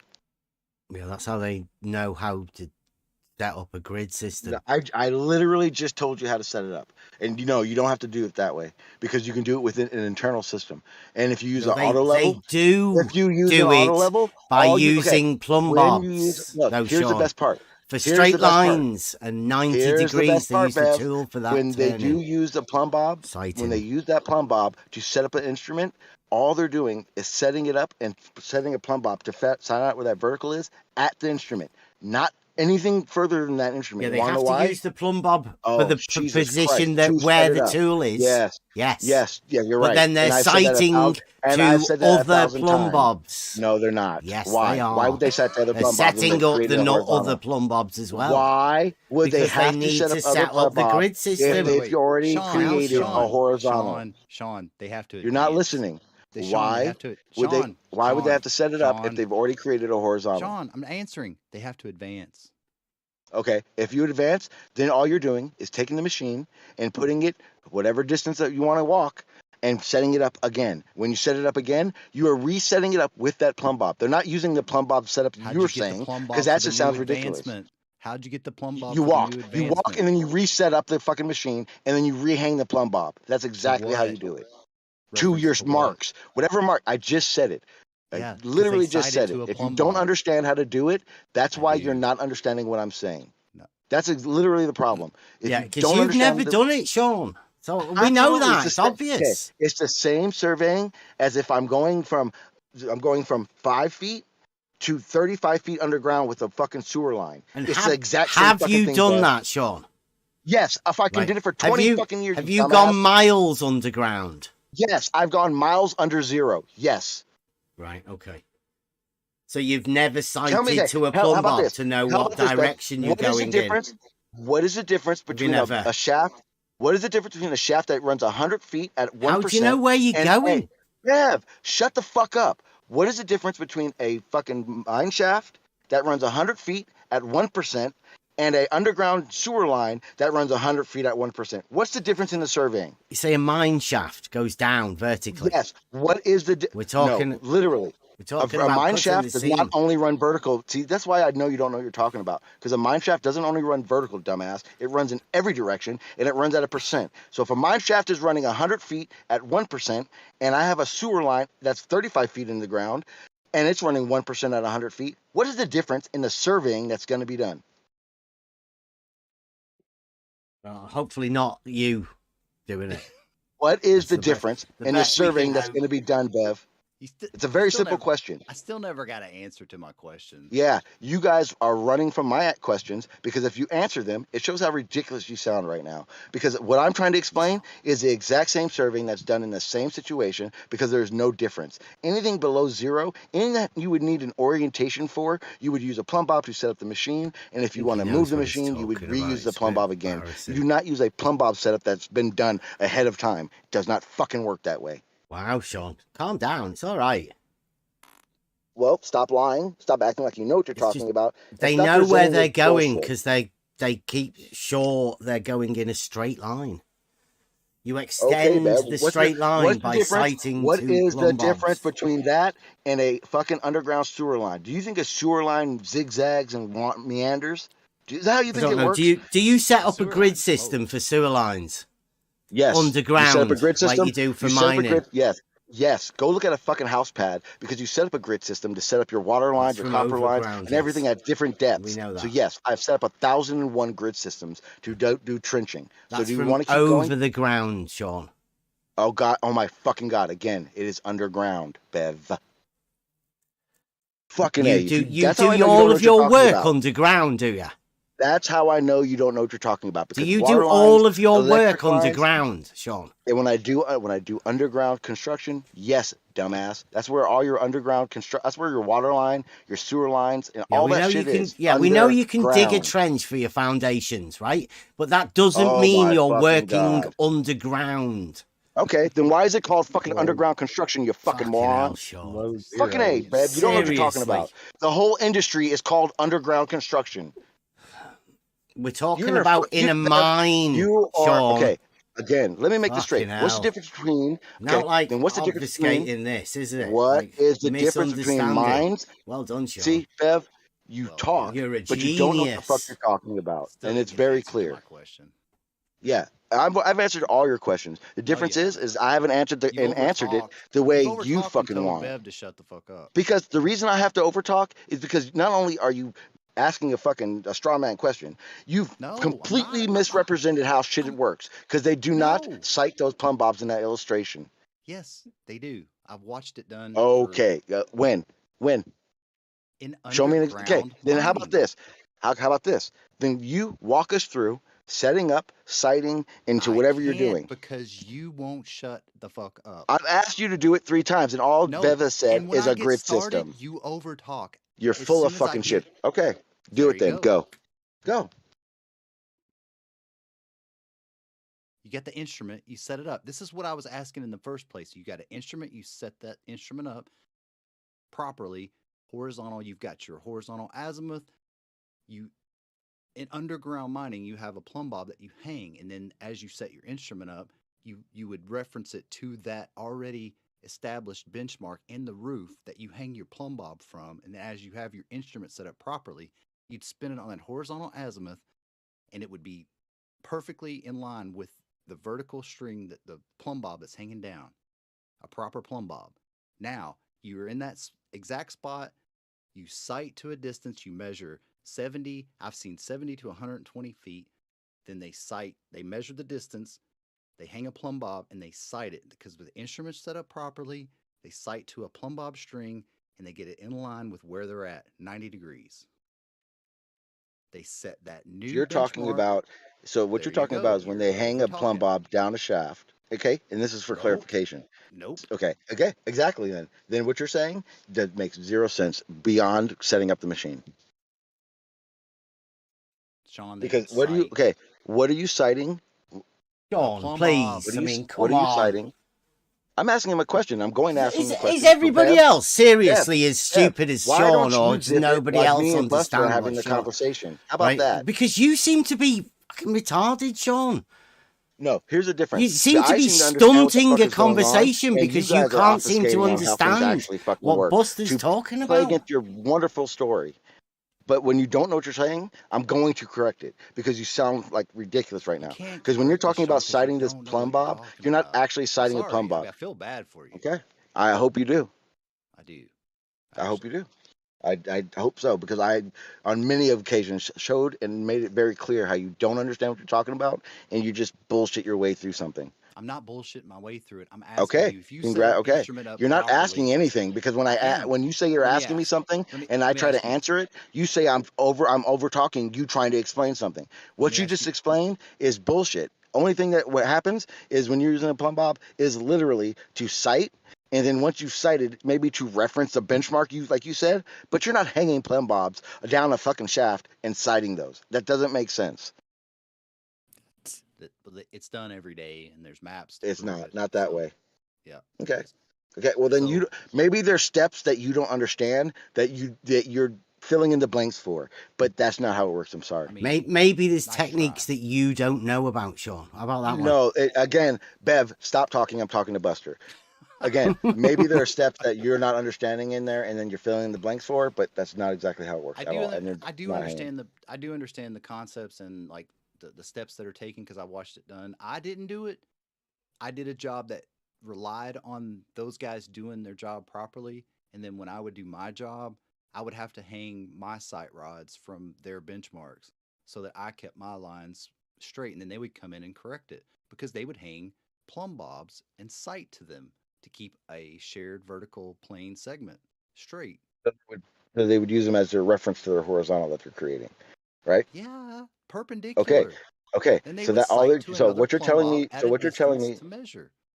All they're doing is citing and benchmarking different steps to their horizontal. That is not citing that's not citing the plumb bobs. That's referencing their horizontal. That's all that is. Actually Okay, fine. the plumb Okay, bobs. you're fine. You're gonna tell me they're wrong. Just I'm keep wrong. going But I can over tell it, you right over now, it, and I can over tell it, you right right? now. Okay, Bev, were you there? Have you done this, Bev? If not, shut up. Okay, Right. Buster. So there's Every time only you who haven't done it either, right? It's only me who's asking Buster, the person who said he's seen this, the questions. So when you start talking, it makes no sense because you can't answer the fucking Well, I questions. can So stop understand. talking. I understood Buster. Okay, no, you don't understand Precisely. anything, I did. Deb. You are the Ask him. biggest Ask him. bullshitter on Ask the him face how of the planet. accurate they were over 8 Mile Square. See, Go on. again, Ask him. that's not what I was going to ask him, dumbass. So stop talking, Bev. Ask Thank him you. though. Try asking him. So again, Bev, stop talking. Because if you stop talking, then I can continue to talk, and then I can ask Buster what I was going to ask him, which had nothing to do with what you just said. So you done? Perfect. Buster, where they hang these plumb bobs, and then once they've created this line that you're saying, do they put stakes? Do they put a pin? Do they put anything that would reference where they've been? Yes, they hang they drill a hole and they drive a spad and then they hang the plumb bob again and then sight to that plumb bob string to make sure that that spad that they put in the roof is spot on. So they still sight to the plumb bob and then we'll tap that spad that they put in the roof to hang the plumb bob from. On the ground, yes, and in the on roof. the roof, and on the ground too, correct? In the roof Okay. are the benchmarks where they hang the plumb bobs from. It's a grid system, like Bev said. He understands. I understand what you're saying. Do this. You said it's ridiculous, but I've No. seen it done. I've watched it. It's not what I said because again, when you're saying that they're citing these plumb bobs, all those plumb bobs are referencing these spots that you're talking about, correct? And all that is doing is referencing from horizontal. They are not citing to these strings. They are. That string is just representing. Okay, you can say okay. Maybe you think that's what they're doing, but they're not. I'm sorry. I'm trying to explain to you what they're doing, but you're saying no. So fine. If you know what they're doing, then you've done it before, and then you say you haven't done it before. Well, I'm trying to explain to you what it's referencing and why it's referencing that, and you're telling me no. You sound confused, Sean. Are you okay? Yeah, really. Bev, you always sound confused, so I'm not even going to ask you if you're okay because I know you're just full of shit. Is there a vertical crosshair in the scope? Yep. Can you sight the string of a plumb bob? No. Okay. What distance? 70 to 120 feet. No. Too far. Right, Sean can't do it. Sean wouldn't get a job in the mine, right? Like exactly. you just you wouldn't accept that job, would you? You'd be like, I can't do that. A picture?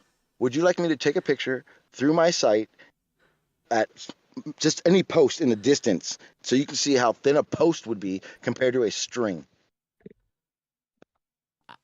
I've seen it done, and you say it's ridiculous, but they do it. Would you like me to? I mean, I can literally look. I can literally show you the difference between a string and a light post in these crosshairs. Sean, there are there are Okay. plan maps Okay. that are government Okay, property that we have is literally not post. showing that your explanation for how it works is how it's done. That's All how you're they saying do it. is okay. Yes, you're right. They make mapping systems for mine shafts. Absolutely. Not shafts. No one's denying the that. entire mine, not just the You're shaft. right, I keep 100%. asking about You know how I shafts. know that? Because I do caving, and they do that in caves too. No one is doubting that. That has nothing to do with showing that which Do you're you saying is drop plumb correct and blobs how from I'm trying to caves? explain to do.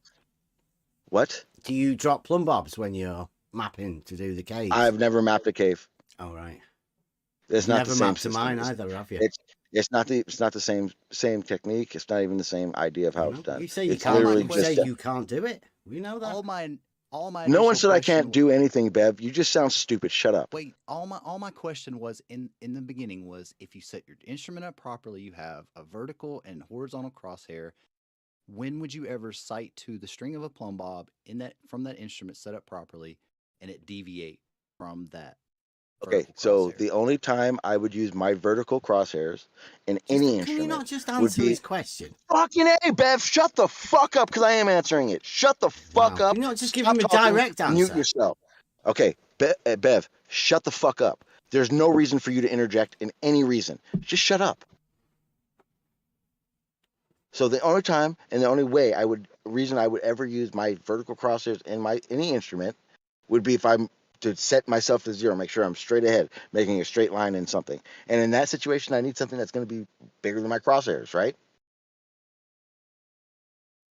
And at 120 feet, I don't see a plumb bob string.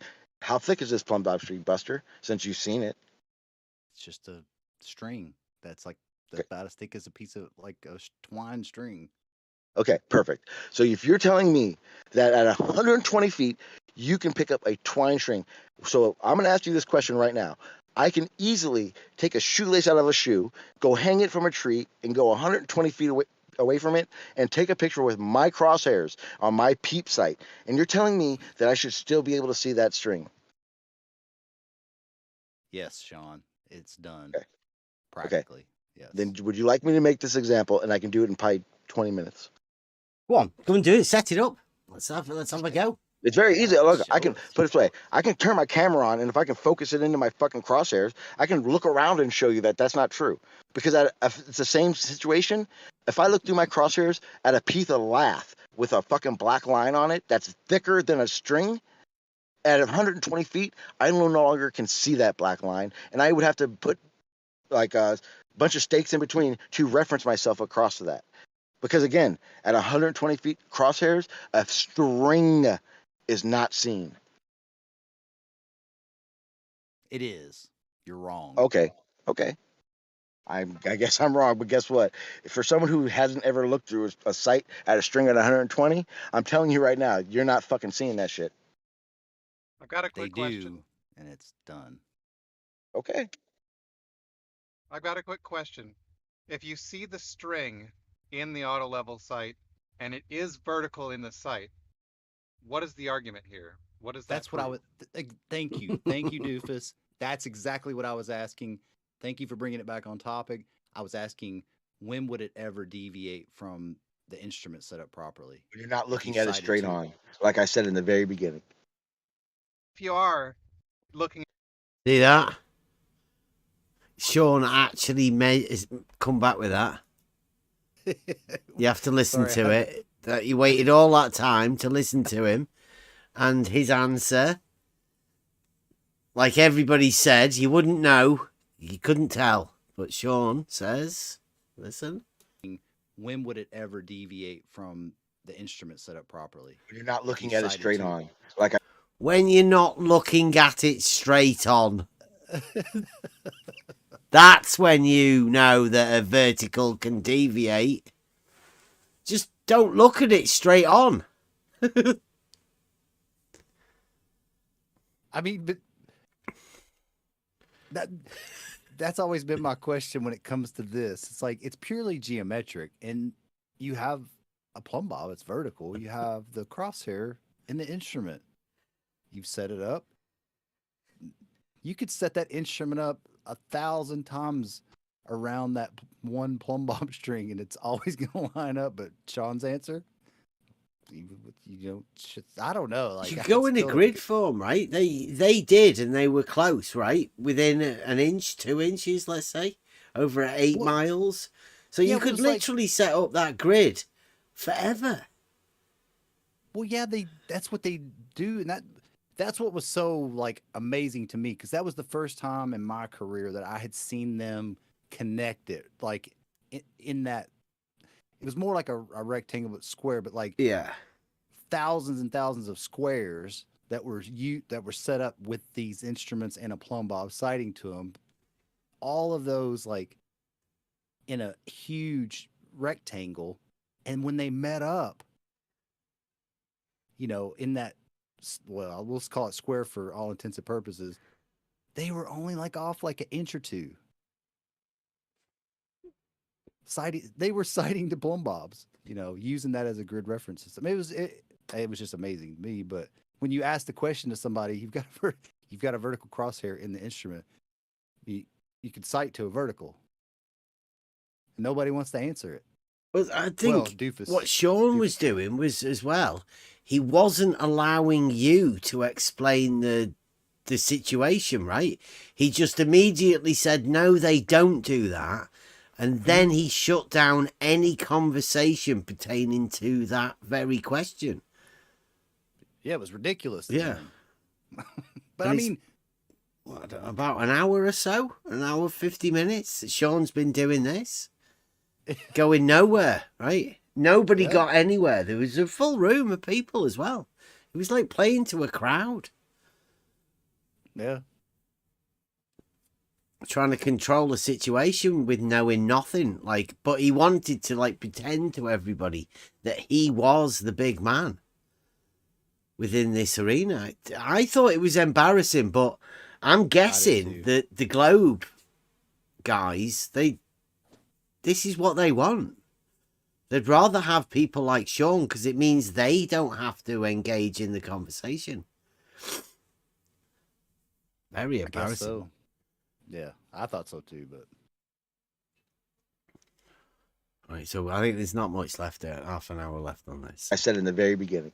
Long show tonight. If you are looking at it straight on. Okay, so if you're setting up an auto level and you're looking at plumb bobs in every direction all around you, and all of the strings line up vertical in your sight from that one position, what does that prove? Because that works fine on a spherical Earth too.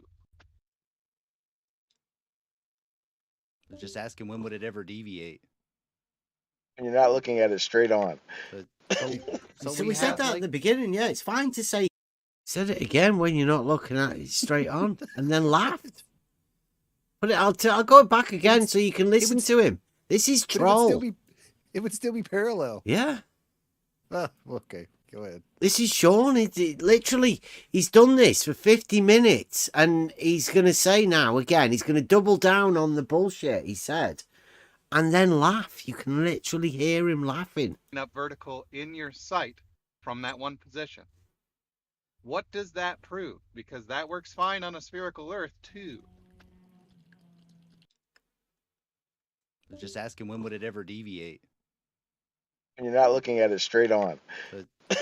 So we said that at the beginning. Yeah, it's fine to say it won't. Literally. That's what I said from the very beginning. If you're not looking at it straight on, yes, I did. I'm sorry. Maybe you were over talking, but I did say that. And that's what sparked this argument. Because 3 times he said it now. If you're not looking at it straight on, I don't even know what that means. It's a vacuous statement, isn't it? Well, that comes up here in a minute, but it was. He said it was ridiculous to even think of doing that in the beginning. So he didn't say that in the beginning. He said it was ridiculous. Now it's whenever you're not looking at it straight on. That's crazy. Some crazy shit, that. Man, yeah. It'd take you at least fucking 10 minutes of discussion to work out what the fuck that means. I think. Probably, yes. As you said, I was ridiculous. Sean. Yeah, fucking hell, Bev. Right, if Sean said the only time it would deviate is if your auto level's not looking at it straight, then that's the answer. If you got your stuff set up correctly and you're looking at a string, you won't fucking see it from 100 feet away anyway because it's too thin. But if you're looking at a string, That's not true. Show me an example of how you can see it. why not? Just make that assertion. But anyway, if that's true, that the auto level being set up correctly, you're looking at strings and it's straight vertical in the scope. That doesn't tell you what shape the Earth is because it works on both. I don't know what the fuck the argument is. Did you just add straight to vertical? If it's straight vertical in the sight, yes. It's just vertical, isn't it? Yeah, okay, great, Bev, thanks. You're such a bullshitter, Bev.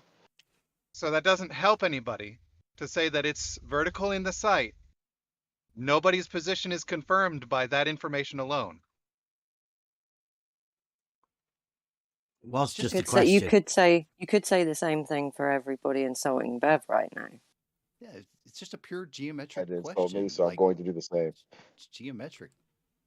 Like Right, Euclidean but there's principles no still argument to stand. be had here. There's no information presented that is Yeah. new information that supports anybody's It's position. purely Euclidean that in reality, Euclidean is inherent. That you would It's got cite nothing to to a do with plumb bob from Euclidean or our instrument non-Euclidean. that's set up properly, and it would It line has up. nothing to do with Euclidean. Right, and they would do that on a spherical Earth too. So Well, you really, there's no point in this well, conversation. wait. If you turn the instrument to the 90 degrees and then cite to another plumb bob. Right. Let me say it again because you missed it the first time I said it. If you have an auto level set up in a position and you have plumb bobs all around you, and Okay. you look down the sight to all of them, Yep. they will all appear to be vertical in the sight, even on a spherical Earth. That will always be the case. So the Euclidean principles stand. Mm-hmm. Oh, please It ask doesn't have about anything to deviation. do. Hold on a second. It doesn't have anything to do with Euclidean or non-Euclidean. It does None of because it's that. perpendicular. None of that applies to this particular observation. It actually does because when you cite to that vertical plumb bob, the vertical crosshair is perpendicular to the horizontal that you set up with the instrument you cite to the plumb bob, and it's purely Euclidean geometric. It lines up. Okay, try thinking in 3D for a second because you're only thinking in 2D right now. If No, you're like, looking this at a is plumb 3D, bob this is that's in the reality. distance, hold on a second. If you are looking at a plumb bob that's in the distance from you, 3D, that string is hanging vertically at that 3D. location, and At a your distance in vertical 3D. may not. I understand that you cannot be an adult and wait until somebody's finished talking, but let's try it this time. You didn't get on to So Sean. when somebody he is was in the doing it. distance You didn't looking get on at to a Sean plumb when he was bob doing string. it. Hello, motherfucker! Do you Wow. hear me talking? Do you hear me talking or not? Can you I hear me do, when I'm yes. saying things? I do. Yes, talk. Yes. Okay. So stop talking until that has finished. Okay. Goodness, Let's Start try. talking. Let's try this one more time. Could we Let's calm try it it for down the. and not, Let's try it for please? the fifth. Let's try it for the fifth Could fucking we calm time. it down? 5. No, we can't calm down until you guys stop interrupting. 5 times. Let's How try it about again. you stop We'll try it. shouting? We'll try it for the 5th. You can get muted, I'm sure, at some point. 5th Wow. time. We'll try it again. We'll try it again. Can you not shout If though, we please? look at Can the you please string, don't oh my do God, motherfucker, why are you talking? Let's try this again for the 6th time. What bad he is. For the 6th time, we'll try this again. If you're looking at a string that's off into the distance, that string is vertical at that location. Your vertical is also vertical for you at your location. Those two verticals do not, I say again, do not have to be parallel in order for that string to appear vertical in the sight. Did you get it? Perpendicular. But yep. Okay, thanks, Bev. That didn't address what I said. Because the plumb and obviously the horizontal plane, that would be perpendicular, right? Vertical, horizontal, perpendicular. Thanks for not thinking in 3D, Bev. Oh my God. It's 3D. That is Where 3D. do you think it works? In mine. You said at the distance, and you're looking at a plumb bob, and you're agreeing that it lines up in the vertical crosshair. That's 3D.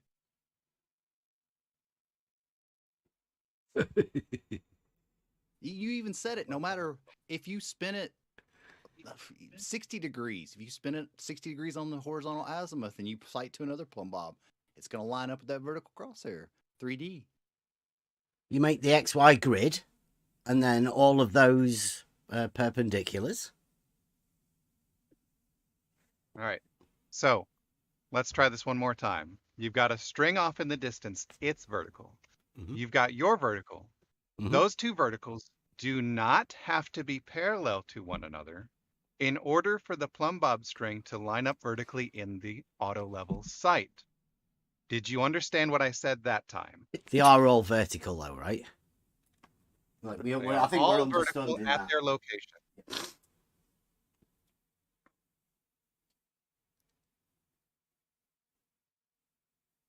All right, here's another way to look at it. Take a pencil, put it vertical. Now tilt it away 2 degrees. Now, it's tilted away from you, but when you look through a sight, that line that it makes still lines up vertically in the sight, even though it's definitely not vertical anymore, right? Nah, that's just a vacuous statement. You sound a bit like Brenda there. How is it vacuous? Please define. Because you're saying What does that vacuous even mean? it's empty. Like you're saying that, hey, this room over here, there's all the lights are off in that room. And then, but there's no lights in the room. But as long as I don't go look that there's no lights in the room, you can say that all the lights are turned on or off in the room, and it's basically true if I don't ever look. Yeah, that has nothing to do with what I said. I'll try it for a seventh actually, time. because you're saying If I've got that a string in the vertical line distance that's that is geometric. off parallel from my local vertical by 2 degrees, by the way, that would be over 130 miles. We're not going to worry about that right now. If I've got something in the distance that is off my parallel by 2 degrees, it's tilted directly away from me, then that string will appear in the sight following the vertical crosshair. It's still not parallel with my local vertical, but it's still going to appear vertical in the sight. It's going to line up with that vertical crosshair in the sight. Do you understand now? It's going to look like it is. It's going to It's a line up with vacuous the sight. statement because you're saying it's tilting away, but you can't prove it. That's a vacuous statement. The problem is the method that you're using, which is to look at strings off in the distance that are hanging vertically. The method that you have chosen is completely useless to differentiate what shape the Earth is or what level is. It's just for mapping within. See, this is he's misrepresented an argument, come up with a vacuous statement, decided that he can solve it by tilting something 2 degrees, and then saying you wouldn't notice it anyway, and then saying that proves the fact that he's it's crazy. Well, he tilted a pencil, and I should have caught it. But like my question still stands. Like if you hung one plumb bob and set the instrument up properly anywhere around it, when would you ever see it deviate? But he tilted a pencil, which is that's the vacuous statement. Just tilted it away. Yeah, just tilted it away. Yeah. The question still stands. Hanging plumb bob, instrument set up properly. Yeah. Question still stands to anybody. It's one of those things. Have a think about it. When would you ever notice a deviating plumb bob? And how would you imagine you could measure that? Yeah, you got an instrument, crosshairs, plumb bob, string. Yeah, when could you ever set that up and see it deviate? Yeah. Imagine a measurement method, right? Like Rumpus has got his Rumpus pole for measuring the nutsack drop. How would you have your vertical Rumpus pole? Right? How would you work that method? I think it's good. Mm-hmm. Here we go. To our last 20 minutes in a mine system. Yeah. That's all they do it for, right?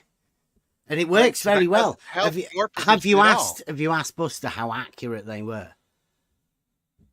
That's not really the point. Because they went in like a big square, didn't they, Buster? Yeah, it was like 8.6 miles in a square, and then they matched up where they, we were tunneling, and it was like the guys that were doing the surveying, citing the plumb bobs over 8.6 miles in a, well, more of a rectangle. Is that like a perimeter? 8.6 miles. Yeah, so like, yeah, like a 8.6 mile rectangle. Yeah. If you measured all of the lines in it, and then when they matched up, they were only off by like an inch.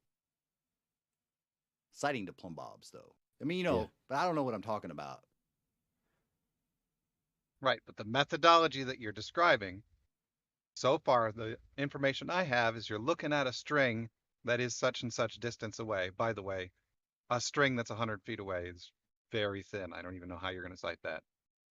That process doesn't tell you anything about what level is or what shape the Earth is. It has nothing. There's no new information provided using that methodology.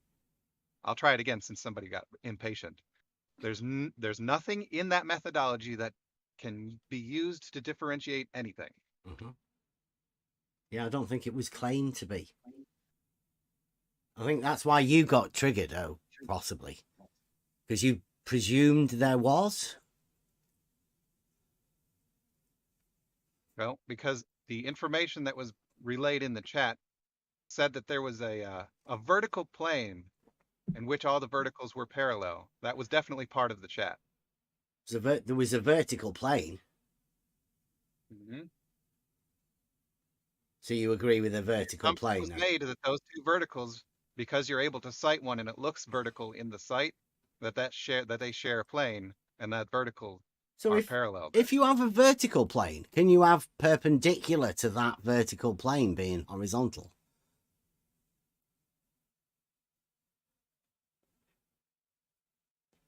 And I'm glad that you're here just to not address what I was saying. Can you? Can you have a perpendicular to a vertical plane?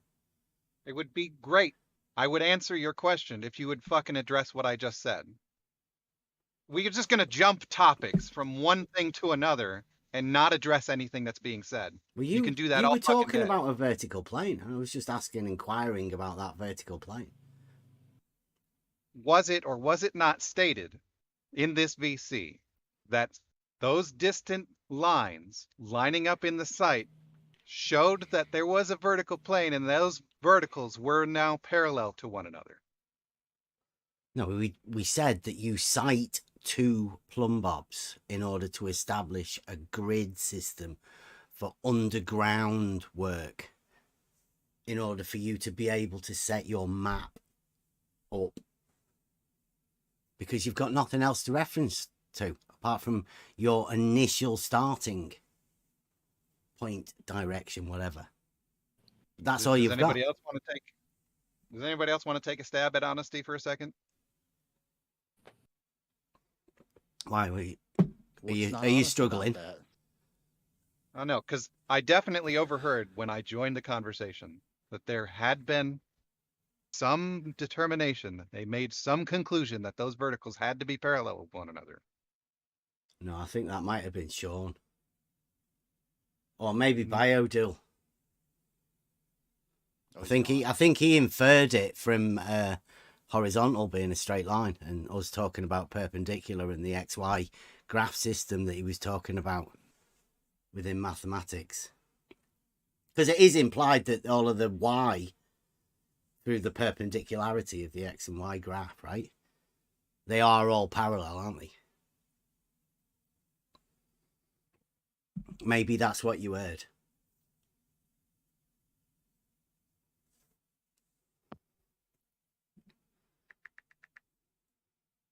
Anyone want to correct us?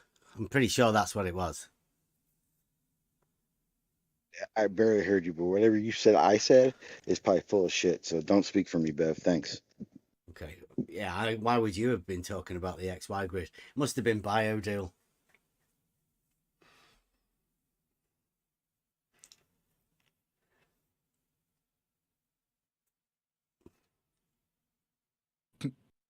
I do have to apologize. He brought up the reciprocal zenith angles, and I just had to He did. type up because And he did it from a horizontal. He said it was his favorite argument, and then he did it from a horizontal. It was why I asked if when It's a bit weird. Anyway, yeah.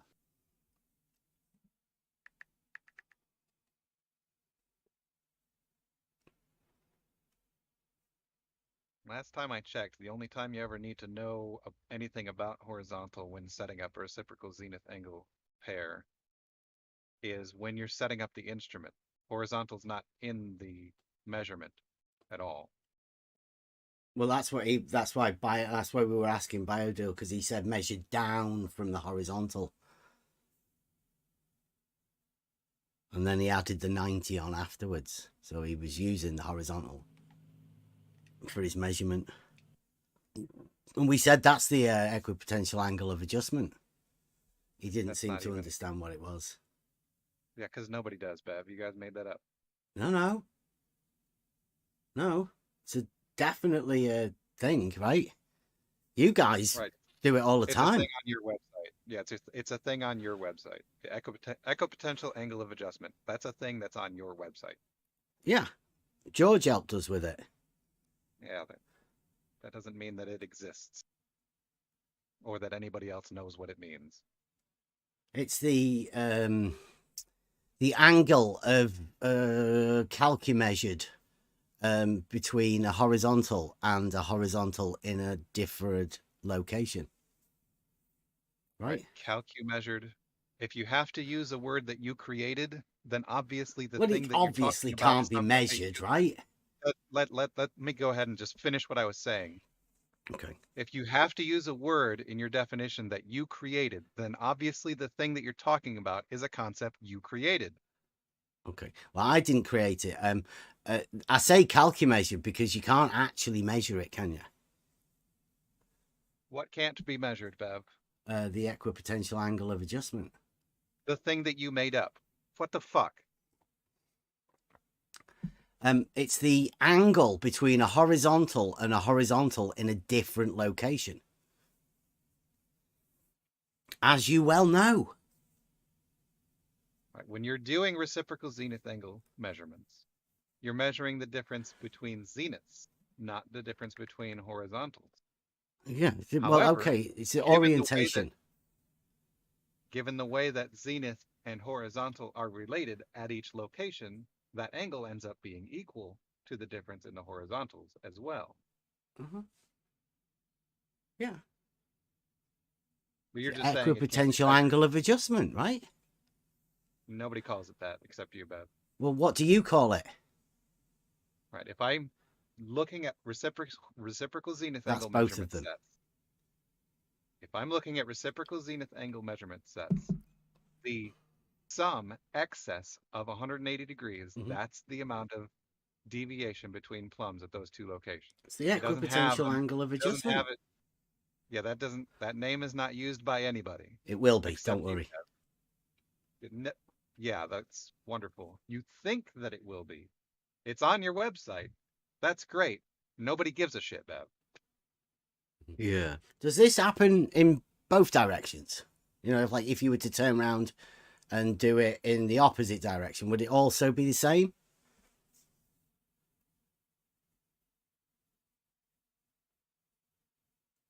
Oops. Anybody who is familiar with how a sphere works would say yes. I don't know why you even asked that question. Equipotential angle of adjustment in all directions. Nobody calls it that, Bev. No, they will. Well, how else do you get your horizontals to match up in a elevation profile? Elevation profiles will typically have a datum that they are in reference to. I mean, but you gotta adjust your horizontals. Yeah, I mean, you can't go with a traditional elevation profile, can you? Because you'd never get your equipotential angle of adjustment if you went with that. Because that is what's measured, isn't it? The elevation profiles are what you actually measure. And like I said earlier, the equipotential angle of adjustment isn't really there. Sort of It's sort of like the angle that you need to imagine. Then you can form a donegon.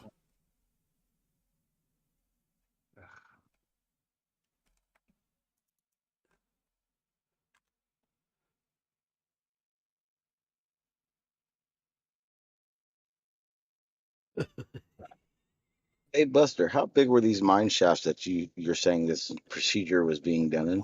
Why are you on about the mine shafts? Because I was just asking you a question. Saving doofus. Oh, okay. I get it. All right. So I've worked at 900-foot depth. I've worked at 400-foot depth. I've worked at 200-foot depth.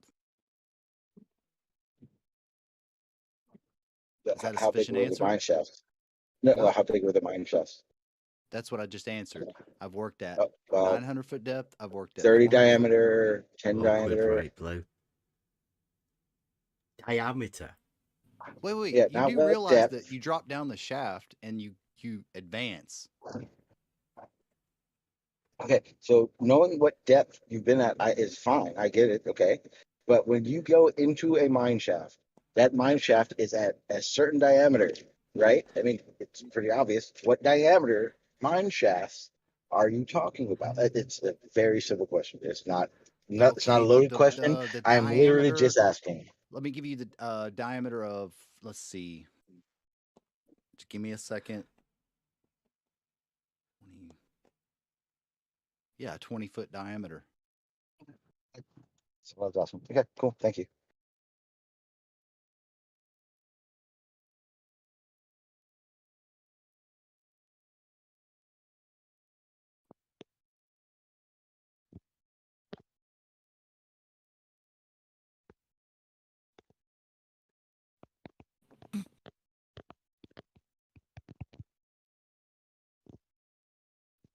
Bit of crackle there, doofus.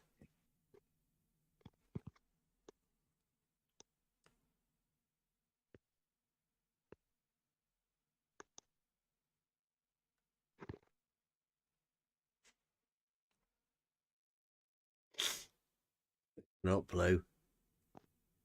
Can I give you a hypothetical? Anyone want to take a hypothetical on?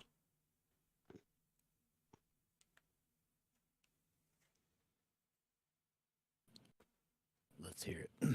Challenging, I know. Right, you've got two bridges. Sean will like this one. Two bridges, 6 miles apart over a stretch of water. And we're going to hang a plumb bob off each of the bridges. We're going to measure an equal, even elevation above the water from both of these 2 points. And then we're going to make a perpendicular at that point, and we're going to call one point A and 1 point B. Now the question is the shortest distance between A and B a horizontal line?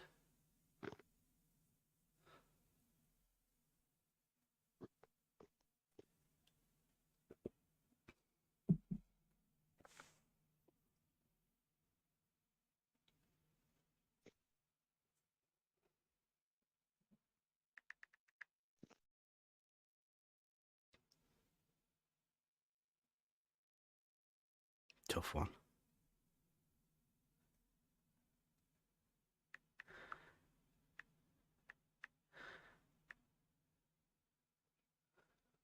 It's tricky, isn't it?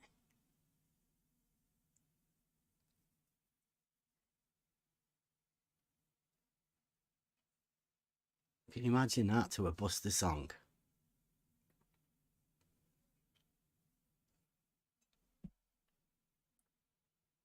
It would be good. You're not getting much of a cheer though, right? It's not. It doesn't seem to give the right sort of unless it does. It starts your brain from thinking, right? Maybe the try thinking bit's working. That might be it.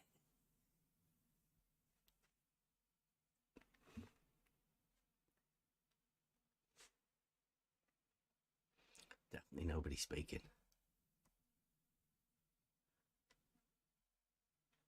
Not even Sean. Oh, he's gone. Sean's gone. Doofus? You don't want to have a crack?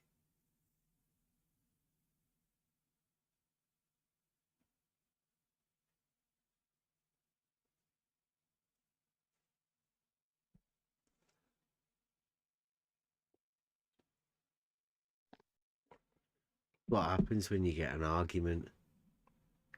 Not really an argument. Question. Yeah, just a question.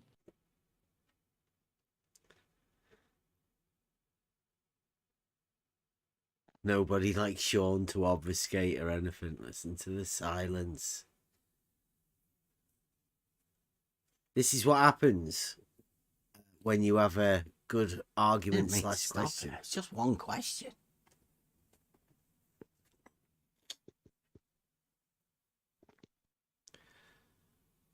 So it's pretty obvious the only way that we're ever going to be able to talk will be within this group, because two bridges. Listen to them. 6 miles apart. Over the top of a body of water.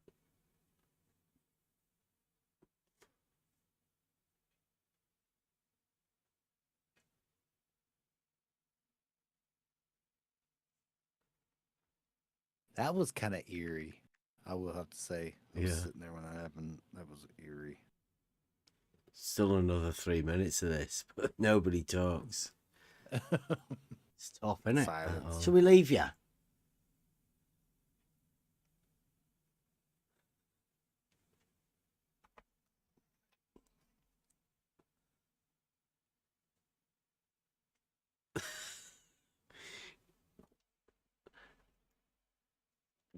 It felt a little bit embarrassing the longer the silence went on for.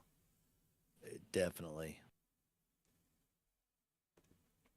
I don't think they wanted us in the room anymore.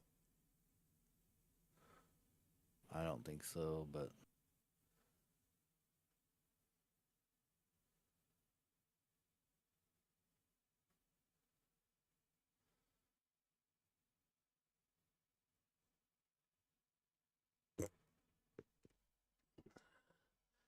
Well, I think that's it. There's another 2 minutes, but I mean, who wants to listen to dead silent room. Yeah. Oof.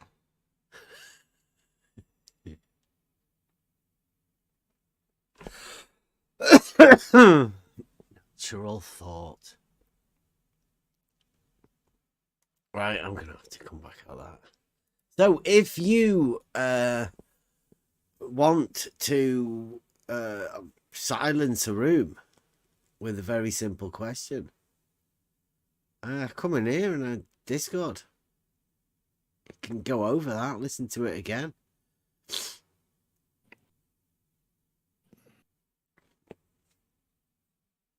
Yeah, there we go. P1000. Have you not seen that one? This is filmed from the P1000 camera of Bloods at Bedford. 950. Nice. That'd be a nice cat. We've got the two P1000s. I think they're on the day that when we went there was 4 P1000s. Not bragging. So yeah, if anybody wants to come again, we are planning on going back out there to do the Bedford again. We've got some plenty of plans. So if anybody wants to test out the P1000, I think this is perhaps one of the best places in the UK. But if anybody knows of any better places than this Bedford canal for testing long distance photography,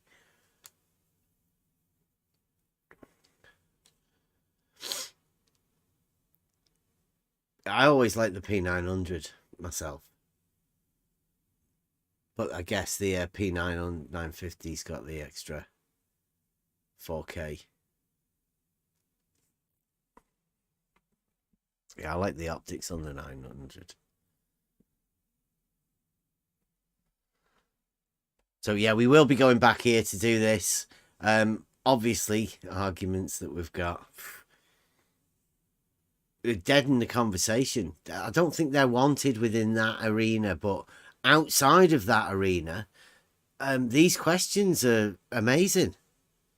The thought processes that start firing once you get asked these questions, they're eye-opening.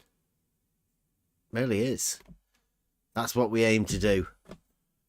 It's obvious that certain people just want to obfuscate, shut down conversations, and ridicule people. We're not into that.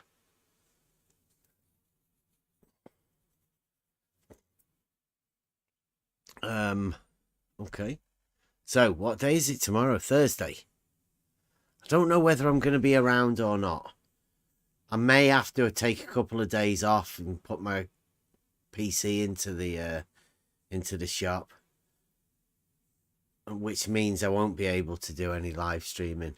But I will still be on Discord. So if I'm not on and you don't see any of that sort of stuff, come into Discord and we'll be able to do some stuff or whatever. I just won't be able to live stream it. If you want a bit of on the level, try thinking sort of stuff, you might have to come into Discord for the next couple of days. Sorry, but my PC needs fixing and I need to be able to produce more videos. That's more important. Okay. Anybody got any other? There's only a few of us in here now. Buster Song. Thanks for watching. It was a bit of an impromptu one, but we ended up going a lot longer than I normally would have done. So, thanks for watching, and we will be back tomorrow. No, I don't know. It might be Monday. Depends how soon I can get my PC back. Thanks for watching, and don't forget about the Hillsdale course. Go over there. Go on the message boards. Click on the thing. Thank you very much. See you later. Let me give you an analogy. And I already have the idea in my mind. Existence must be necessary to the idea. Advanced simplicity takes hold. You'll find the truth from things of old. I have an idea in my mind. I have an idea in my mind that a triangle exists. The idea in my mind. But the angles of a triangle do not add up to 180 degrees. Think about it. I have an idea in my mind that a triangle exists. But the angles of a triangle do not add up to 180 degrees. What's the conclusion? We are on the road, suspending judgment until the truth is known. Think about it. You will find peace within, in the midst of all these troubled souls. I have an idea in my mind. What's the conclusion? You don't know what a triangle is. Or you're flat out contradicting yourself. Advanced simplicity takes hold. You're flat out contradicting yourself. You'll find the truth from things of old. You don't know what a triangle is. Or you're flat out contradicting yourself. Just as it is necessary for a triangle to have 180 degrees.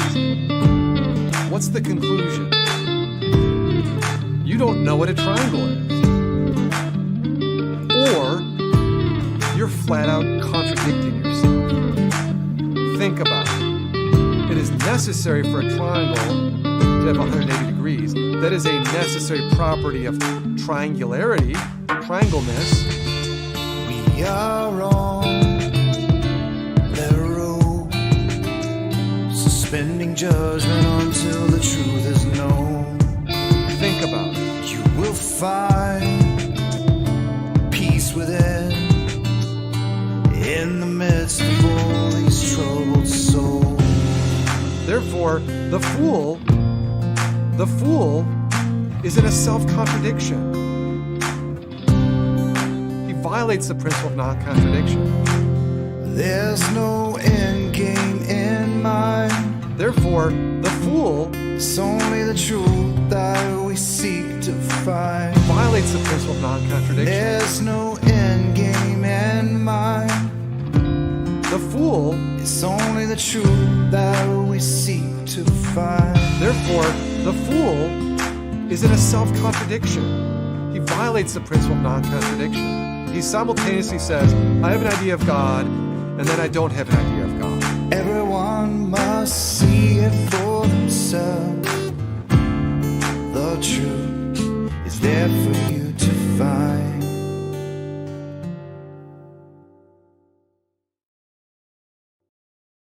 Think about it.